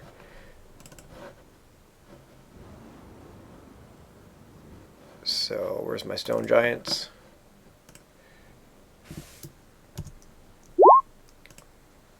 So if any rock comes near the first guy. Let me ask a question. How many gargoyles are there?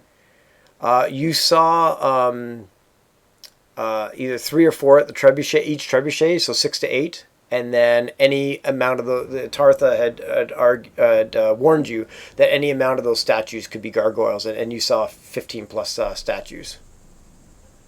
And so they're quite large. There could be 20 plus. The statues were large, but gargoyles are medium. Yeah. Okay, just keep in mind that he might want to banish these or something. So, or some of them or whatever. Yeah. I'm going to roll the incoming boulder on the one guy at disadvantage, and completely misses. So if you guys don't mind at this point, I would like to wait for Vorpal. No worries. Sorry for the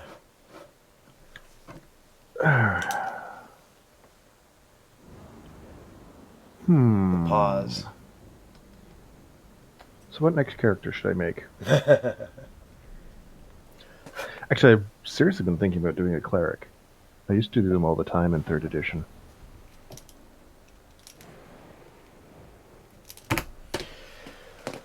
My favorites whenever I was playing were rogues, thieves, that type of thing. Not necessarily assassins, but rogue. I like being sneaky. You like Han Solo characters? Yeah, I don't know so much, but just sneaky and strategic and stealthy, and kind of scout ahead, and then being a ranged attacker. I really enjoyed playing ranger in the one shot that you did. That was kind of neat. So I'd probably go there again. And I think wizard. I stayed away from fighters and clerics for whatever reason back in, or whatever they were called back in the first one. See, I'm like kind of the opposite. I love like fighters and clerics. I think they're kind of like my go-to, because it's like, I don't know what it is that appeals to me about fire, but there's something like very. I've always liked the idea of just being someone who hits things really, really hard, but not in a like. The kind of fighters I like playing as is, just like law, where it's like it's not about raw strength, but it's about like skill more than anything, like precision and like dexterity and speed, that kind of like style of fire, where it's like I can, death of 1,000 cuts kind of thing. Like I can slash you 1,000 times in the time it takes you to hit me once, and it's like that one hit might knock me out, but these like the fact that I can hit you 1,000 times in like the time you only hit me once is what makes me amazing, and I really like that kind of aspect. I like playing rogues as well, but not as much as some people. Like there are some people who really go in depth when they play rogues, but for me it's the same sort of thing. I like being stealthy, but I'm not I like the assassin kind of aspect, but not so much the whole thievery aspect. You like the assassin aspect, but not the thievery aspect? Yeah. Yeah, so my experience is very few D&D players will play the gambit. Like most of them will find something about each class that they enjoy. So it sounds like what you like about is the frontal assault options of classes. Like, what can I do to deal damage directly in the fray? Yeah, I think so. But the thing is as well, like I said, I like to be, like I said, the dexterous guys. So I like to be someone who's quick on their feet and someone Yep. who can, jump off a building and, land on their feet, or can, they avoid damage not because they have massive plate armor, but because they're just dexterous, because they can nimbly dodge out the ways of attacks. And to me, that's what's appealing. Like, if I was in a one-on-one and, it's not, like I said, it's not because I have a shield and, full plate mode that I'm deflecting these blows. It's because I'm like weaving and dodging between the attacks. That's, for me, the appealing part. And it's all about being swift, like as many attacks as I can get in, at being hit. That for me is appealing. So but it's difficult as well because I do like the not a lot of classes have that kind of playstyle. So I like playing as collectors as well because in any MMORPG I usually play a healer. That's just kind of like I like playing support roles. So it's cleric's correct call, but I think I listed my problem with cleric before in D&D specifically is that I like if there was an option for me to just be a healer, like someone who didn't have like a sword and shield but who just healed, and that it wasn't so limited as it is in D&D where it was like I can just heal and that can be my role, like like cast magic as well, but like my main role is like I am the healer.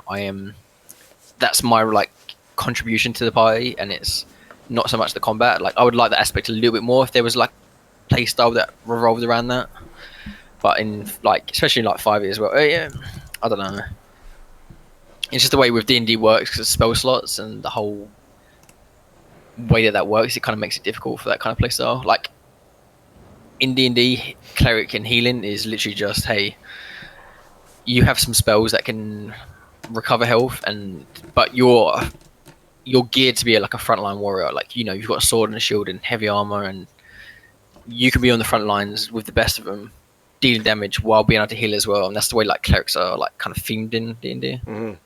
Yeah, that was the change I think a lot of people liked with clerics, because back in the original cleric was you were just a healer. Like you didn't fight. I think you walked around with cloth, and that was about it as your armor. So, Witchy, Brian, what were you going after? What were you trying to conjure?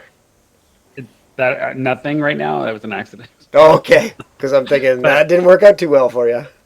Yeah, and I'm not even remotely in range to be. Yeah, I just thought you were prepping. I do have a question though. How many trebuchet are there? 2.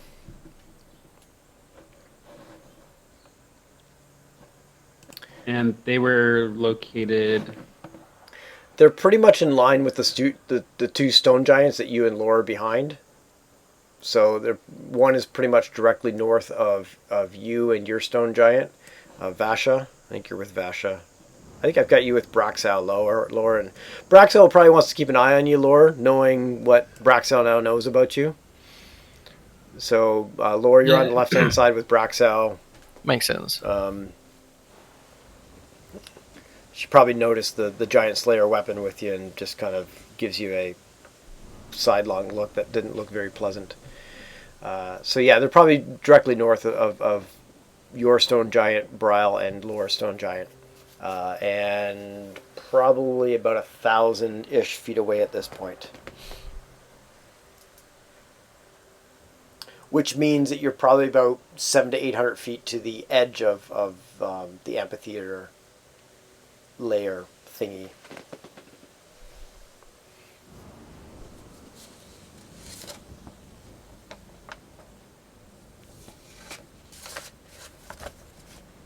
So these Minotaur things and the Earth Elementals and the Ogres, are they relative to where they are on the map? Yes, so every character is now where, every token is now where they are. You can see Tartha getting ready to say, okay, let's move ahead. Now the rocks are not going to move ahead with you, as Tartha explained previously. They're part of your escape plan, so if they get knocked out of the air and killed, that's an issue. Yeah, but everybody else, Tartha's getting pretty much ready to say, okay, now's the time for us to move. And we're just waiting for Ventus's action, if any, and the Fire Giant and Contingent action. And then we'll be to Bryle and then back to the top of the list. because I jumped forward to the gargoyles while we're waiting for Vorpal. And I know I've said it before, so forgive me for being a broken record. I really want Vorpal and the whole gang here, right about, before we get too far into this. So even though it might seem pedestrian, just to kind of move them up, depending on what happens and how things go on, what shows up and that kind of stuff.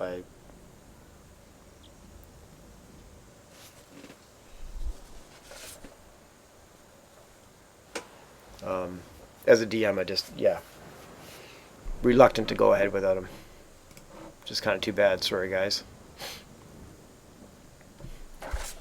Life happens sometimes.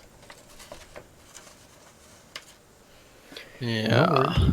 But I'll say again, Seth, good negotiation skills. I gave it a pretty good chance. Knowing who Laura is, I kind of, part of me said, well, Laura's going to...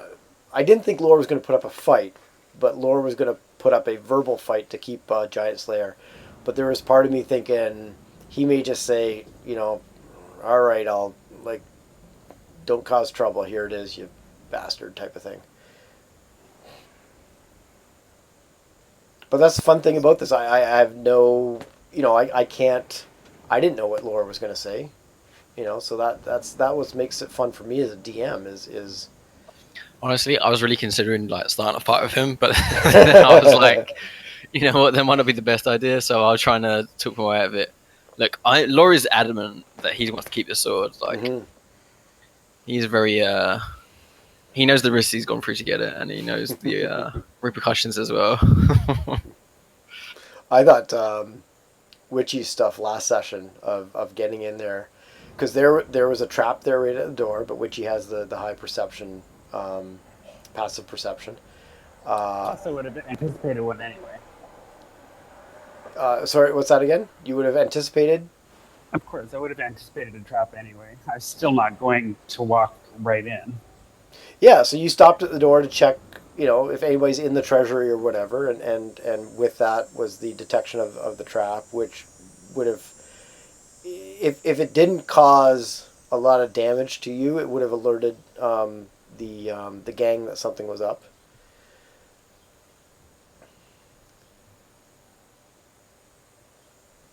And that, I didn't think I'd have to deal with that. I didn't think that.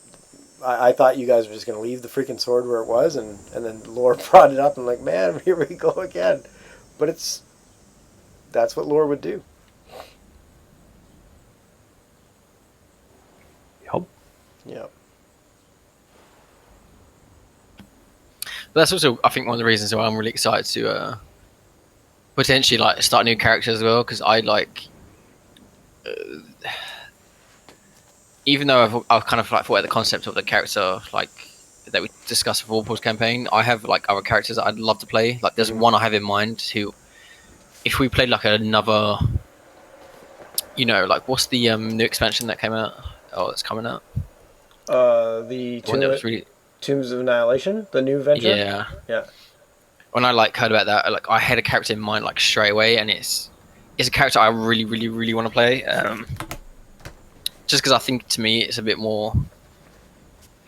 I don't know, I think it's a little bit different from some of the stuff I've played before, and I think, I'd really like to kind of try it out, just kind of work out the kind of personality quirks as well. I usually, I don't know, I'm not sure how to best describe it, but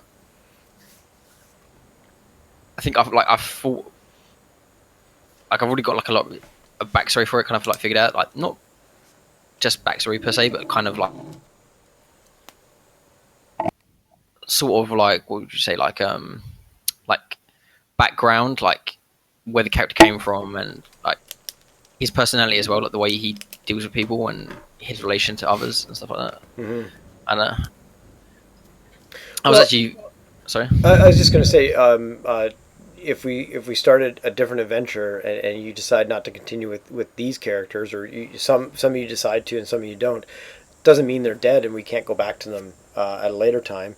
And the same type of thing. Like let's just use Tomb of Annihilation as an example. Let's say we start up Tomb of Annihilation and you decide that you're going to roll all new characters. Well, then what I talked about before about one shots, we just flip that on its head in that when everybody can't make it for a session to move Tomb of Annihilation ahead, then I will find a higher level one shot. And okay, Lore and Vorpal and Witchy are available. Dethic is traveling, so grab Lore, Ventus, and Bryle, and we're gonna go off and do a level 12 one shot or whatever it may be. Mm-hmm. And so they come back into the fray for a one shot. Assuming we survive the next 2 sessions. Assuming you survive the next couple sessions, yes. And so you want me to play my mute paladin? Go for it. I want. Hey, you can play mute anything. Just because the character's mute doesn't mean Witchy will be. That's Man, true. I feel that burn all the way from over here.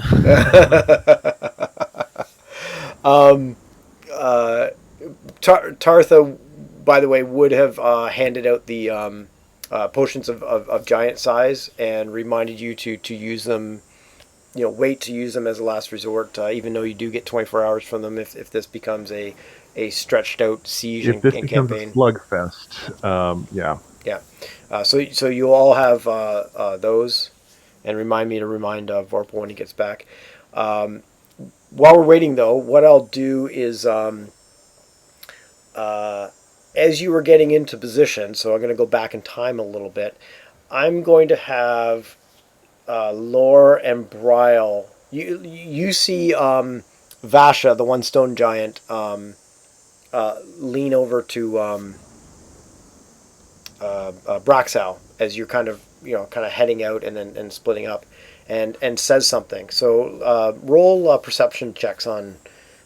This is something I meant to have you do anyways, and I forgot. So Lore and Bryle roll perception checks to see whether you overhear what. Oh, look at you, Lore. Do you mind rolling mine? Just doing what I do best. Yeah. Yes, I can roll yours. 20. As soon as I find you.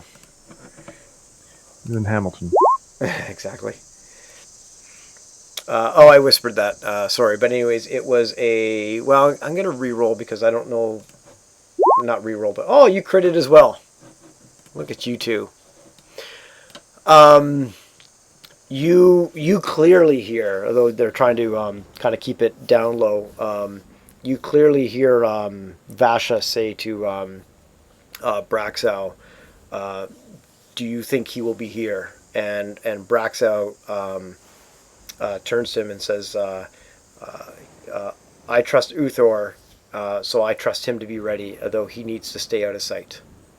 And then they head off in to the positions they need to be at before the battle started.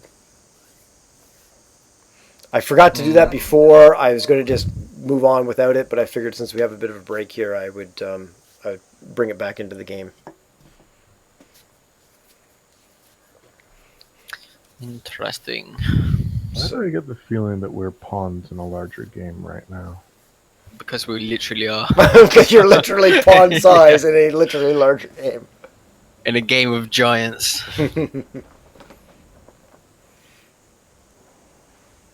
If telepathically I'm within range of anybody else that couldn't hear that, I would tell them.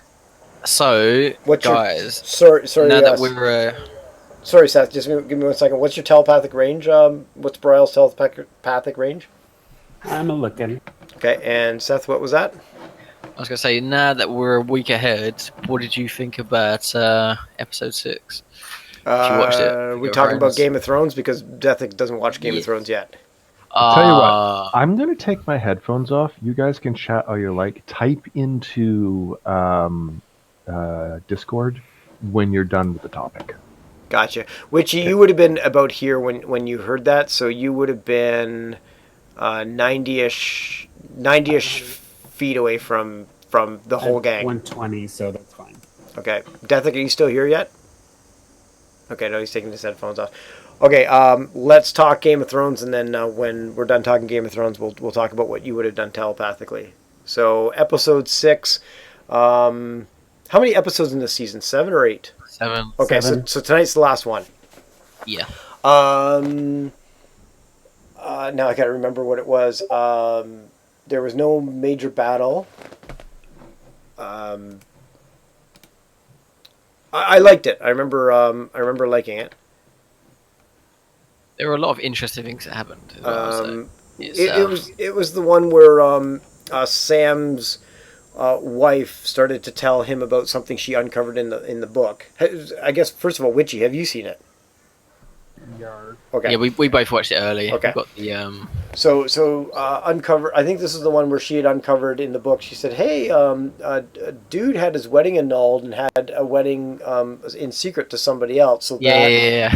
that shows that John is not only Targaryen, which we knew, but is actually in line to the throne. Yeah, he's legitimate. Yeah. He was not a bastard. Yeah. Which I still find funny. Like in the books, and I don't know if someone like I guess definitely would be the person to ask, but he's not here. I swear in the books, doesn't it? I think it says that John has like blonde hair, not black hair. And I could be wrong about this, but I think that's like one of the main points in the book. For the longest time, it's like he has like blonde hair, and it's always this kind of weird thing because it's like, look, Ned doesn't really have blonde hair, and like your mother didn't really have blonde hair, so it's a little bit weird. But I guess we just who cares? It's one of those things. Which would tie in with the first season in the book when Ned realizes what's going on, why the previous hand was killed and stuff like that. I'm just looking up his description. But that's the thing as well, because Ned always knew that who John was, and he's like for him he's trying to keep it a secret. But I find it, I guess, kind of interesting. Like in the books, I can't remember if there was a thing someone told me where it's maybe I think. Like maybe he's like told to dye it, so he brushes like ash in his hair or something like that to try and dye it black, and it's one of those things. And if they come back in the series and it's like, hey John, like if he comes and says, oh, I've been dyeing it because I was told to dye it when I was young or whatever, like I'm gonna be really upset because it's like they never really hinted at it. But I think in the books there's like a thing where, and there's nothing in the books as well where they hint that Tyrion might be like a bastard son of one of the Mad King or something like that. Yeah, because he was able to touch the dragon as well. One of the things is what they mentioned is in the books they mention hair is that Lannisters have blonde hair. But they mention his hair is like a lighter shade than the other Lannisters, and there's a thing in, where I can't remember. I think it was the Mad King. He had like an obsession with what was Charles Dance's character's name? But essentially, like Tyrion's father, they said that the Mad King had an obsession with his wife, and that he was deeply in love with Tyrion's mother. Mm-hmm. And that there might have been something going on there. Like he might have, I don't know if it was like rape or something like that, but there might have been something that happened, which would probably explain why.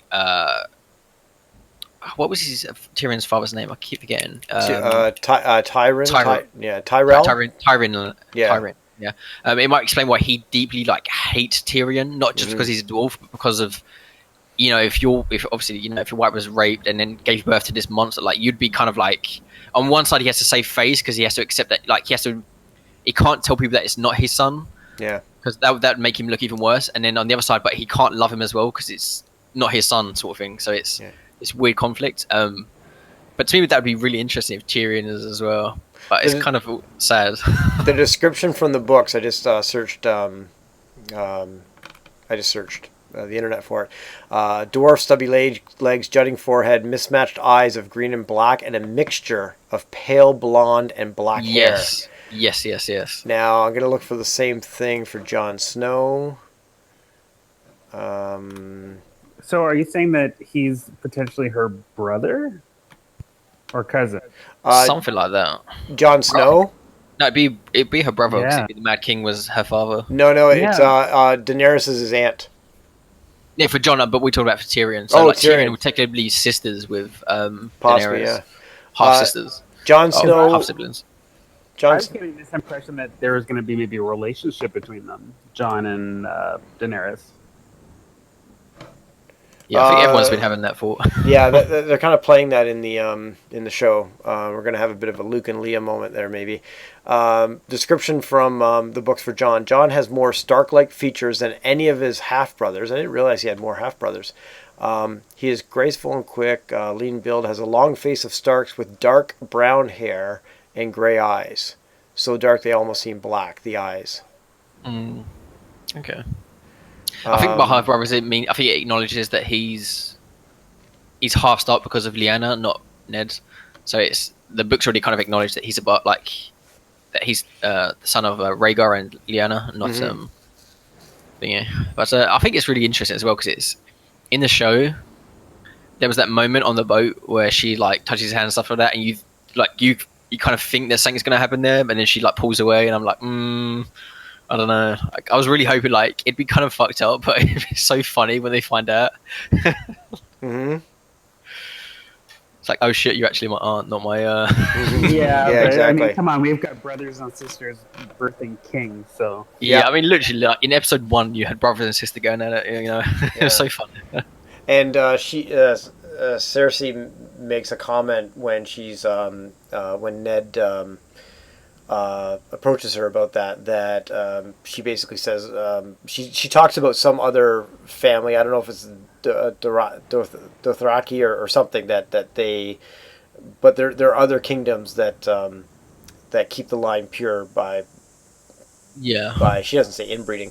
My wife and I actually last week decided to start rewatching from episode 1, season 1, and which this will be our second go through. We've only ever watched the episodes once, and it's been really helpful and interesting because now you can, that's that person. And I recommend everybody go back and watch at least episode 1 again, because it's amazing how much not only do they pack in that one episode, but how much they set up. Like Sansa's the princess that always wants to be a queen and a true quote unquote princess. Arya, is the tomboy. Screw that! I want to be a fighter type of thing. Yeah. So I find it really interesting as well because I was going to do like you did and go back and watch it because I think like you said, there's a lot of things that you'll pick up that you didn't know about, and it's like references to other characters as well when they mention, hey, like so and so did this, and blah blah blah. Like when Rob Baratheon starts talking about like the Mad King and Rhaegar and like all these characters, like at that point in the story, you have no idea who they are. Like if you just watched it and didn't read the books, it's like I don't know who these people are.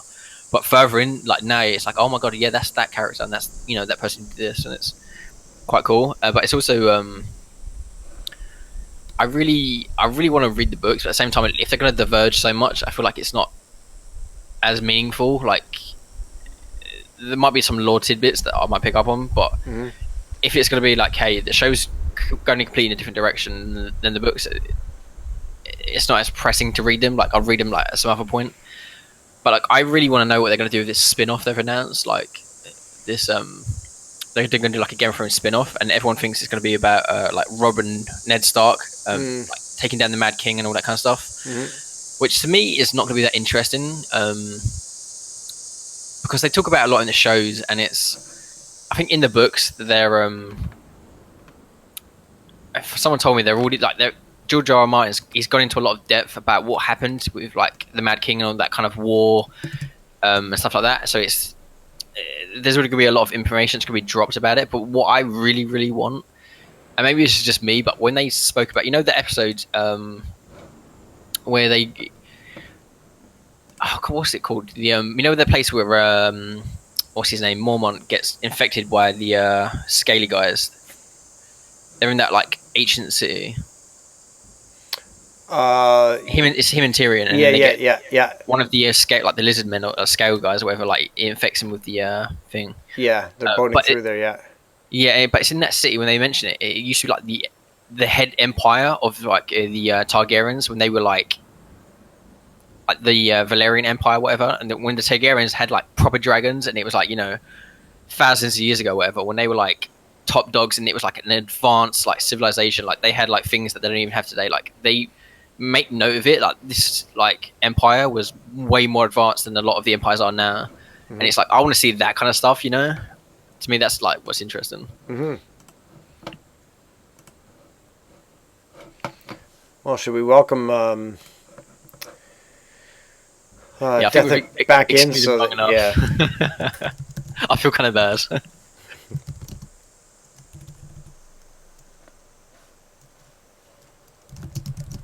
Hello, Vopol. Are you there? Yeah. Oh, Fourball, you back? Yep. What's Oh, up? right on. How long you been back for? I don't know. I caught a riveting session of some Game of Thrones, I think. Yeah, Dethick left the voice channel so we could talk about Game of Thrones. So we're going to get Dethick back, so no more Game of Thrones talk, because we're waiting on you. And so now you're back. Because you were away there for a bit. We assumed something came up with the family or something. Oh, sorry about that. No, it's okay. No, I was just pinging you to let you know that we're going to wait for you to get back because I just didn't want to move forward without you. And now we're just waiting for Dethick to. So come Game of back. Thrones, right? Like when he comes back, we just doing their jokes. We're like, oh my god! So when Thingy died, like, No, I don't think we want to do that. Yeah, but yeah, it could be like pick a. When they killed off every Lannister ever, wasn't that awesome? Or something like that. But When no. they hung Sansa, I cried. Oh gosh, no, I don't think we don't want to. I'll tell you one interesting thing about the books as well. While we're waiting for him, Yeah. in the books, Stannis Baratheon is not dead, and he's actually like a main character, like a big figure point in the books, where he's almost like the anti-hero. Where George R. R. Martin, he hates him, like he despises him, but he's such a likable character in the books. He's actually like a really, really, really good guy. And it's completely different to the way he was in the show. Yeah, Dethick is back, by the way. Hi. Re Game of Thrones conversation. I am so not high. All right, then. Hello. Greetings. Salutations. Hello. Hello. Okay, we got everybody back. We ready to go? Yes. Vorpal, you're with us? Let's roll. Okay, so All right. Vorpal, just a quick update. The Stone Giants moved ahead with their guys. The Gargoyles fired. The Tartha recognized that they, in between turns, the amount of time it takes to load, aim, and refire means that they can't fire all in one turn. So they use that advantage to move the Stone Giants up, and the Stone Giants are catching the boulders as best they can, and it is you and Tartha's go, and Tartha's getting ready to move the forces ahead. And Tartha's gang goes on her initiative as well. And what I told everybody is when it comes time for you to move independently of everybody, I'll allow you to use your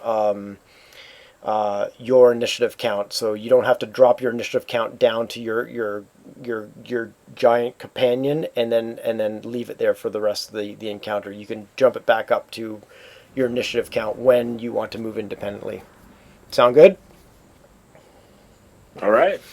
Okay, so unless you want to do anything, Tartha's about to. She looks ready to say, move ahead to the fire giant contingent. So unless you want to do anything, given that you have a 7, that's what her next step is to utter some commands. So anything you want to do, or just you'll kind of hang in with their turn. No, I'm just along for the ride right now. So whatever Tartha wants to do. Alrighty. I have a telepathic question for him, though. Oh yes. Go ahead. Yes, go ahead, because you and Laura overheard something as the Stone Giants were heading north. And Well, I have to take a quick 30-second bio break. Do I need to be around for this question? You asking me or somebody else? Okay. Excuse me. So to Vorpal, before I overheard that little thing, I was going to ask him how many of these extraplanar beings or elementals or whatever you want to call them can you dispel at one time, and with the range on it. It's going to be 2 and 60 feet, and 2 is with twinned. and that's a Damn. it's a 4th level spell, so I can't do it like a lot. Okay. No, just was curious because these gargoyles are damage sinks, if you will. They can take a beating. And then once I overheard the giants talking to each other, I would mention that the giants are anticipating that what's his face? Krev? What's the name of the guy? Sorry, which guy? What are we talking about? Remember I overheard the conversation for the Oh, between two between giants? Tarsha and Braxow. Yes. Something about she trusts Uther to be ready, and that he hopes something around hoping he keeps out of sight until it's time. And that he would be here. They were confident of that, but that he's going to stay Thing is, hidden. we don't know exactly who he is. Maybe Uther, maybe something else. Didn't they say Uther? No, the one guy said Uther's like.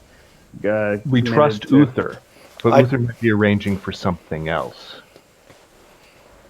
Possibly. That's the problem with pronouns.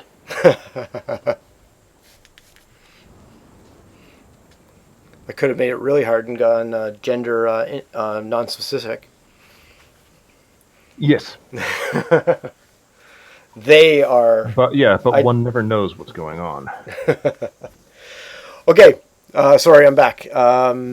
Everything dealt with there? Yes, And I ready- have dogs barking, so I'm going to be quiet a bit. Okay, no problem. And I'm just going to mark down a timestamp here that we're back and ready to go, and that helps me edit.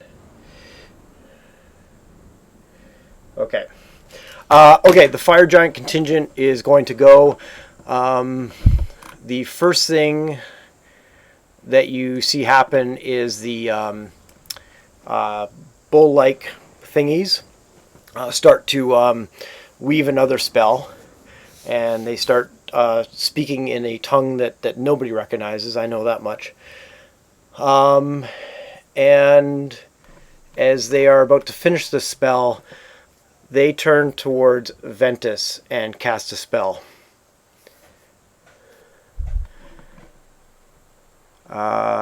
Ventus, Wait. Who's casting the spell? one of these bull-like creatures. Perhaps Arcana it and see what it is.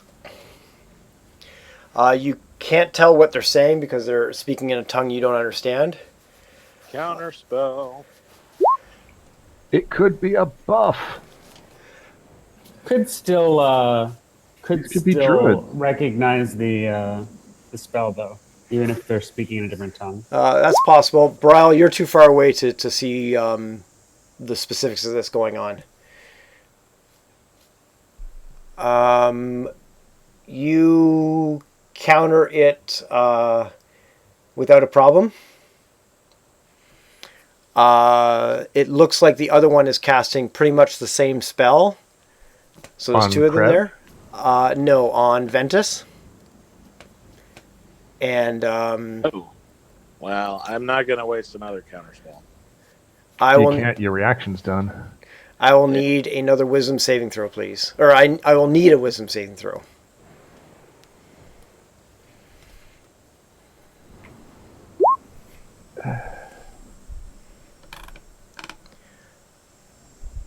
I'm still listening, but I have to talk Yeah. to my parental units for a minute, so I might That's be okay. slow to respond. Ventus, you missed by 1. You needed a 14. No. Okay, so what happened? Ventus, you'll remember Vorpal. You remember a conversation we had about a month ago, and I said you're either going to love me or hate me for this. Yeah, let's do it. Ventus falls over paralyzed. And we're going to do this in rapid fire procession here.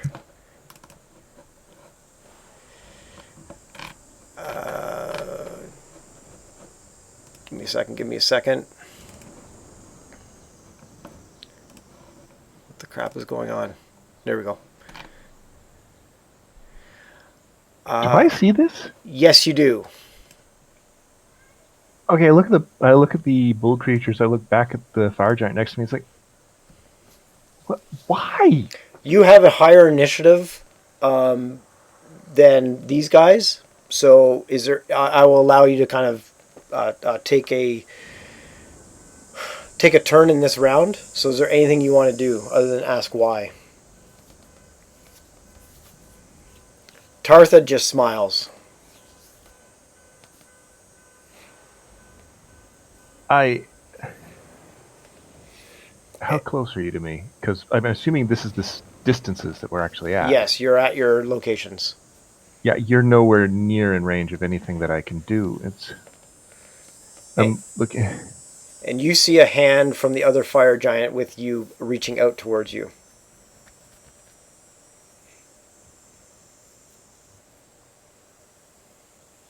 I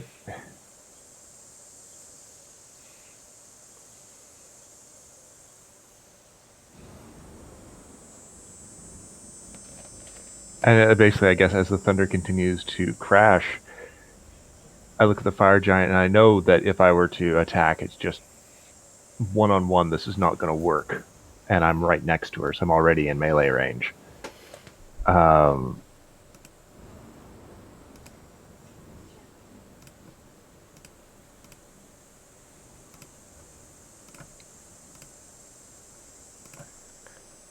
You know what? You can't affect what you can't see. I go invisible.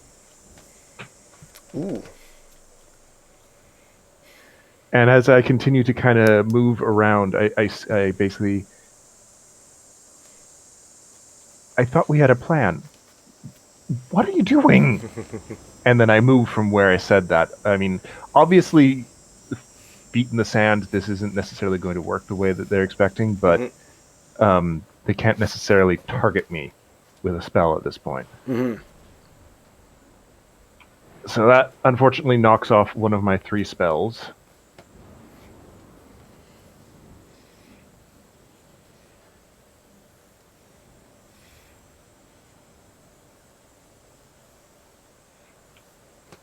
Okay, and so you're moving, right? Well, basically, I move 30 foot, let's say just 30 foot to the left, after asking what's going on. Okay. Can you move your token? So you're moving towards Ventus. Yeah, sure. If you're going to the left. Okay, go ahead and move your token there. 1, 2, 3, 4, 5, 6. I think that's there. And my attention is kind of split between, I guess, the things over here and Namir. Yeah. And yeah, it's like, why? What are you doing? Tell me. Namir kind of looks at Tartha a little bit confused, and Tartha says, "Leave him. If he becomes a problem, take care of him." And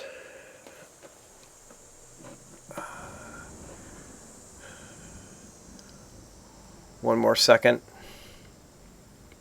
because I think there's only one way I can do what Tartha wants to do.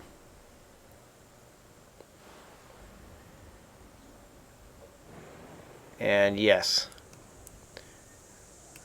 All I'll say to Vorpal is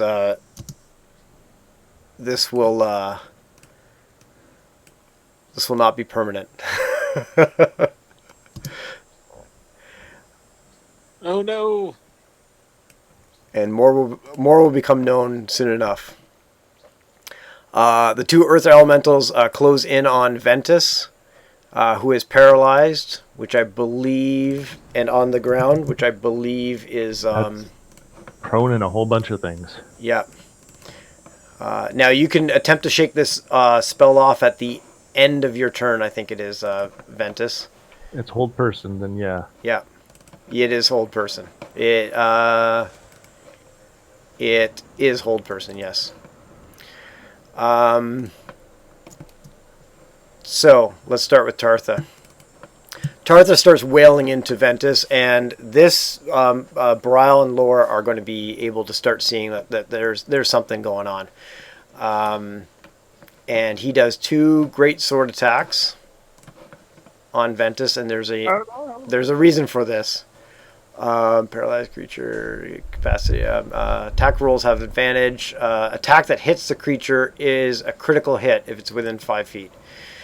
Okay, here we go.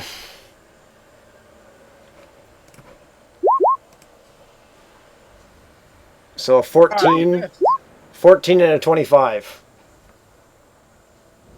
Well, the 25 hits. Okay, so you take 28 damage plus another 6d6. You take 49 damage. Yeah, 49. Ow.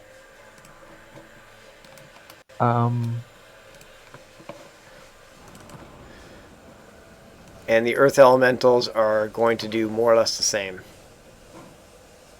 I'll scoot them in just a little bit closer so that they are actually within range. Actually, they have a reach of 10 feet, so it doesn't matter. Who cast this? The bull-like creatures. Okay. 2 slam attacks against Ventus. A 25. Oh, sorry, those are whispering. A 25 and a 24. Oh, yeah. Boom, boom. Are you trying to kill us in one first round? I don't know what's happening right now. Our erstwhile allies have just started beating the tar out of Ventus. Some time ago, I talked to Vorpal and I said, I've got an idea for your character's background, but you're either going to hate me or love me. And Vorpal said, go for it. And so I am. And this is why this session has been a bag of nerves for me as much as you guys. Those two whispered, but it was a 25 and a 24. And I've got to roll some extra damage here. 47 damage to Ventus off of that. How much? 47 on top of the other damage you just took. 47, that 89, 7. You've taken 95 points of damage. I dude. have 1 hit point.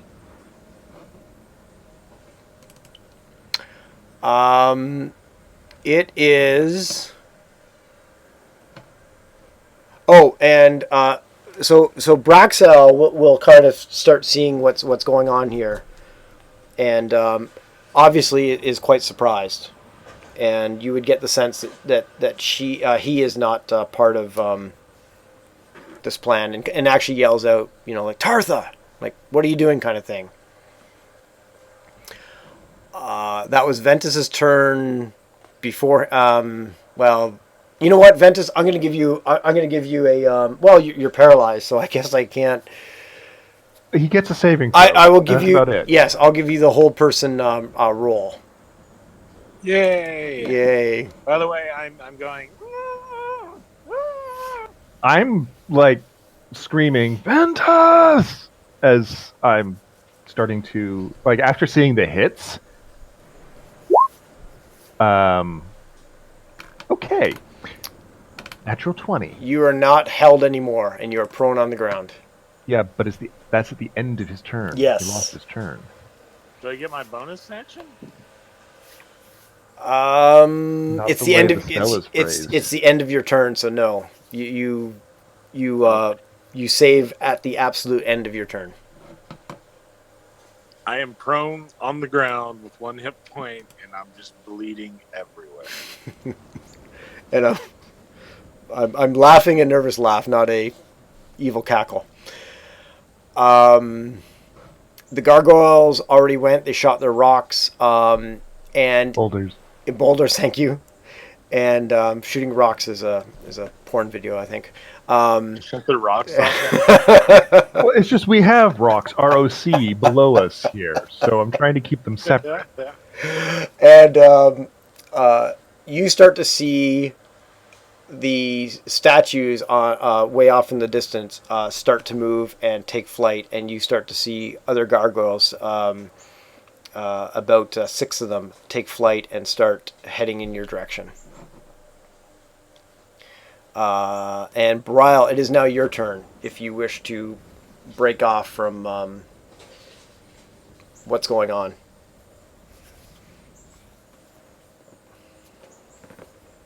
Oh, I forgot to move our...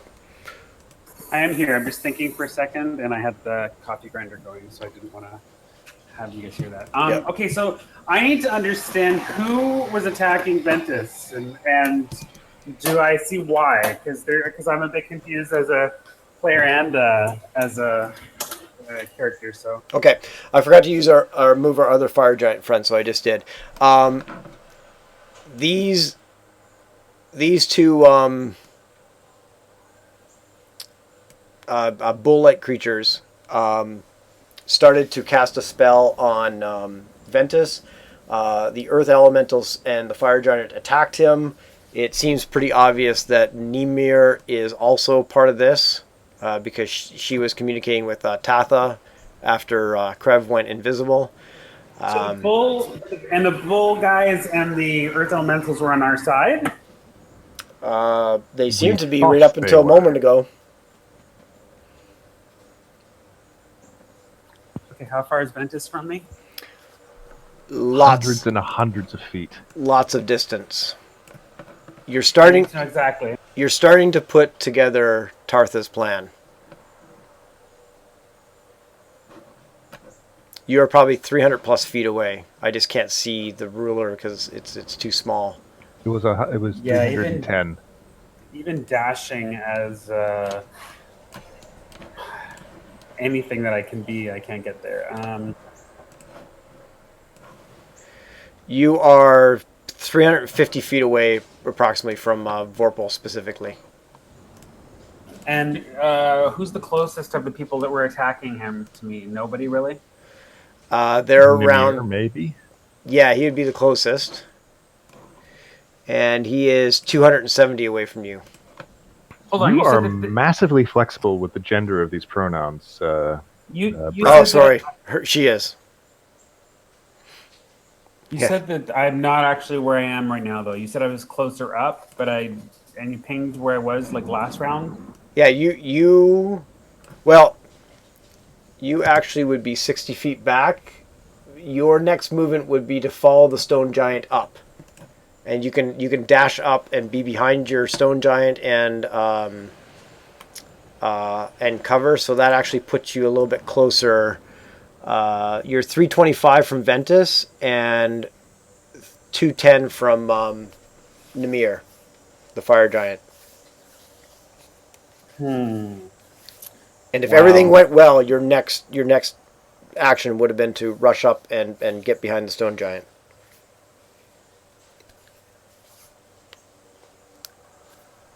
Okay.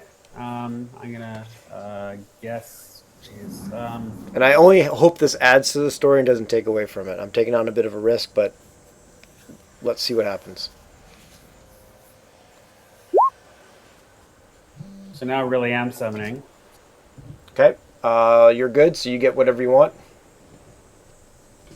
Giant eagles, I guess. What's the range on your mental thingamabobber? Which one? Telepathy? Just so that I can send to you or yell at you or whatever. 120. You're too far away. Okay, so one sec.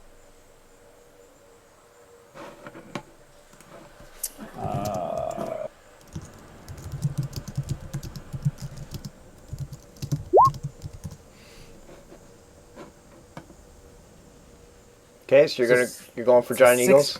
Yeah, so 60 feet towards him would. And then if they dash, give me a second. So you can plop them inside of that arrow. That's 60 feet, so that's where they would end up. That's where they would start. Excuse me.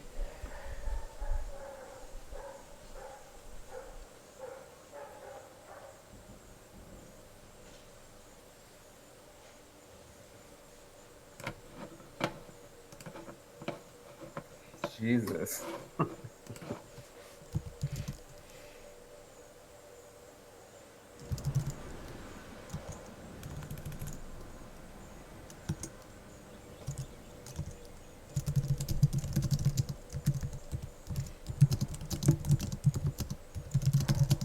So they can fly another 180 feet if they dash.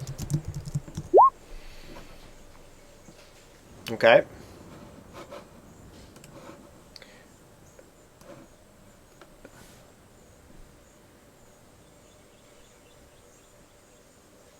I can hold the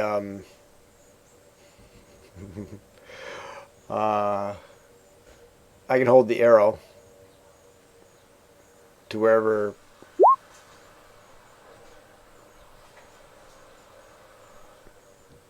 Yeah, somewhere in that general area. They still don't make it to Ventus, but at least they can get in that direction. And so when I summon them, I scream, "Get Ventus!" And geez, Oh, yeah, I guess there's not much more I can do except maybe move that direction.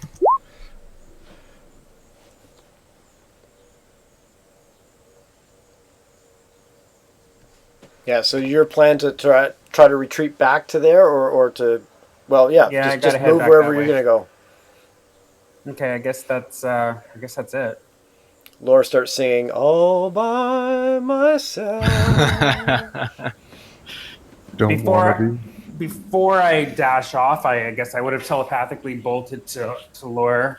Too far away. No, I wasn't when I first started, was I? How far is he? He's Like on the like other side of the map from here. he's like Oh, 400 those, feet yeah, away never from mind. you. Those are Right the now, stupid yeah. little squares. I guess, yeah, I guess that's it. I would have screamed. We're so far away from each other. It's Before I crazy. ran, I would have screamed to Lore. I'm like, Lore! You're starting to put together that Tartha organized the attack, although it did certainly sound like a good attack plan for a She dragon. organized the attack to separate us so she could get Ventus alone. It would seem that way. Okay, here's the thing.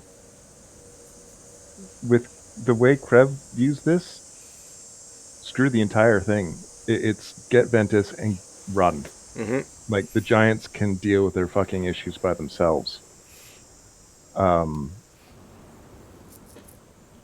If necessary, we can organize something from the Lord's Alliance to steal this scepter and smash it if we have to. I don't care anymore. Okay, Baral, that's your turn. Yes. Okay, Laura, you're up.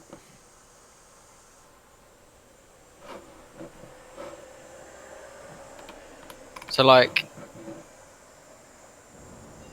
I did scream to you before I ran, so I don't know if you heard or I cared. think I or heard him whatever. from all the way over here. Like, I can would I hear scream.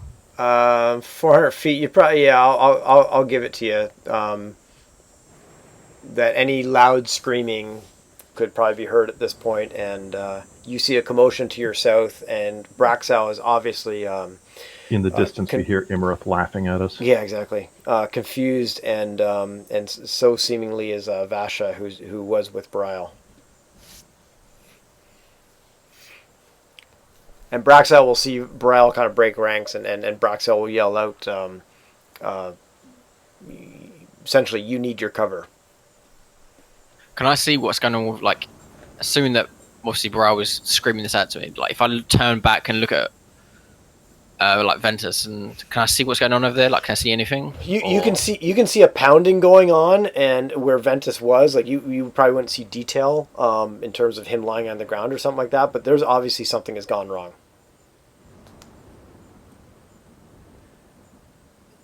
Okay, I'm gonna ask Braxel, like, what the hell is going on right now?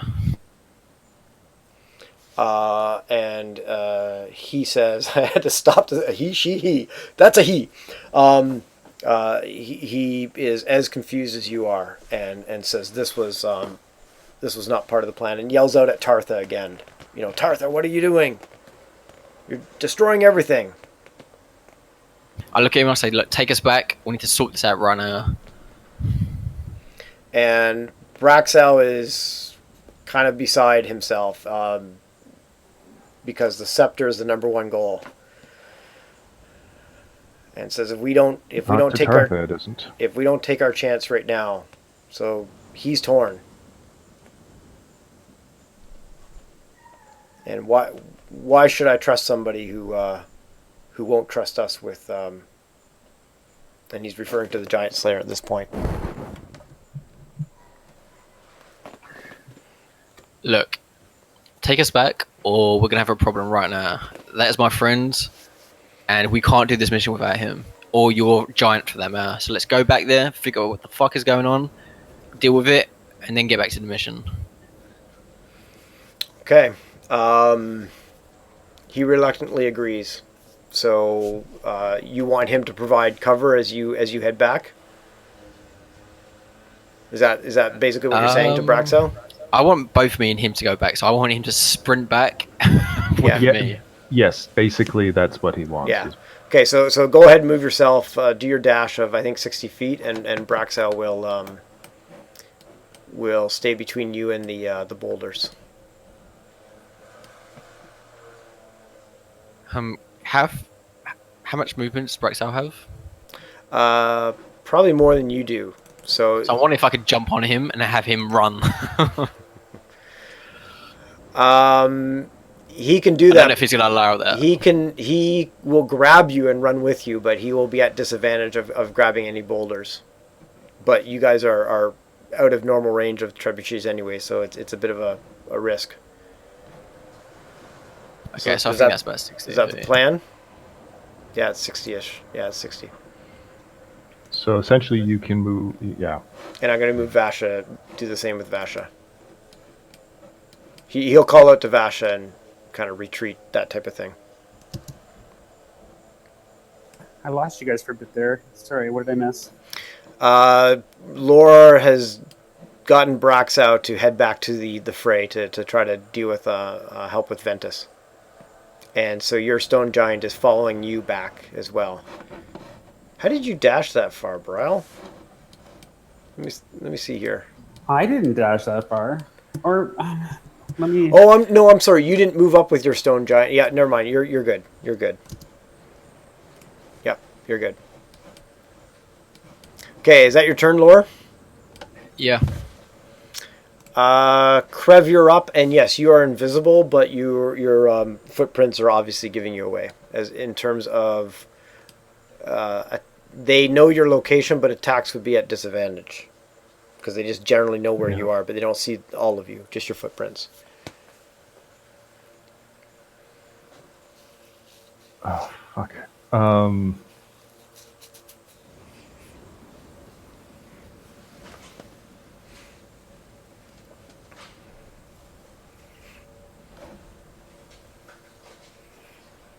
I can't get there fast enough, and he's too far away for just about everything. 150 feet. What about, sorry, this wasn't what I was expecting. Hang on. Can you shoot Tartha? She's like beating my ass. Yeah, the moment I do, I go visible again, and that kind of wastes the spell. I'm trying to see if there's something I could do that preserves it that's useful, but I probably did just waste an invisibility spell. Hang on.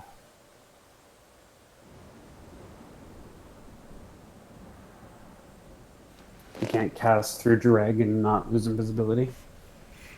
I don't have any touch spells.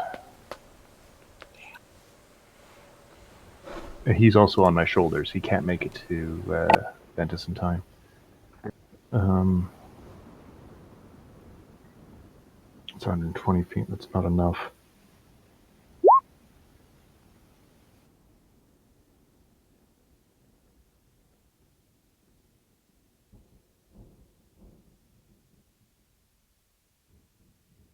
You're kind of my only hope. Yeah, I know. So there's nothing I can do to reach you, so here we go. I'm going to make it appear that I'm going to cast Major Image, which of course drops my invisibility. I'm going to make it look like a giant purple worm has basically sprouted about here-ish. Come on, Mark. here-ish, just to get everyone an oh my god sort of moment, and hopefully give Ventus enough time to get up and get away, and see if I can frighten as well those things that can be frightened away. I can't reach you in time, is the thing. I move at 30. Even if I were to cast Fly, I wouldn't be able to get you and pick you up and run away with you. You're 150 feet away from me. Although that likely will be my last spell, is to get hold of you, cast Fly, and get both of us the fuck away from here, unless the giant eagles get there first. But yeah, I am very much in the screw these guys, I'm going home. And somehow my screen just went blank. Can you guys still hear me? Hello? I can hear you. I can hear you. Okay. Can you hear us? And I can, yes. Witchy's saying he's losing the Witchy server. lost the voice server, I'm guessing. Yeah. I think Storm King's Thunder just went, like, dead on me because I've lost the screen. Okay, why don't you reload Roll20? So, Brett, I conjure a giant purple worm sort of thing and make it look as aggressive, as frightening as possible, and it's an attempt to distract them. Okay. So, with the roar and the sand spray and everything. And of course, I'm visible now.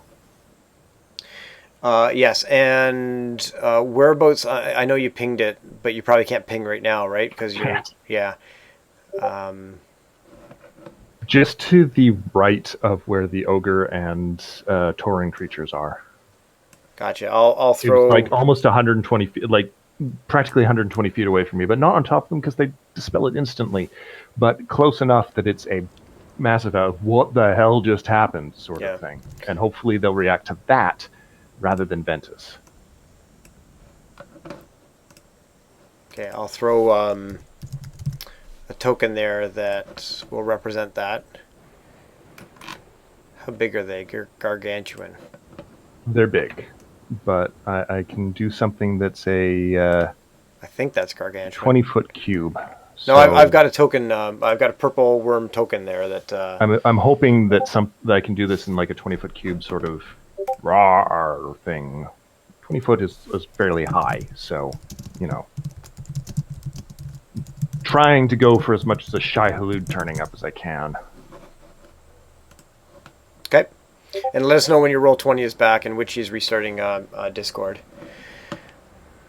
Okay, so you cast that trying to scare the bejesus out of a bunch of people.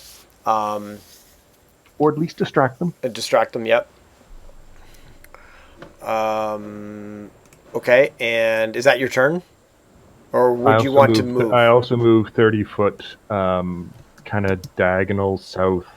I'm loading in, but it's not loading fast enough. So, southwest? Diagonal southwest. Okay. Yeah. Okay, I did that for you. Thanks. Okay. Because I don't want to be near Namir right now. Gotcha. But, yeah. Hi. That's my turn. I'm back. Okay, Vasha already went, so it's now Ventus's turn. You are prone with 1 hit point. Going to cast invisibility, stand up, and run away. Okay, same thing as Krev. They can see your footprints, but attacks are disadvantaged and stuff like that. And then just move your token to wherever you move invisibly. My Roll20 is not responding either. It's not crashed, but it's just not responding, so I have no idea. I just went to, I'm on like my cell phone data right now, and that's the only way I got back I had on. to completely reload Roll20, so you may need to do that. Okay. Trevor, you're also on Dethic, are you also on Kojiko? Because that's what Witchy was asking. I'm on Bell. Okay, I'm on Kojiko, Witchy, and things seem to be okay on this end of the peninsula. For crying out loud. Okay. Yeah. Okay, so... Can I use any of that movement or, like any sort of action or ancillary action to take a potion of health? I'm pretty much done with my movement and the disability spell.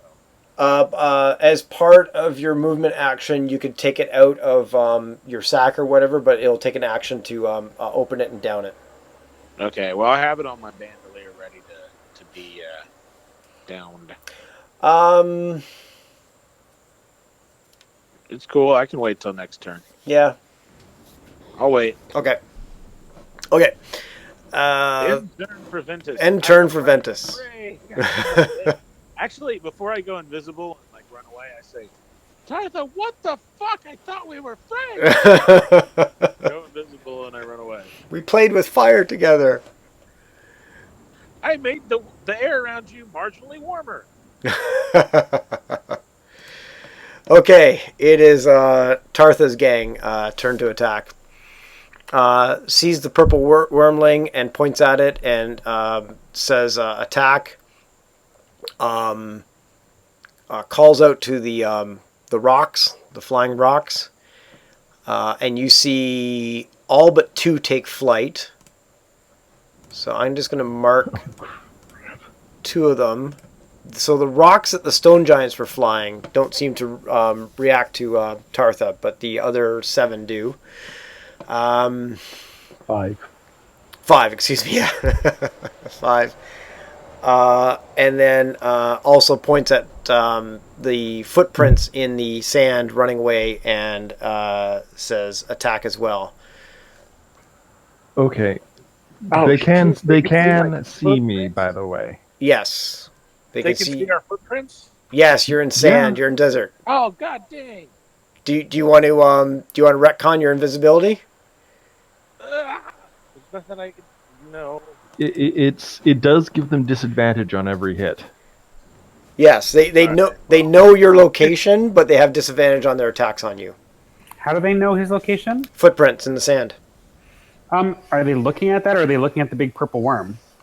Some of them are looking at the big purple worm, but the other ones are closer to Ventus. Are looking at Ventus's footprints. Perception check to, like, maybe some of them were, like, perceptive enough to look at the sand and be like, what the fuck? There's footprints running away. Maybe that's the invisible wizard we were just about to kill. Sorry, what? I caught about half of it. I wouldn't say it should be automatic. I mean, that kind of really reduces the efficacy of the spell. Well, it's in a desert. No, still. There's like wind and stuff happening right now from the storm without rain. Yeah, that's a good point. There's no rain. I made that point when you asked. No, but you said that there was wind and thunder. Yeah. Wind would be covering up footprints pretty quickly. Okay, so what kind of perception check? Because Ventus isn't stealthy necessarily at this point. It should be at disadvantage at least. Yeah, make a stealth check at disadvantage. Or them to make a perception at disadvantage. So or at advantage. So really? Pull my hood of my elven cloak kind hood up before I go. You're taking a lot of actions on your one turn. And I also do a jig dance. No. I would say they'd have to hit a perception of 10 to be able to follow him. Sound about good? I wish it were higher, but Yeah, that's fine. let's just go. Okay. Okay, here comes Earth Elemental Perception. And they should have to do a perception check each round because the ground or the wind is shifting and stuff. So. Then if Ventus goes stealthy, I'm going to have him do a stealth check each round then as well. For the same reason. Okay, but keep going. We've got momentum. We're losing it. Okay. Earth Elemental number 1, Perception, is a critical fail. Earth Elemental number 2 is a 12. He sees me. And takes an attack at disadvantage. Yes, must be. And he gets 2 slam attacks. A 14. Nice. A 13. Yes, thank goodness. Tartha does a perception check.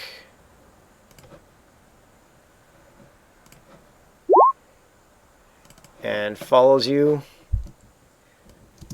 Is she the one that was calling out about the purple thing? She's not near the purple thing, but she told people to attack it. She told this group of people to attack the purple worm, commanded the rocks, and commanded this group to go after Ventus. Sound good? And none of that You're uses up DM. any of her action or movement? It's a quick conversation, part of her action and movement. Bonus action. Just asking. Okay. You guys have had long conversations in some of your attacks. Well, I know. Let's I put know. it that way. That's why I'm not making the argument right now, because we have gotten away with a lot more. I just wish this wasn't happening right now. 2 great sword attacks at disadvantage on Ventus. A 13 misses. Ooh, and a 13 also misses. Tartha, you bitch! I'm just seeing what other fun things can be done here.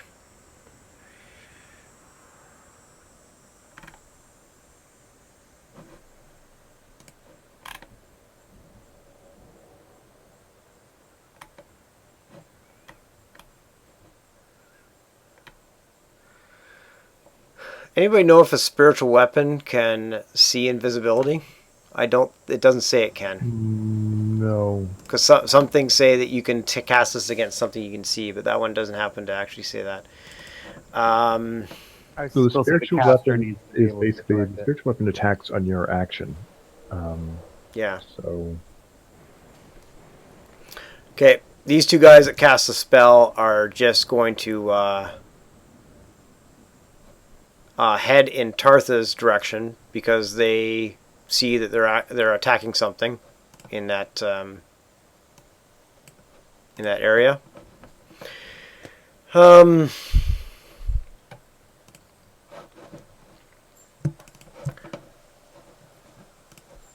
Now, do you want me to roll perception checks on the rocks? Because, like, they're some of these rocks are going to head to where they see Tartha swinging a greatsword. Okay. Is that all right, or what do you guys want to do here? It's Brett, it's you not. should do you're the DM. You're the DM. Don't ask our opinion on how the enemy is going to attack. Yeah, but I want to be the DM for a little bit longer than just this one session. And which ones of these are none of them actually going after the purple thing, or they've all ignored it? I haven't done anything about the purple thing yet. I was like, just play them realistically. If you think the rocks If would you attack think him, the two on the right would go after Ventus, and the 3 on the left, sorry, the other way around. The 2 on the left would go after Ventus, 3 on the right would go after the worm.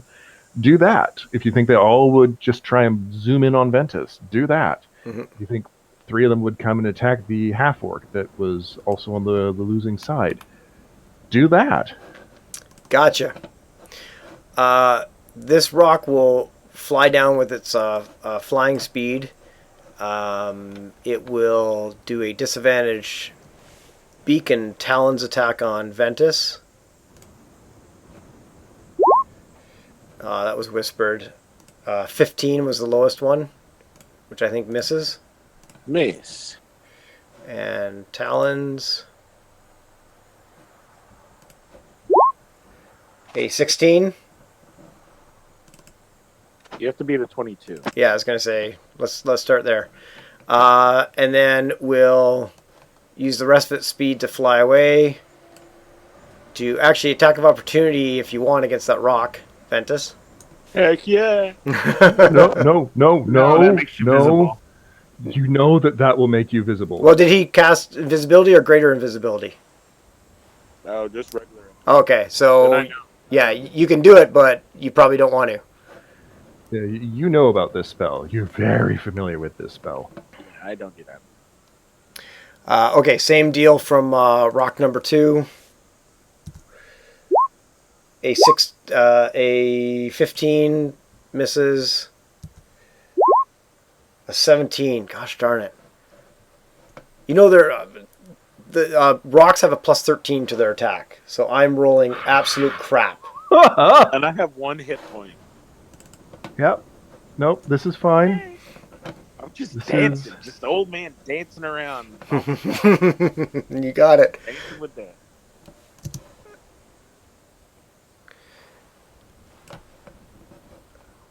Number 3 flies in. Same deal. 21. So close. I bust out the shield spell. And it, You don't need to. 21 misses, right? no, 21. but I have to have the shield spell to get to 22. Okay. Ah. What's it otherwise? -5 for that. 17. Okay. Okay, How so do you get 17? That's so you haven't busted out the shield spell until something potentially hits you, and then you bust out the shield spell. That's correct. Okay. Yeah, I have that dragonborn armor thing for wizards and draconic. Yeah. So your armor class without the shield spell is 17. Yes, it is. So the second last rock hit you with a 17 with its talons. But then the shield spell goes. Okay. And I put up the shield spell, and it lasts the entire round. Okay, and then the 21 misses and the 14 misses. Got you. Yes. Okay, and he used all of his speed to get there, so he has to stay there. These 2 blue rocks here are the ones that have not taken flight. They don't seem to be under the command of Tartha. Where the heck are we? Okay. Ogre sidles up against purple wormling. Purple worm.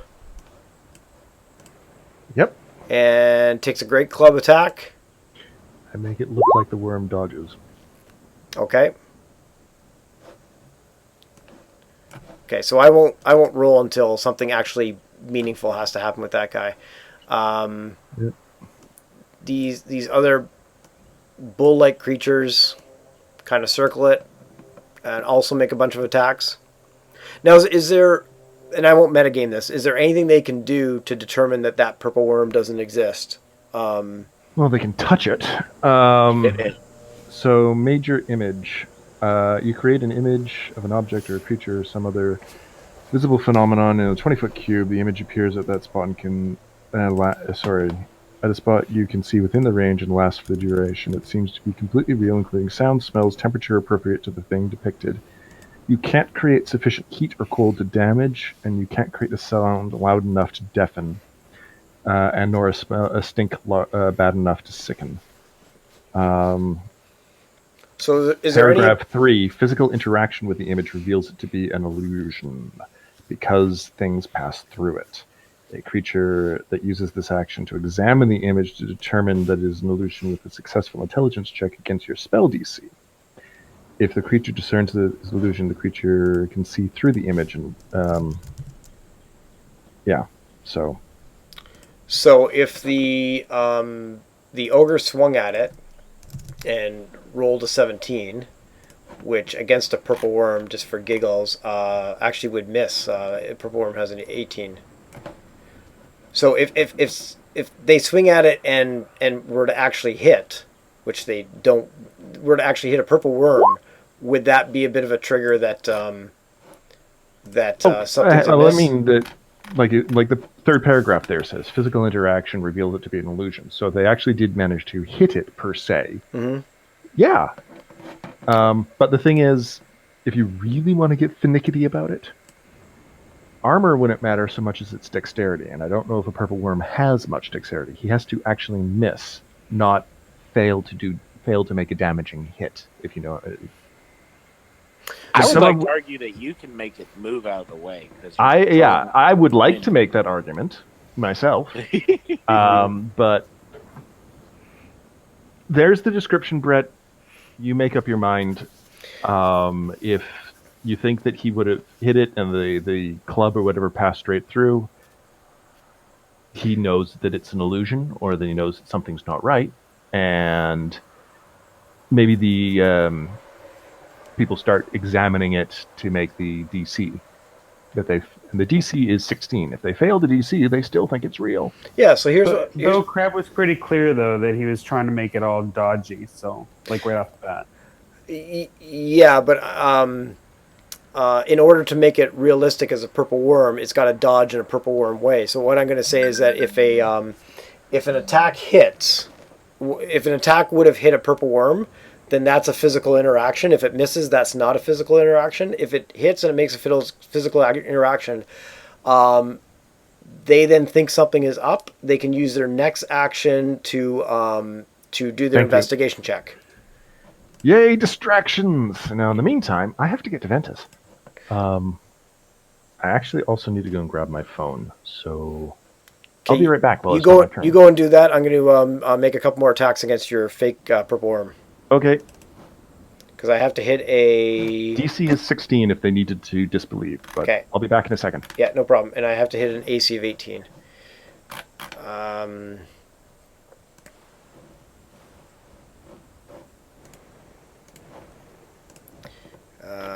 Quarterstaff. Yeah, quarterstaff.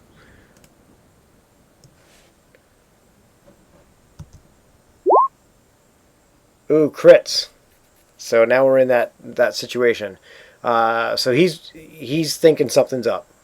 The other two are going to also two-handed quarterstaff it. Wow, these guys are doing awesome. Okay, so two of those guys think something's up. And the rocks are going to fly off and engage the giant eagles.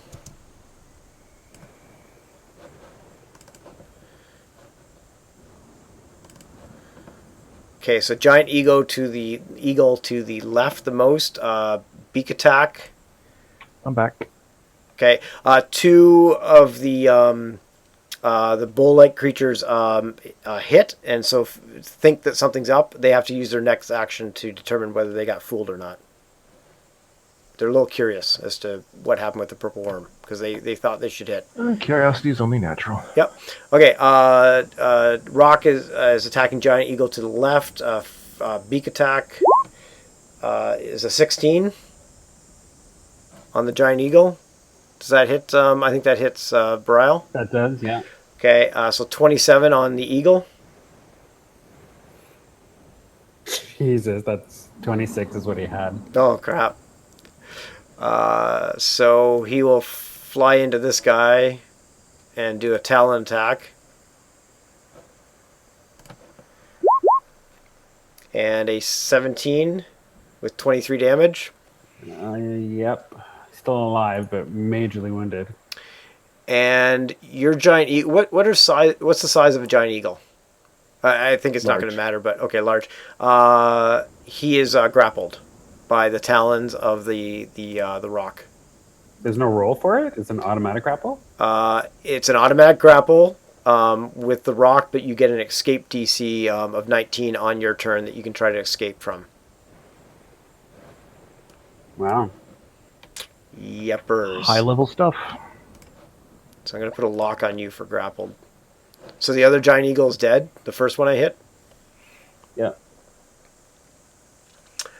Well, the first rock sees that the other giant eagle has taken care of the giant eagle, so he's going to... It exploded into purple butterflies and disappeared. He's going to make a go on the purple worm.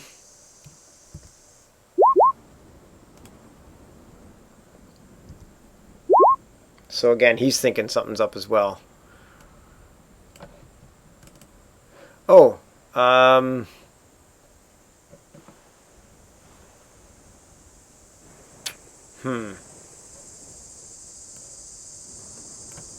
He would go this way and attack Krev because you're now visible. So did he take an attack of opportunity from the eagle then? Who? The other rock that just left the eagle and went towards Grappled. purple I don't thing? think you can. The eagle's grappled, so you... Never mind. Yeah. Nemir turns to Krev, and she says, "Don't make this harder than it has to be," and swings two great swords at you. Harder than what? 13 That hits. and another 13. I'm not invisible, so oh yeah, sorry. But yeah, both of those hit. I didn't realize your armor class was that low. My Don't you armor have, like, class cloaks is or anything? 13. What's that? That's with your cloak of protection or whatever? I have a suit of leather armor and a cloak of protection. +2, +1. My dexterity is 10. I have an armor class of 13. I'm never in the front line. Yeah, I know. That's why I survived. Now, I have 94 hit points, actually 110 with the temporary hit points that were given us. But, right. So, that's 55 points of damage. Ow. Okay, that's that fun. And two rocks come flying through the air.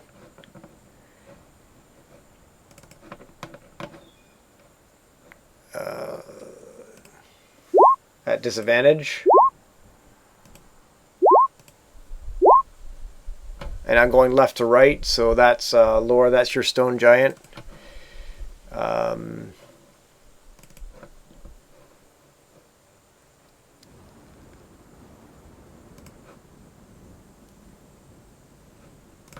Sorry, a little slow on the roll.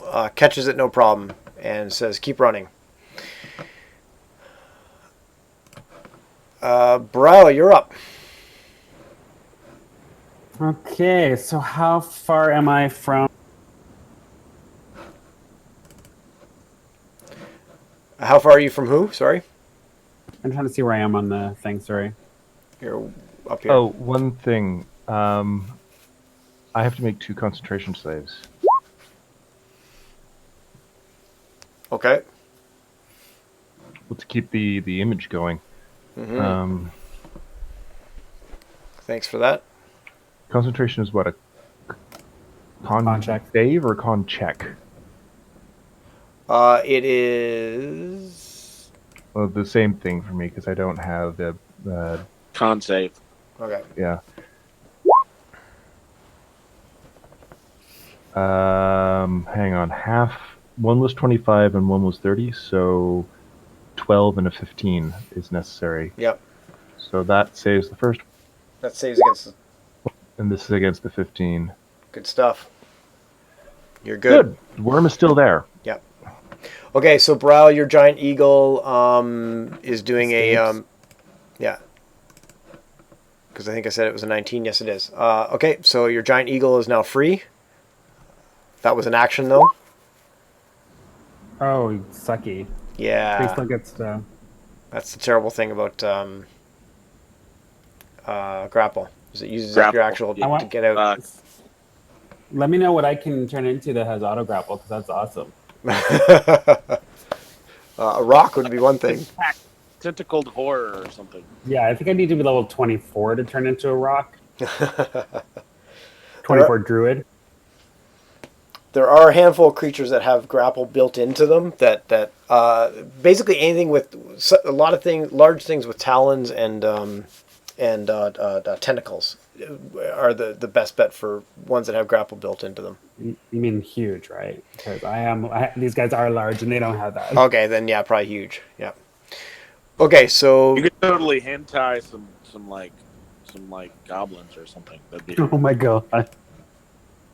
So I take it an AC 11 is not gonna hit. well, you don't get an attack because you use your action to free yourself. I have multi-attack. Yes, and multi attack is you get many attacks with one attack action, I believe. But you have to take the attack action. Yeah. Oh, so you don't get an extra What? action. You just get extra attacks from your attack action. It allows you to explode your attack action. That makes sense, I guess. If I remember it correctly. But You are remembering correctly, sadly. I know it's a tense situation here, so I'm willing Yep. to take any research needed. Unless you're action surge, which you don't. Yes. Just shaking my head, Yeah. but that's fine. So all that eagle could do is move if it wanted to move, but then again, obviously, Well, attack of opportunity. obviously it will.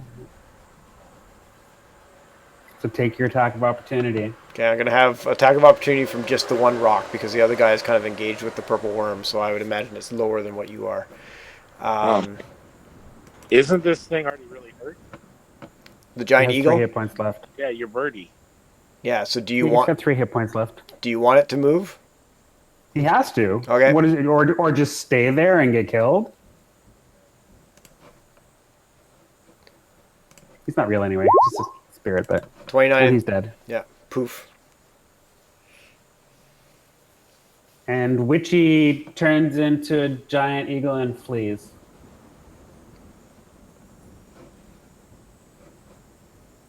Okay, you can use your existing giant eagle if you want. If you're No, hold on. Let me double check if that's being- what I'm doing. truthful about that. Well, I mean, what else am I supposed to do? You just look at these guys when we die. So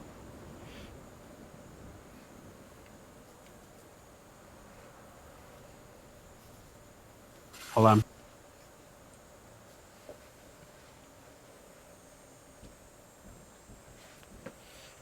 While you're waiting, Nemir will say to you, Krev,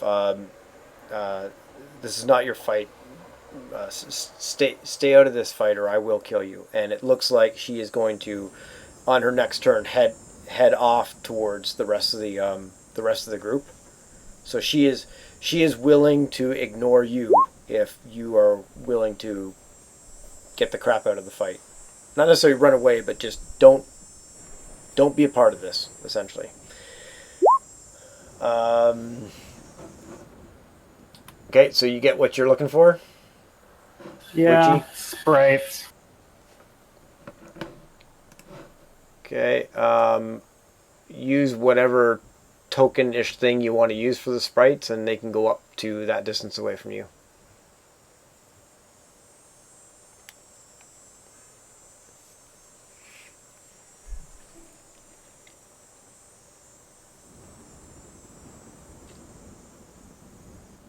Right around there. Is that where you were? 60. You can plop them 60 feet away from you, so you can go as far as that if you want. Okay, and those are your 6 sprites. I'm thinking. Sorry. That's all right. Just let me know what they are and how many, and I'll change the name of the token so that we know that.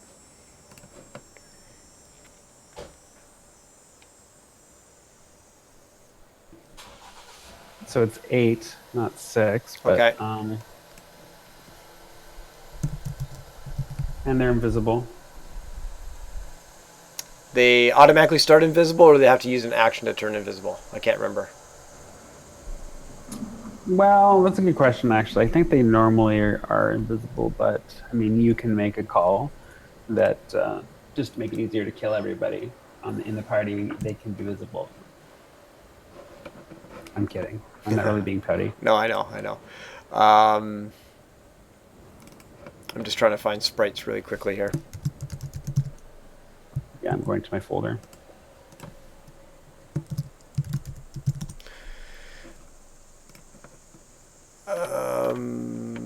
Invisibility. The sprite magically turns invisible until it attacks or casts a spell, or until concentration ends. So that's an action. So if like they've appeared, they have an action.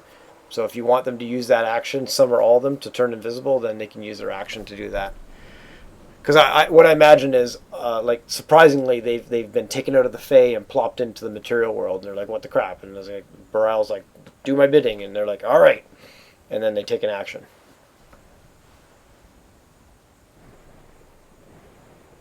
Pretty much. Yeah. So do you want them Give to me a take... minute. Okay.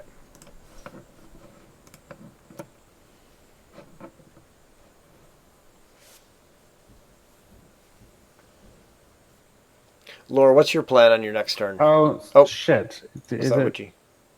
You know, it's not. It's what are the ones I always summon? I thought it was sprites. What Oh, are they? pixies. Pixies. Sorry, that's pixie, not sprite. I'm like looking. I'm like, wait a minute, this is wrong. Same thing though. Like their invisibility has the same wording. So Okay. Just gonna have them ready. Superior invisibility turns invisible until its concentration ends.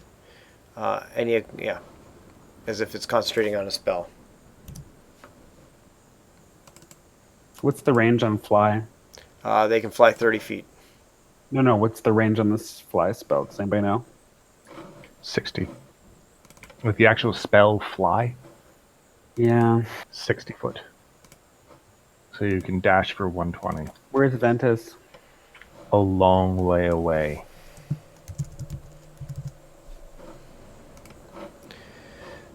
Ventus I'm pinging is Ventus right 310 feet away from you.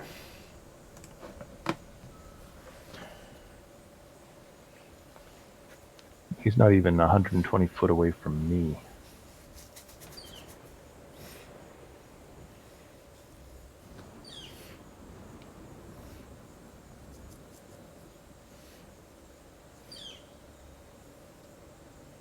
I kind of wish that somebody had a giant killing sword right now He does. on him. Yeah. Yep. Oh, I didn't really see it. Good. Okay, so then let me think about this second. So where is Lore? I still can't see him. He's no, it's right. not him. He's to your left, about Lore 420 feet. Okay, whatever. Brile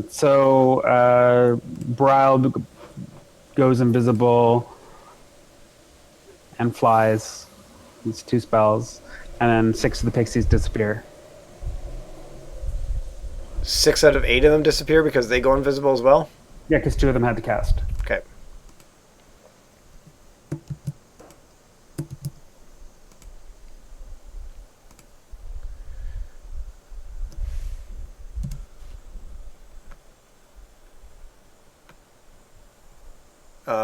Vorpal So I was used. just trying to bring up the fly spell, and Yeah, it's Vorpal not- used something for invisible. We're going to use the mask for invisible.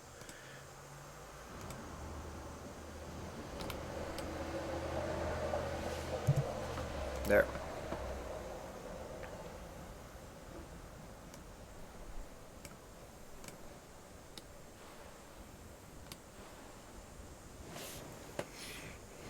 Okay, that's your turn. I guess so. Okay, Next. Laura, you're up. Okay. I'm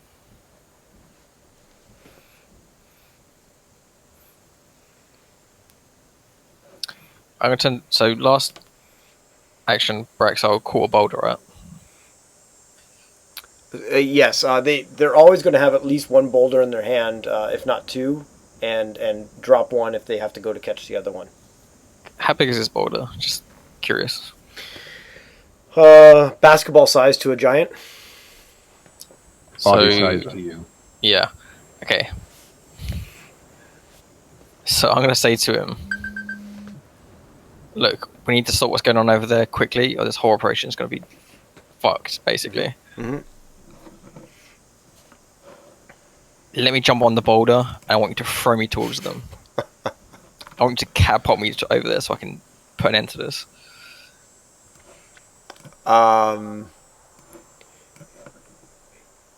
He says, I can get you up to 60 feet away. I can chuck you up to 60 feet. If I climb on there and he throws me 60 feet, can I dash another 60 feet? It's going to get. Since I'm not the one moving, right? Okay, so you're right. Well, actually, flight and falling and climbing and all that takes up your movement, but I'm going to hand wave that. He's going to pick you up and he says to you, "I don't need a boulder," and he picks you up and chucks you with his Okay. fling action. Okay, now you can retcon this once I explain this. Picks it up and chucks you, and throws you 60 feet. I am going to give you a DC 15 acrobatics or athletics check if you actually I'll tweak that a little bit. 13 if you If you make it, you land on your feet and off you go. If you don't, you're going to take half the damage of being thrown by a giant. I prepared for this all my life. So what is it, acrobatics? Acrobatics or athletics, DC 13.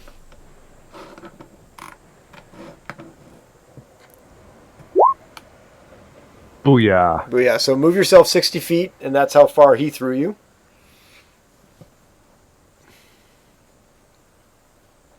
So start with that. Okay, and then now you have all of your actions and movement. I'm going to dash there. Okay. And that is your turn?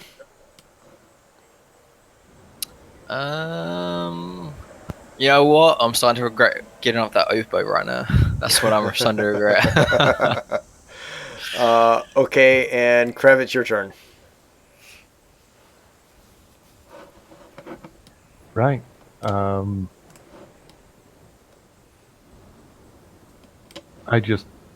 glare at Namir, and So she has essentially said, stay out of this and I will move on, but you stay in this fray and I'm standing my ground right here. you really don't understand us, do you? And I move away. And she takes no attack of opportunity against you, as long as you look like you are moving away from the fight. I move there. You can decide. I basically a straight line to it. You can decide whether or not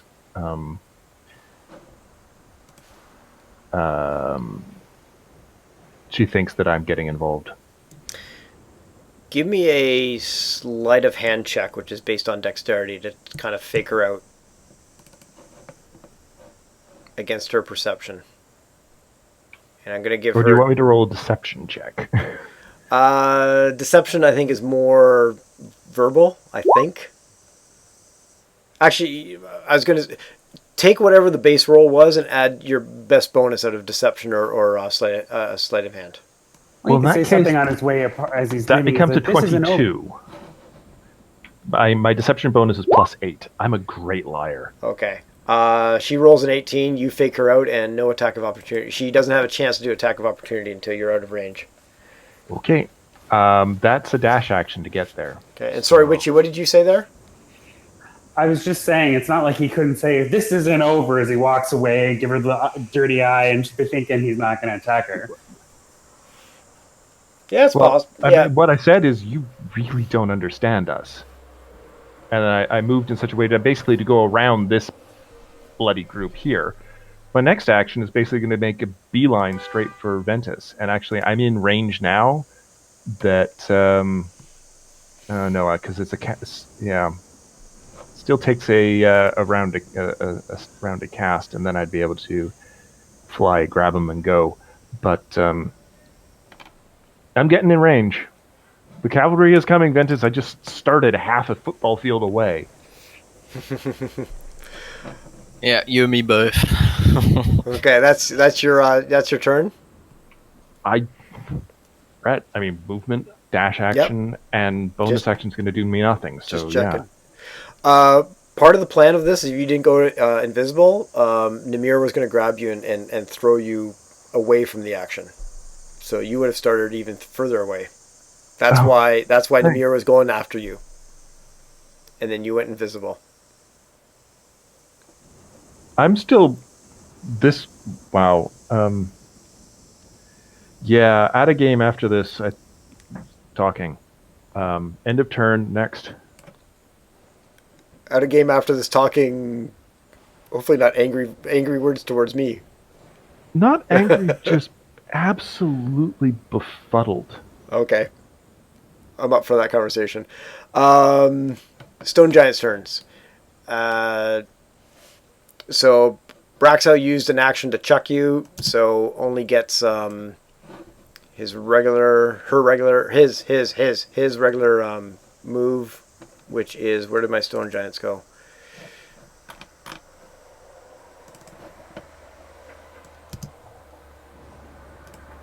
There. this guy still has the dash action, so he, assuming the pixies, whatever pixies he can seize, allows him to get through as an ally. I'll hand wave the. Well, they're small enough; he can get through them.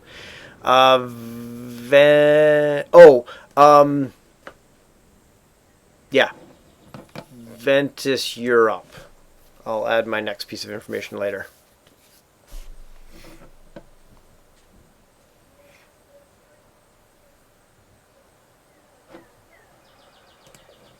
Vorpal, you still with us? Can I make a suggestion for him? Just not metagaming, just, reminding him of his stuff. Yeah, when he shows up. Oh, he just dropped off. Oh, he's probably Probably restarting it. Yeah, it looks like he had trouble with voice. Hello? Yep. Okay, we can hear you. Oh, okay. Sorry about that. My Yeah. Thanks. Witchy So was basically- Witchy was going to make a comment to hopefully help you. Oh. No, I'm gonna dash towards Death. And I'm at the store right now, so someone will move my token for me. Okay. And while I do that, Witchy, what were your thoughts for Ventus? If he recognizes that even invisible, they're following his footsteps, I think, because he can fly, right? Possibly. Ventus, Witchy is suggesting, Baral is suggesting you fly and stop the footprints. Although, again, I can't fly. Okay, within the rules, there is, you, and I'll give it as disadvantage, a disadvantage on perception of hearing and stuff like that with the storm going on and everything. But within the rules, it's invisible as you can't see, but that doesn't mean you're not inadvertently interacting with your environment, sand, snow, sound, twigs moving on trees. I know we're in a desert, but that kind of stuff. Okay, so you are dashing, which I think is 60 feet, and you're trying to get towards Krev. And there's no attack of opportunities against you because they can't see you, I think, is how that works. Yeah.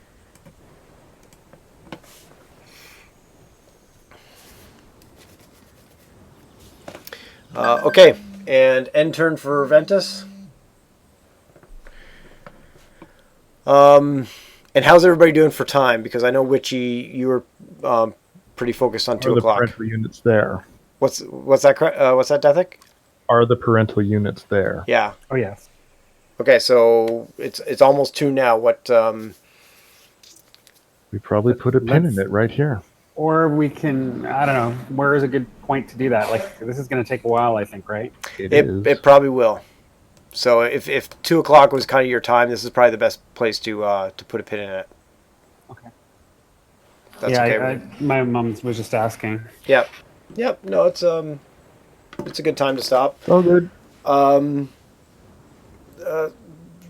Sorry. Oh, we'll get even. Remember, he's going to be your DM next. No, that's true. That's true. You almost killed me. One hit point, man.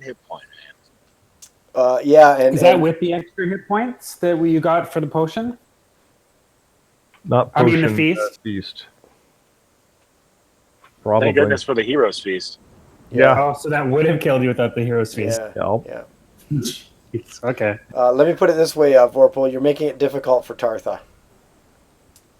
You and your damn 1 hit point. Hey, we could wipe our group even before we see a dragon.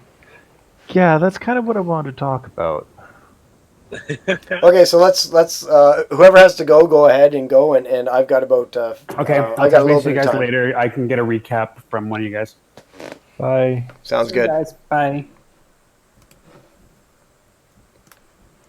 All right, Dethic, you start. Why? I mean, for a week, almost 2, we've been psyching up, okay, we're going to go and fight the dragon. That's going to be the boss. And then out of left field, this, oh, well, you see, from my point of view, Krev doesn't care about the dragon anymore. All he cares about is rescuing his friend and getting the fuck out. Barile and Lore. Like, from his point of view, the adventure's over. We were betrayed. The Giants can go fuck themselves. The North can go fuck itself if necessary. He's gonna go, and he's and I mean, none of it matters to him anymore. So, I mean, from trying to finish Storm King's Thunder, from Krev's point of view, it's over. It's done. He doesn't care that the outcome wasn't what he's expecting. As a player, I'm finding this really anticlimactic and disappointing. Okay, well, and all feedback is good, and we'll talk as players too, and I'll kind of fill you in on my stuff and the struggles I had with possibly doing this or possibly not. So that I appreciate you saying it. Is what I'm saying. Yeah. Okay. Because like Krev is like uninterested in helping these giants anymore ever at all. So I'm not sure what history Ventus has. I don't know if this stems from something that we did to Fire Giants some time ago. It just none of it matters anymore. All that matters is that his friend's under attack, and once he manages to make an escape and make sure that Barile and Lore can also escape, that's it. And by the way, Ventus, don't forget you have a bloody broom of flying. So yeah. Yeah. Okay. Well. I forgot I have the broom of flying. So you're gonna get on the broom. I'm gonna cast fly. One of the two of us is gonna pick up Lore. Barile can turn into a bird. We're done. Okay, well, I'll tell you. And again, this is I'm good with this because hopefully, if this is seen as, let's call it, controversial, hopefully this is the first only the first time that we've kind of hit a quote unquote controversial spot. So it's much controversial. I don't understand why the story took a right angle turn. Okay, and I'll explain that. And if we need or want to retcon it, I'm happy to do that too. So from my perspective, here's kind of what's going on. I had your backgrounds and stuff like that, and it's always been in the back of my head, like, if there's anything that comes up, that I can tie in your backgrounds and do something with it.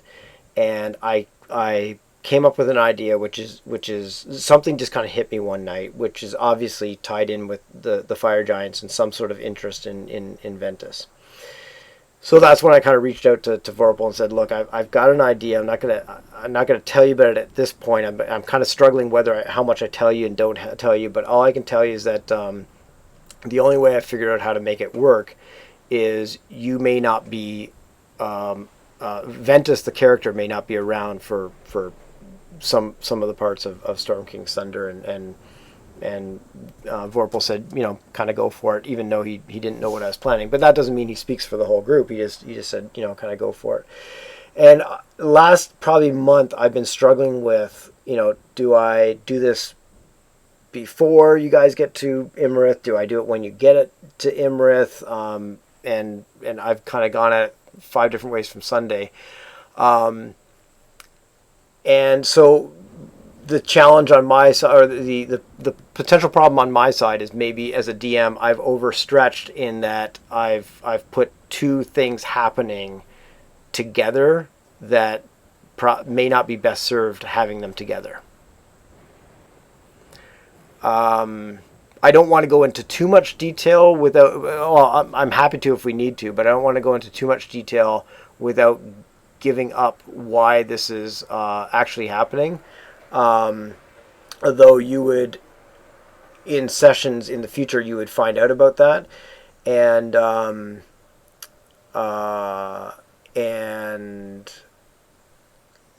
what else was I thinking? Sessions in the future, you'd find out about that.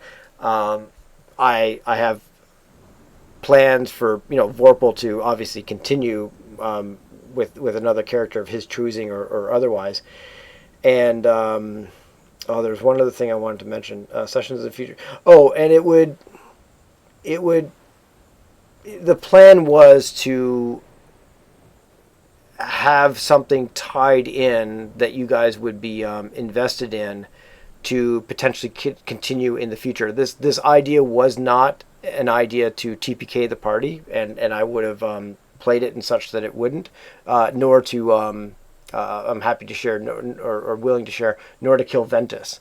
But the one thing I didn't consider is the exact same thing that you just mentioned, Dethic, which is as a character. Here's how Krev views this as a player. It's anticlimactic, and I didn't think about that. Yeah. So with all that, if it's such a left turn, then I'm willing to retcon it or figure something, because we can continue with the Imerus stuff without this actually happening if we have to roll back the clock. I don't know. Part of me, how to put this? Although we do occasional retcons here and there, we've never really changed the entire direction of the story through one. So I'm a little loath to do that. And other guys, please feel free to speak up at this point as well. But I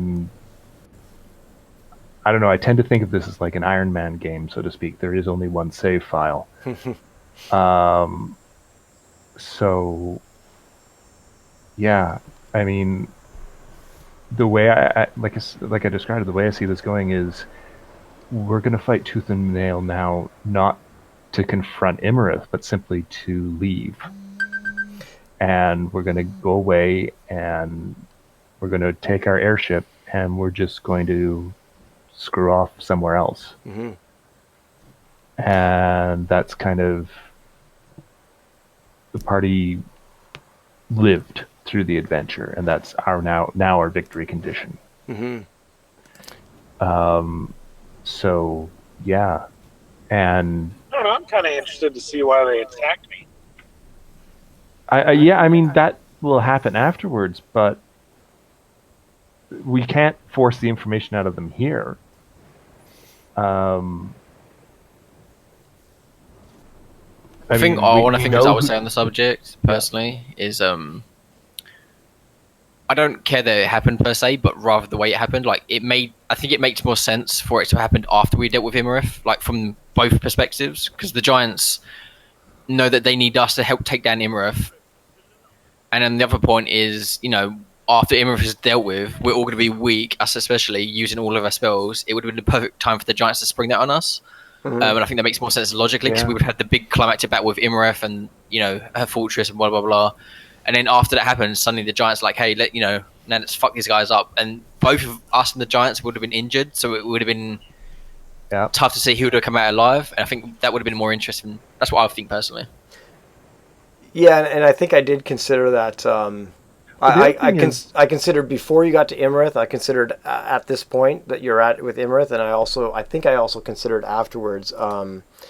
And I can't remember the reason why. And sometimes my brain gets on a certain path.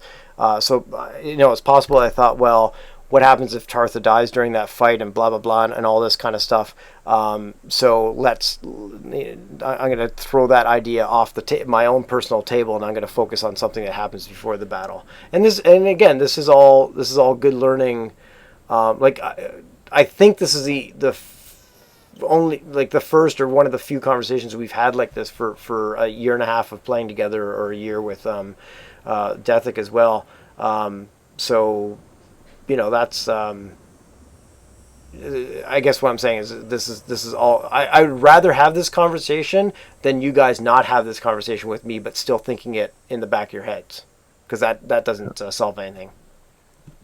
No, I don't think it really bothered me too much, the execution. Like, I don't really mind either way. I think it would have been better the way I suggested, but the only thing that bothered me, I guess, in the fight is that I was so far away. So, like, the whole conflict, I was essentially doing nothing. Yeah. Basically, Lore turned into a spectator. Bryles turned into basic spectator. I've been able to do a couple of interactions, but I run out of spells so fast, it's not funny. So it's like I got 2 shots off, and then I have to hold on to the fly because I must have a way to escape. Mm-hmm. And even that may not work because rocks. So, and our teleport out is back to giants. So, yeah, this is just